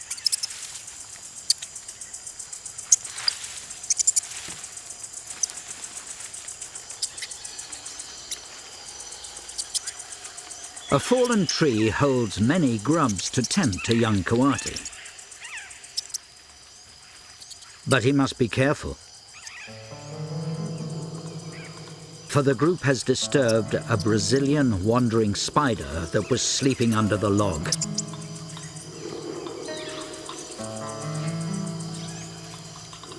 Normally nocturnal, this spider is a serious danger, for it's the most venomous in the world. Young noses must be wary.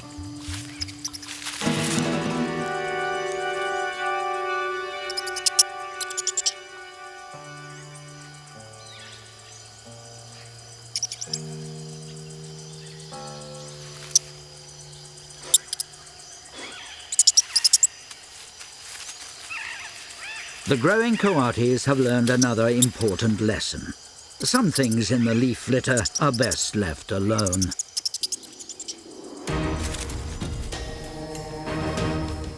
And none more so than these, army ants. There may be as many as 500,000 ants in the swarm. They attack everything they encounter. These are the true top predators of the forest. Even the wandering spider is overpowered.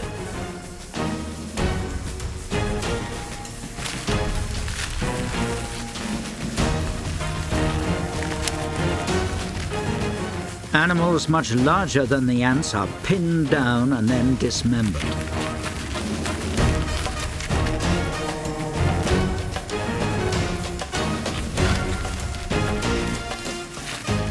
Even those that manage to escape the ants are not safe. There are birds that are camp followers. They capture the insects that flee the swarming ants. Yet more specialized lives inside this little-known forest. For part of the time, the ants are nomadic, and the workers and soldiers carry the precious larvae, the colony's next generation. After hunting all day, they construct a shelter, a bivouac, from their own bodies.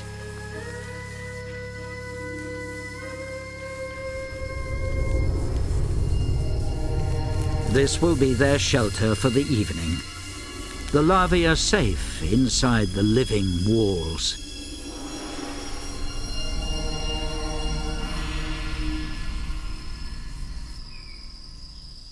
High above the dark and dangerous forest floor, there is still a little light for the muriquis. But they too are preparing for the night.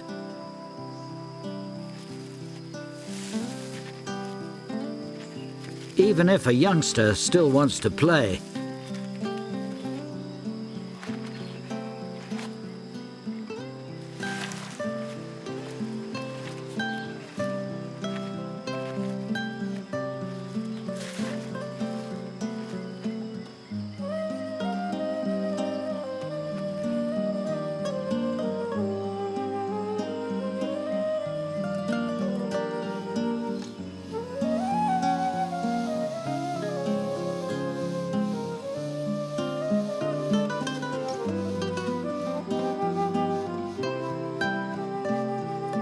At night, the forest is a very different place.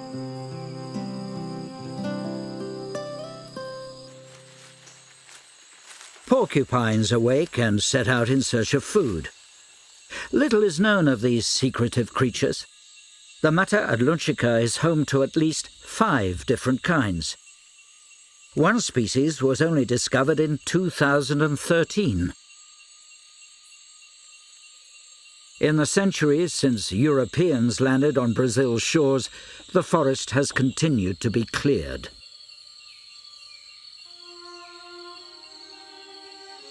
Now, some of the remaining pieces are too small to support animals like the porcupines.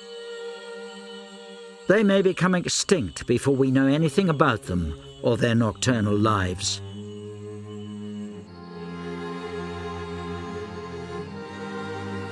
"93% of this unique forest has been lost.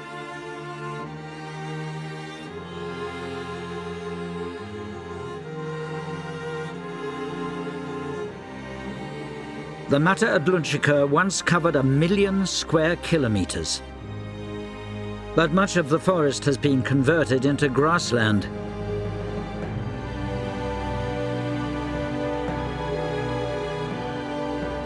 Yet despite what would appear impossible pressure, the remaining patchwork of forest still supports many animals. They are benefiting from a modern movement to save what remains of the Atlantica.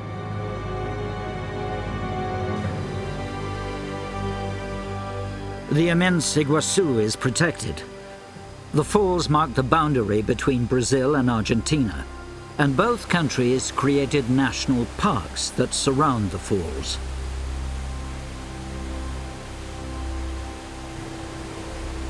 Luckily for the swifts, the parks safeguard many thousands of hectares of forest, where they can still catch insects to feed their young.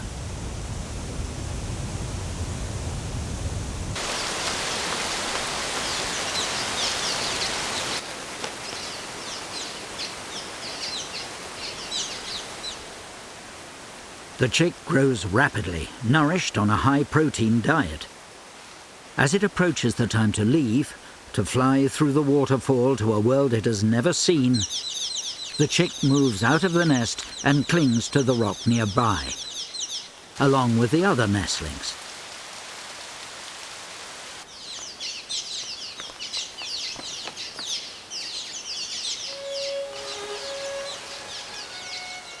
Then, triggered by some stimulus we may never know, the young birds release their grip.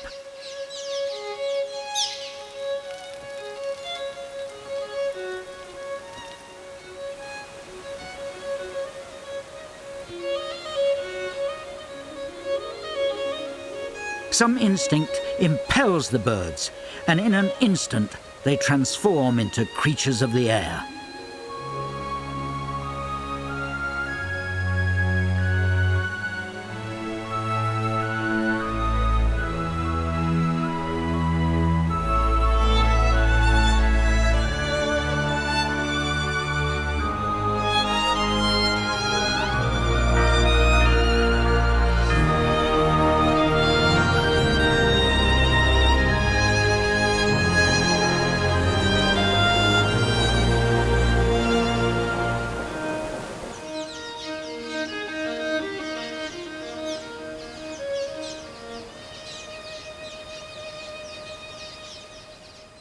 One of the greatest threats to the remaining forest is the growth of the cities.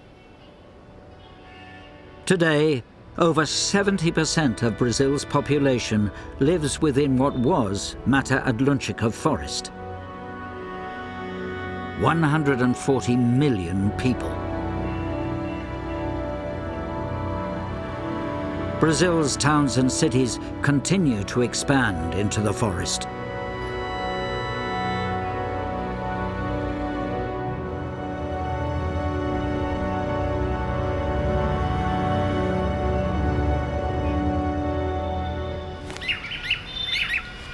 Blue manakins display within earshot of the traffic. They can survive in small pockets of forest. But for a young male like this, there is an uncertain future. It will be 10 years before he will have a chance to lead his own display team.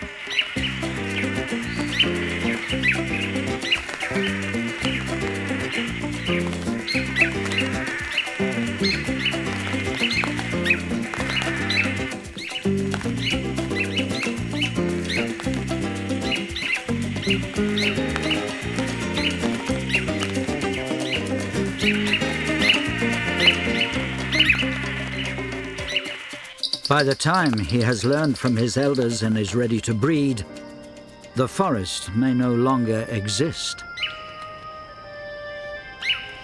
He could be dancing into oblivion. But there is hope. For there is a determination to save what remains of this rich and unique forest. Even with just 7% left, the matter Atlantica is still one of the richest habitats on Earth. Thank you for watching. Did you like this documentary? Tell us in the comments. And please like, share, and subscribe to the Terra channel. Until next time.